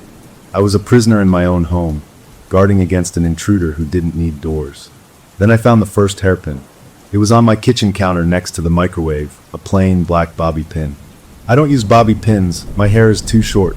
I picked it up. It was bent, twisted out of its normal U-shape into a crude, lopsided letter. I stood there holding it. My first, desperate thought was that I'd done it myself in my sleep, some bizarre stress habit. It was the only explanation that didn't make my skin crawl right off my body. I threw it in the trash, poured my coffee, and tried to forget about it. But the next morning, there was another one. This one was in the shower drain, caught on the little metal grate. Also bent. Also shaped into that same rough. The water from my shower had pooled around it. This one I couldn't explain away. I hadn't sleepwalked into the shower. I stood there dripping, a towel wrapped around me, staring at that little twisted piece of metal. It was a message, a signature, the for Armitage. He wasn't just whispering in my ear through a dream. He was leaving me presents. He was in my home, manipulating physical things, and he was telling me he was doing it. It was proof. Tangible, cold metal proof. I didn't throw that one away. I put it in a zip-top baggie, like it was evidence from a crime scene. Maybe it was. My home was the crime scene now. In court, the mood was shifting. The prosecution was winding down. Their case was solid, a wall of circumstance and science, but it was all about accident. They were trying to prove he was negligent, maybe reckless, but not a murderer. They were playing checkers, and I knew, with a sick certainty, that he was playing something else entirely. I caught him watching me more often now. Not just glances, but long, studying looks, as if he was memorizing the lines of my face, the way I moved my hands. He would do it while his own lawyer was speaking, a faint, interested smile on his lips, like I was a fascinating puzzle he was slowly solving. I kept my head down, my eyes on my screen, but I could feel his gaze like a physical weight, a spotlight I couldn't escape. The day the prosecution rested felt like a reprieve. It was over. Their part was done. Now the defense would start, and maybe, I thought, the pressure would shift. Maybe his attention would turn to his own witnesses and leave me alone. The judge gave his instructions, the formal words echoing in the now tense room. We were dismissed. The usual rustle of people standing, gathering bags, and murmuring began. I was shutting down my machine, my fingers clumsy with relief. I looked up to see him rise from his chair. He wasn't looking at his lawyer, who was patting him on the back. He wasn't looking at the jury. He turned his whole body toward me, his movement smooth and deliberate. Our eyes met across the space. The noise of the room seemed to fade away. He raised his right hand, fingers loose. He formed his thumb and index finger into a circle, extending the other 3 fingers. A child's pretend gun. He pointed it straight at me. His lips moved, shaping a single, soundless word. Bang. Then he smiled. A real, wide, genuine smile that reached his eyes, crinkling the corners. It was the smile of a boy who'd just won a game. He let the bailiff take his elbow and guide him out of the room, still looking back at me, the smile slowly fading but the promise of it hanging in the air. I didn't move. I couldn't. My blood felt like it had been replaced with ice water. It was a threat delivered in plain sight, but so fast, so subtle, that if I'd blinked I would have missed it. If I ran to a bailiff now, what would I say? He pointed a finger gun at me. They'd think I was hysterical. It was a brazen act of confidence. He was untouchable, even here, in the heart of the system trying him. The message was clear. The rules didn't apply to him. Not the rules of court, and not the rules of reality. I drove home on autopilot, my knuckles white on the steering wheel. Every shadow at a stoplight seemed to hold his shape. That night, I didn't sleep. I sat in my living room with all the lights on, the baggie with the bent hairpin on the coffee table in front of me. I was waiting. For what? I didn't know. For the window to open by itself? For another pin to appear? For his voice to start whispering from the speakers of my TV? The apartment was still. Too still. The normal night sounds were absent, as if the world was holding its breath. I must have dozed off in the chair, because I woke up with a stiff neck as the first gray light of dawn touched the windows. Nothing had happened. No new pins. No whispers. Just me, alone in my bright, quiet apartment, feeling more terrified than I had when the typing was happening. The stillness felt like the pause before a strike. I went through my morning routine like a robot. Shower, dress, coffee. I was pouring the coffee when I saw it. On the kitchen table, where I'd eaten dinner alone the night before, were 3 bent hairpins. They weren't scattered. They were arranged, in a perfectly straight line, spaced exactly an inch apart. Each one was twisted into that crude, unmistakable, I hadn't put them there. I hadn't left the chair all night. My breath left my body in a rush. This was different. This wasn't a dropped item, a lost token. This was a display, an arrangement. It was art. It was a signature, signed 3 times. He had been here, in this room, while I slept just feet away. Or his influence had. The line between those things was so thin now it didn't matter. He could touch things. He could move things. He could arrange them into patterns meant for me to find. The professional part of my brain, the part that craved order and evidence, was screaming. I had proof. 3 pieces of physical evidence, left intentionally. I could take them to the police. But the rest of me, the part that lived in this new, terrifying reality, knew it was useless. I could imagine the detective's patient face. And you think the defendant, who is under guard and on trial, broke into your apartment to leave bent hairpins? Do you have any proof of a break-in? Any signs of forced entry? There were none. The doors were locked. The windows were locked. The only proof was the pins themselves and my story. A story about sleep typing and cold spots and finger guns. They wouldn't believe me. They'd think I was having a breakdown, or worse, that I was obsessed with the defendant and manufacturing a crazy connection. Taking the pins to the police would only give him what he wanted. A public declaration that his little game was working, that he had gotten inside my head so completely that I was now acting irrationally. It would destroy my credibility, maybe even get me removed from the trial. I couldn't let him win like that. So I did the only thing I could think to do. I got another zip-top baggie. I used a piece of paper towel to carefully pick up each pin, not touching them with my fingers, and place them inside. I labeled the bag with the date and time. I was building my own file, a file for a case that would never be tried in any court on earth. I put the bag in my bedside table drawer, next to my grandmother's old Bible. It felt like the only safe place, a weird combination of the procedural and the sacred. Then I went to work. Walking into the courtroom that day felt like walking onto a stage where only he and I knew the script. I took my seat, set up my machine, and forced myself to look up. He was already seated, chatting quietly with his lawyer. He felt my stare. He turned, met my eyes, and gave me a small, polite, completely normal nod of acknowledgement. The kind anyone might give. The banality of it was the most horrifying thing yet. It was a mask, and behind it, I could see the amusement, the ownership. He knew about the pins. He knew I'd found them. And he knew I couldn't do a thing about it. The day passed in a blur of legal arguments. The defense was laying the groundwork for their case. My job was to type it all, but my mind was back in my kitchen, staring at that straight line of twisted metal. The A's. 3 of them. A message, a signature, a claim. He had marked my territory. The hook was no longer about what he had done to her. It was about what he was doing to me. The pins proved the threat was evolving, becoming more tangible, more personal. The finger gun in the courtroom had been a statement of intent. The pins were the follow-up, the proof of capability. He was showing me step by step that he could reach anywhere, touch anything, and that I was completely alone in this. As I packed up to leave, the weight of the secret felt like a physical burden, a sack of stones on my back. I was caught in a vice. I couldn't speak up without destroying myself.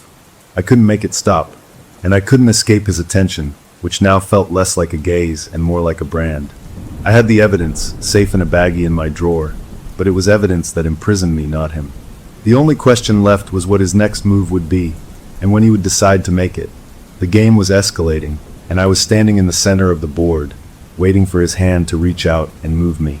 The defense began its case, and their first witness was a cultural anthropologist, a woman with a gentle voice and kind eyes. She talked about grief, about how trauma can make the human mind seek patterns and connections where none exist. She used phrases like ritualistic suggestibility and narrative compulsion. She explained how people in deep pain might interpret random events as messages or latch onto symbols to make sense of a senseless loss. The jury listened, some nodding slowly. I typed, my fingers moving while a cold fury built inside me. This wasn't just a defense. This was a preemptive strike. Against me, they were building a public, scientific explanation for exactly the kind of thing I was experiencing. If I ever cracked, if I ever stood up and screamed what I knew, they had already laid the groundwork to dismiss me as a suggestible, grief-obsessed lunatic. even though I'd never met the victim. He was smart. He wasn't just fighting the charges, he was fencing in the truth, boxing it up with expert testimony before it could even get out. I glanced at him. He was watching the anthropologist, his face a mask of thoughtful attention. But I saw the corner of his mouth twitch just once. He was enjoying the lecture. He knew I was getting the message. That night, the sleep transcript was the worst yet. It wasn't a memory. It wasn't an observation. It was a fantasy. His voice, clear and conversational in the tapping of the keys, filled my dark office. The lake is still frozen this time of year, it typed. Just as pretty. Just as quiet. It could hold two. She's so meticulous, so careful. I wonder if she'd scream, or if she'd just take notes. I woke up as the last tap sounded, my body coiled tight, my hand over my mouth to stifle a cry. He was no longer reminiscing or threatening. He was planning. And he was planning using the same method, ice and water. The parallel was too precise, too symbolic to be a coincidence. He wasn't just thinking about hurting me. He was imagining a specific, horrifying echo of his first crime, with me as the new subject. The fear turned into something else, a hard, cold dread that sat in my stomach like a stone. I couldn't just be afraid anymore. I had to know. I had to understand the battlefield. I broke another of my own rules, a bigger one. I didn't just look up his biography. I looked up the location, the lake where she died. It had a name, a pretty, peaceful-sounding name on a map of a rural county 2 hours north of the city. My hands shook as I typed it into the search engine. News articles came up, with the same stock photo of a frozen, tree-lined basin. I switched to satellite view. The image pixelated, then resolved into a wintry landscape, the lake a flat, white oval surrounded by dark green pines. I zoomed in, scrolling along the shoreline. Most of it was state forest land, empty and wild. But on the southern edge, tucked into a cove, was a structure. A small building. A cabin. I clicked on it. A little label popped up. It was listed on one of those rental sites. Secluded luxury lakeside retreat. Perfect for winter getaways. My pulse roared in my ears. I opened the listing. The photos showed a cozy modern cabin with a wall of windows facing the lake, a stone fireplace, a big bed with a fluffy comforter. It looked idyllic, peaceful. The listing described the pristine, private shoreline and the absolute solitude. The owner was listed as a trust, a bunch of legal letters. I stared at those letters, a sick feeling spreading through me. It couldn't be. It was too much. But I had to know. I spent the next 2 hours falling down a rabbit hole of obscure online property records for that county. The system was clunky and old, but I was persistent, driven by a terror that felt like a physical force. Finally, I found it. The parcel number for that cove, for that cabin. The listed owner was the Armitage Family Heritage Trust. The air left my lungs. He owned it, or his family did. The lake wasn't just a random spot he'd taken her to. It was his territory, a private, controlled environment. He hadn't found a lonely place to kill her. He had taken her to his own lonely place. The cabin in the photos, with its warm fireplace and cozy blankets, was the gateway to the ice. The thread in the transcript, "The lake is still frozen," wasn't abstract. It was an address. He was inviting me to the scene of the crime. The realization changed everything. He wasn't just a killer with a weird psychic side effect. He was an architect, a director. He manipulated the trial's narrative with expert witnesses. He manipulated the supernatural channel between us, shifting from her voice to his. And he manipulated the physical world, from bent pins to cold spots, all to steer me toward a specific, terrible understanding. I was not just a target. I was being groomed for a specific role in a specific location. My fear of he might hurt me solidified into the concrete dread of he has a place picked out and a method, and he is telling me about it. The next day in court, I was a raw nerve.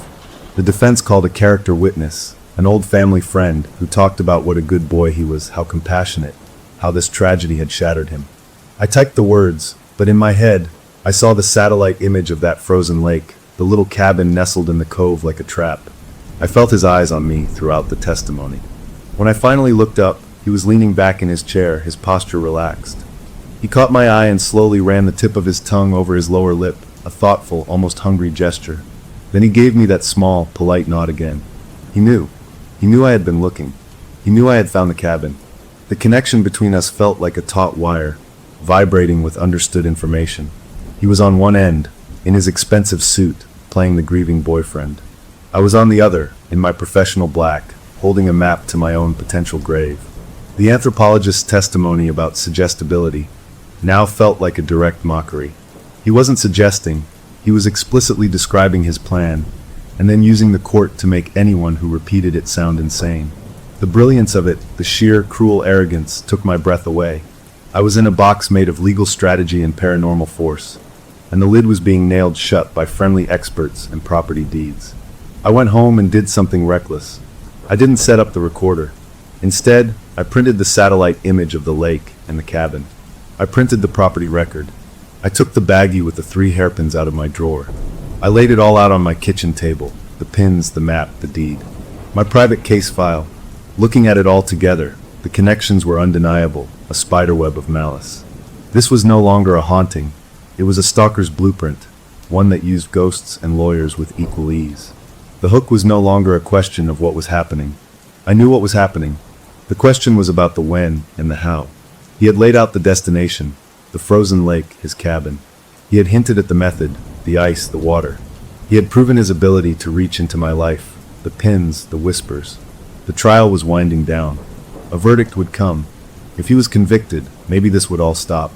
But if he wasn't, if he walked free, the writer's retreat brochure from the rental listing flashed in my mind. Perfect for winter getaways. Absolute solitude. The invitation was implicit in everything he was doing. He was setting the stage for a second act, and he was waiting to see if I would accept my role. I gathered the papers in the baggie and put them away, not in my bedside table, but in a sealed envelope in the very back of my filing cabinet, behind my old tax returns. It felt like hiding a live bomb. The closure of this chapter was the grim understanding of the full picture. I wasn't suffering from a random, tragic haunting. I was the subject of a deliberate, sophisticated campaign of terror from a man who viewed murder as a personal art form and was considering an encore. The trial would end. The legal system would have its say.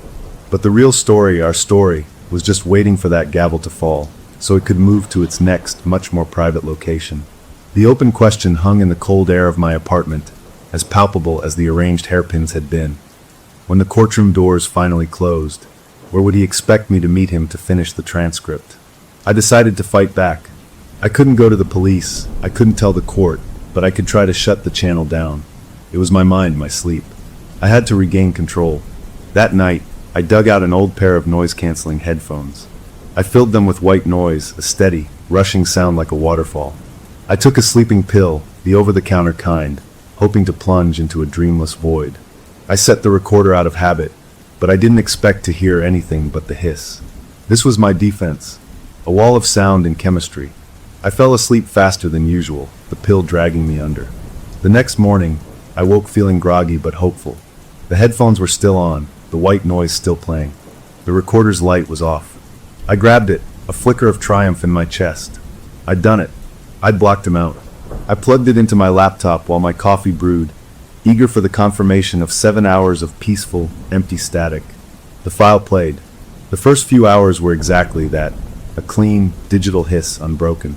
My shoulders relaxed. Then, right in the middle of the monotony, the hiss changed. It warped, condensed, and a voice emerged.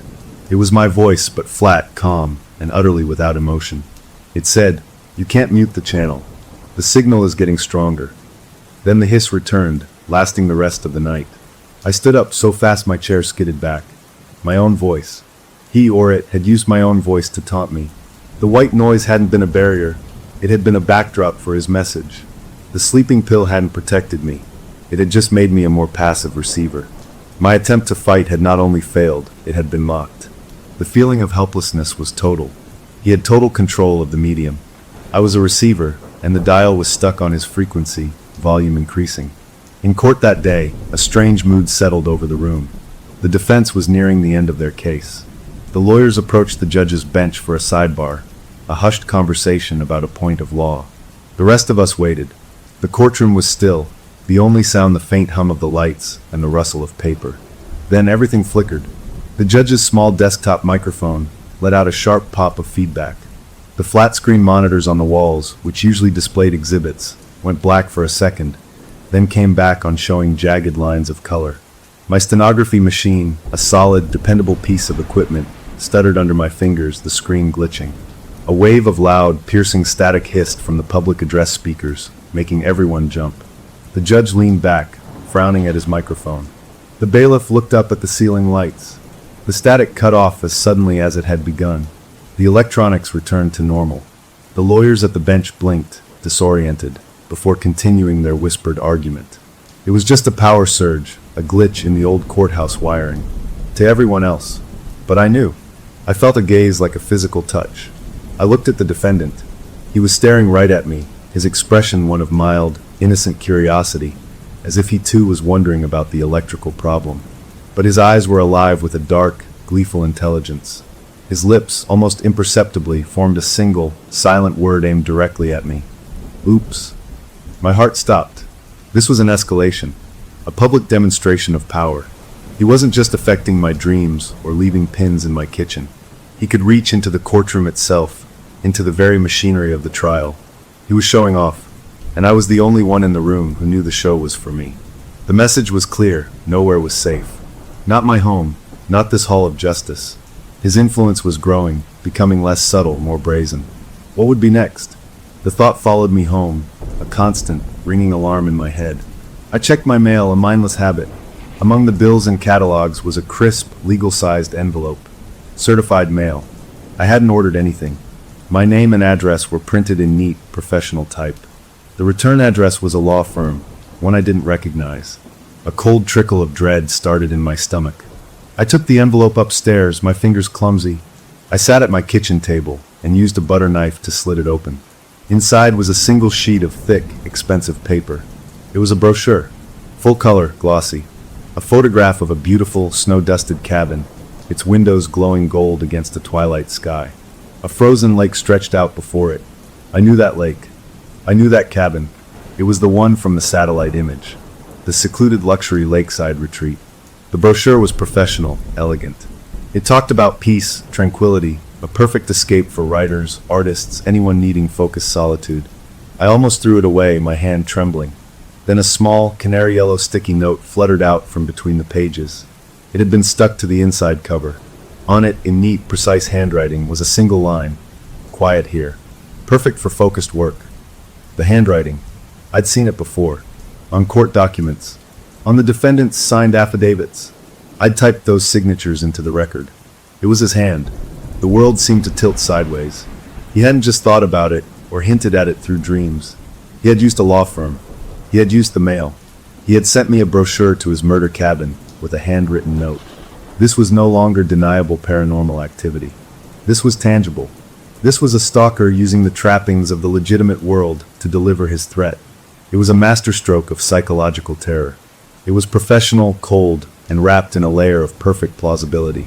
If I took this to the police now, he could say, "So? My family owns a rental property. The firm manages it. They must have sent out promotional material to a list. It's a coincidence." But the handwritten note, that was the killer's flourish, the signature on the threat. He wanted me to know it was from him. He wanted me to feel the full force of his world, his wealth, his legal connections, his occult power, all focused on me, all saying the same thing: come to the lake. I held the brochure, the paper stiff between my fingers. The photo was so inviting. The cabin looked warm, safe. The note was so innocuous. But together, with everything that had come before, they formed a summons. A formal invitation to the scene of his first crime, suggesting it would be the scene of his next. My attempt to block him had been laughed at.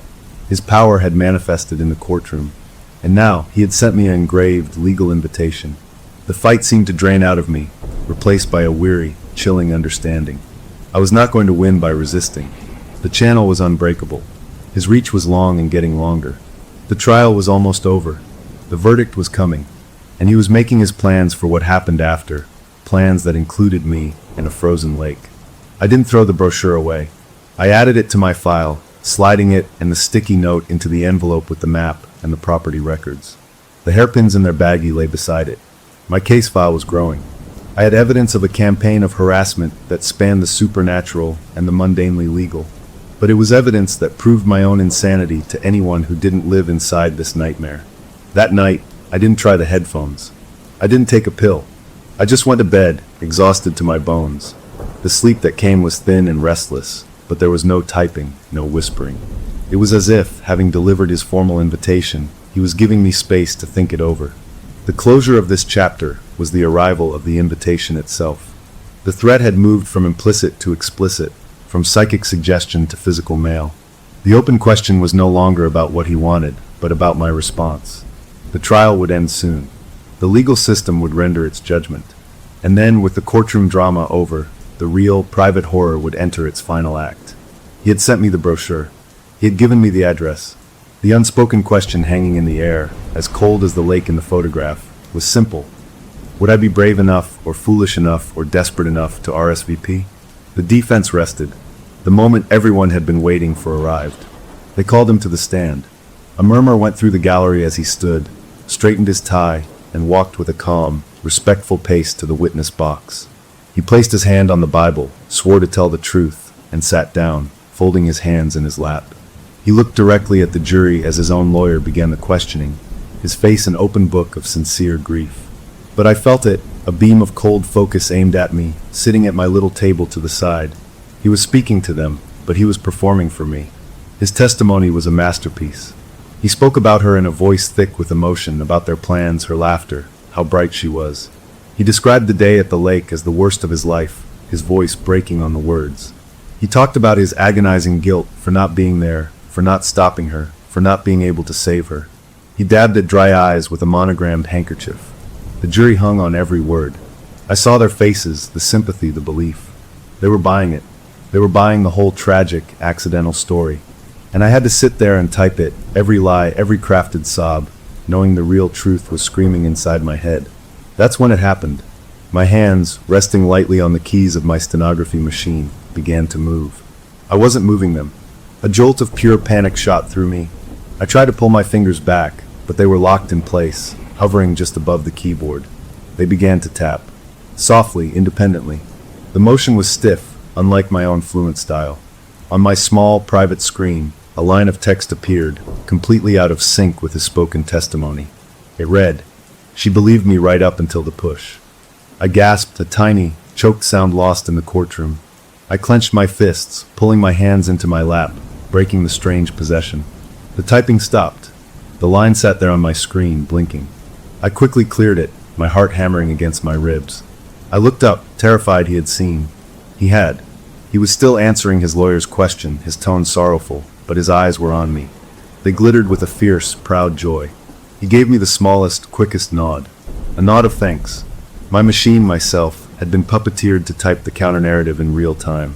I had been forced to bear witness to the truth in the one place where only lies were allowed. I felt violently sick. The rest of his testimony passed in a nightmare blur. He stuck to his story, flawless, repentant, believable. Then came the cross-examination. The prosecutor, a stern woman who had been building this case for a year, stood up. She was sharp, methodical. She went over the inconsistencies in his initial statement, the timeline gaps. He parried calmly, his grief replaced by a polite, confused cooperation.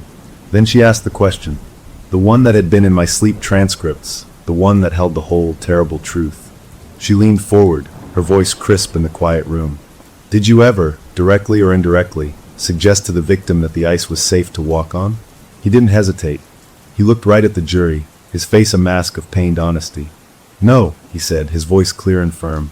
"Never. I would never have let her go out there if I thought it was dangerous. I loved her." At the exact moment the word "never" left his lips, the ornate crystal chandelier directly above the prosecutor's head exploded. Not a bulb popping. The entire fixture, a massive thing of glass and metal, shattered. A cascade of glass and sparks rained down onto the defense table, the prosecutor's podium, the floor. People screamed, ducking, throwing their arms over their heads. The prosecutor stumbled back, a shard of crystal catching on her sleeve. The judge yelled for order. Bailiffs rushed forward. The defendant flinched, covering his head with his arms, the picture of startled innocence amid the chaos. The room descended into panicked movement and loud voices. I sat frozen in my chair, glass dust settling on my machine like weird snow. I looked through the chaos, through the glittering shower now pattering to the floor. I looked at him. He was lowering his arms from his face, and he was looking straight at me through the falling debris. There was no fear in his eyes, no surprise. There was only a cold, furious satisfaction. The violent manifestation wasn't just a show of power. It was a punishment. A spectacular, public punishment for the prosecutor daring to ask the true question, and a warning, written in broken glass, to anyone else who came too close. The hidden force was no longer hiding. It was willing to cause public chaos, potential injury, to protect its story. The judge, his robes dusted with glass, banged his gavel repeatedly, his face pale with shock. "This court is adjourned." Everyone remained calm. Bailiffs, clear the room in an orderly fashion. The jury was hurried out, wide-eyed and frightened. The gallery erupted in frantic chatter as people were ushered toward the doors. I numbly began to pack my machine, my hands shaking so badly I could barely fit it into its case. The defense attorney was brushing glass off her client's shoulders, talking to him urgently. He nodded, but his eyes tracked me as I stood. If I ran to the judge now, in this panic, with my story of sleep typing and exploding lights, I wouldn't just seem insane. I would seem like part of the same inexplicable, dangerous event. My chance to speak rationally was gone, buried under a mountain of shattered crystal. As I pushed my way through the confused crowd in the hallway, a bailiff, a big man with a grim face who usually stood by the judge's bench, touched my elbow. I jumped. He leaned close, his voice a low rumble. "Check your car," he said, "before you go home." Then he melted back into the stream of people. My breath caught. His eyes were serious, concerned. Had he seen something? Had he noticed the defendant looking at me? Or was this part of it? A new, twisted move in the game? Paranoia spun through me. I almost didn't go to the garage. I wanted to run into the sunlight and never look back. But I had to know. The courthouse parking garage was dim and echoey, most people still upstairs dealing with the aftermath. I walked to my car, my footsteps too loud in the concrete space. Under the sickly yellow glow of the overhead lights, I saw it. My car, a sensible silver sedan, was covered in a thick, feathery layer of white frost. It coated every window, the roof, the hood. It was a cool autumn day, maybe 50 degrees outside. The garage was even warmer. There was no reason for frost. Not like this. It wasn't dew, it was winter frost, the kind that needs a deep, hard freeze to form. I walked closer, my heart a cold lump in my chest. On the windshield, in the center of the frost, words had been written. A finger had dragged through the icy layer, leaving clear, stark letters against the foggy white. One word. Soon. I stopped, my keys dangling from my limp hand. This wasn't a note. This was an environment. A personal, localized winter on my car. It demonstrated a control over temperature, over matter, that was far beyond whispered threats or bent pins. Soon was not a threat of continued harassment. It was a promise of culmination, a deadline. The trial was breaking down. The verdict was near, and he was telling me his patience was almost up. I didn't wipe it off. I took out my phone and took pictures from every angle, the flash bouncing off the crystalline frost. Then I got in the driver's side, started the car, and turned the defrost on full blast. As the warm air began to melt the word from the outside in, I sat and watched the letters dissolve, feeling like I was watching my own safe, normal life disappear with them. The closure of this chapter was the violent, public shattering of any pretense. The entity's power was now undeniably present in the heart of the justice system, breaking the very fixtures of the court to make its point. The open question was stark and simple. The trial was in chaos. The verdict, when it came, would be delivered under the shadow of broken glass and supernatural frost. What could possibly happen next in a courtroom that could no longer contain the storm it had unleashed? And what would he do when those doors finally closed for good? The courtroom was repaired with startling speed, but the damage was deeper than glass. The air felt charged, brittle. The jury was sequestered, kept away from the world and its weird influences, or so they thought. For 3 days we waited. The courthouse was a held breath. I went through the motions, showing up to the now empty courtroom each morning, sitting at my station just in case, but no more testimony was given. The arguments were done. The fate of the man who had turned my life into a horror story was in the hands of 12 strangers, who had no idea what was swimming beneath the surface of the case. I felt a strange, flat emptiness. The typing at night had stopped. The cold spots in my apartment were gone. It was as if all the energy, all the malicious focus, was being directed elsewhere, funneled into that jury room. On the morning of the 4th day, we were summoned. The atmosphere was electric. The gallery was packed, every seat filled with reporters, family members, curious onlookers. I took my place, my machine set up, but my hands felt alien on the keys. This wasn't for taking testimony anymore. This was for recording history. The jury filed in. Their faces were unreadable, carefully blank. They didn't look at him. They didn't look at the prosecutor. They looked at the floor, at the judge, anywhere but at the people whose lives they held. My stomach was a tight knot. The judge spoke, his voice solemn. "Madam Foreperson, has the jury reached a verdict?" The foreperson, a woman in a blue sweater, stood. She held a piece of paper. "We have, Your Honor."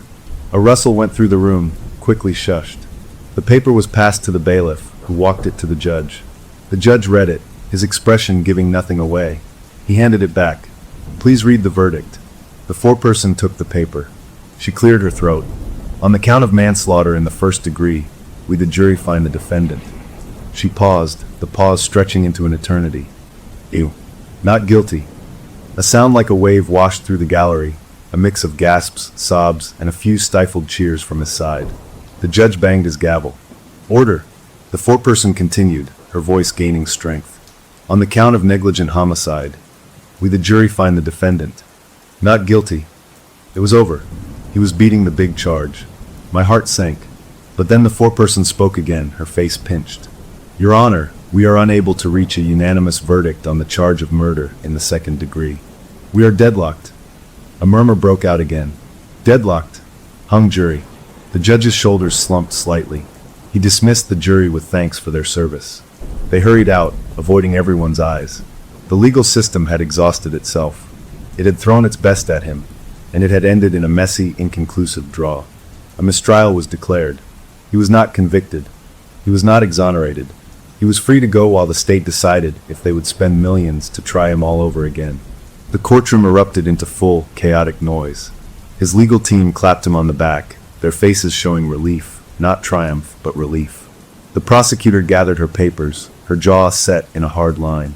The victim's family wept, holding each other. And he just stood there. He let the celebration wash around him. Then he moved. He walked past the bar that separated the players from the audience, past his smiling lawyers. He didn't head for the door. He walked toward me. My blood turned to ice. I was packing my machine, my movements slow and stiff, hoping to be invisible. He stopped at my small table. He leaned down, bringing his face close to mine. I could smell his cologne, something clean and expensive. His breath touched my ear, and it was cold like air from a freezer. His whisper was clear, intimate, meant only for me. "The cabin is lovely this time of year. Let's finish the transcript." Then he straightened up, gave me one last, lingering look that was a universe of understanding, and turned away. He was swallowed by the crowd of well-wishers and reporters, leaving me standing there, frozen in place. The echo of the verdict, not guilty, deadlocked, and his invitation hung in the air, mixing into a single, terrible sentence. The system had failed. The public world had no more answers, no more protection to offer. The law had its chance, and it had deadlocked. I was now outside it, on my own, facing a foe the system could not define or hold. I finished packing, my hands automatic. I walked out of the courthouse. The sun was shining. People were talking on their phones, getting into cars, living their lives. It was over for them. For me, it had just clicked into a new, terrifying phase. I drove home, the normalcy of the traffic a surreal contrast to the storm in my head. "Let's finish the transcript." He hadn't asked. He had stated. He viewed what came next as a simple matter of professional completion. The story needed an ending, and he had chosen the setting, the cabin by the frozen lake. I sat in my living room that night, the envelope containing my private file on the coffee table, the brochure with his handwriting, the pictures of the frosted car, the baggie of hairpins. I had two choices, and both were unthinkable. I could run, change my name, move to another state, try to disappear. But his power wasn't geographical. It had followed me from dreams to my kitchen to a courthouse chandelier. Would distance matter? Or would I just be alone and afraid in a new place, waiting for the frost to form on a new window? Or I could go. I could accept the invitation. The thought made my skin crawl, but it also, in a dark, deep place, made a twisted sense. This had started with a need for the truth. Her truth. It had poured into me, unsought, until it became my truth. He had the rest of the story. He knew why he pushed her. He knew what he felt as he watched her struggle. He knew what happened after. That was the final chapter. And he was the only one who could give it to me. Going to the cabin would be walking into the lion's den. It would be giving him everything he wanted, me alone on his territory, in the perfect setting for his particular brand of horror. It would be madness. But staying here, waiting for his next move, for the soon to arrive on my doorstep in a way I couldn't predict, felt like a slower, more torturous madness. The closure of the story, of this whole long nightmare, was the verdict. The legal journey had ended not with a bang, but with a confused whisper. He was free. The hook for what came next was my decision. The envelope sat there, a Pandora's box of nightmares. I reached out and touched it. I had spent weeks being a passive receiver, a vessel for messages, a target for threats. The idea of taking an action, any action, even a catastrophic one, held a dark allure. I opened the envelope. I took out the brochure. The cabin smiled up at me, warm and inviting. I looked at the sticky note. Quiet here. Perfect for focused work. He was right. It was the perfect place to get the whole story. To finish the transcript. The question was no longer about what he would do. The question, now that the courtroom was empty and the gavel was still, was about what I would do. Would I spend the rest of my life running from a shadow that could chill the air and break the lights? Or would I turn and face it, in the one place it called home, to look the truth in the eye, even if it meant the truth looked back and swallowed me whole? I put the brochure down. The story wasn't over. The trial was. But our story, his and mine and hers, was just waiting for its final setting. And for the first time since this began, the next move, terrifying as it was mine to make.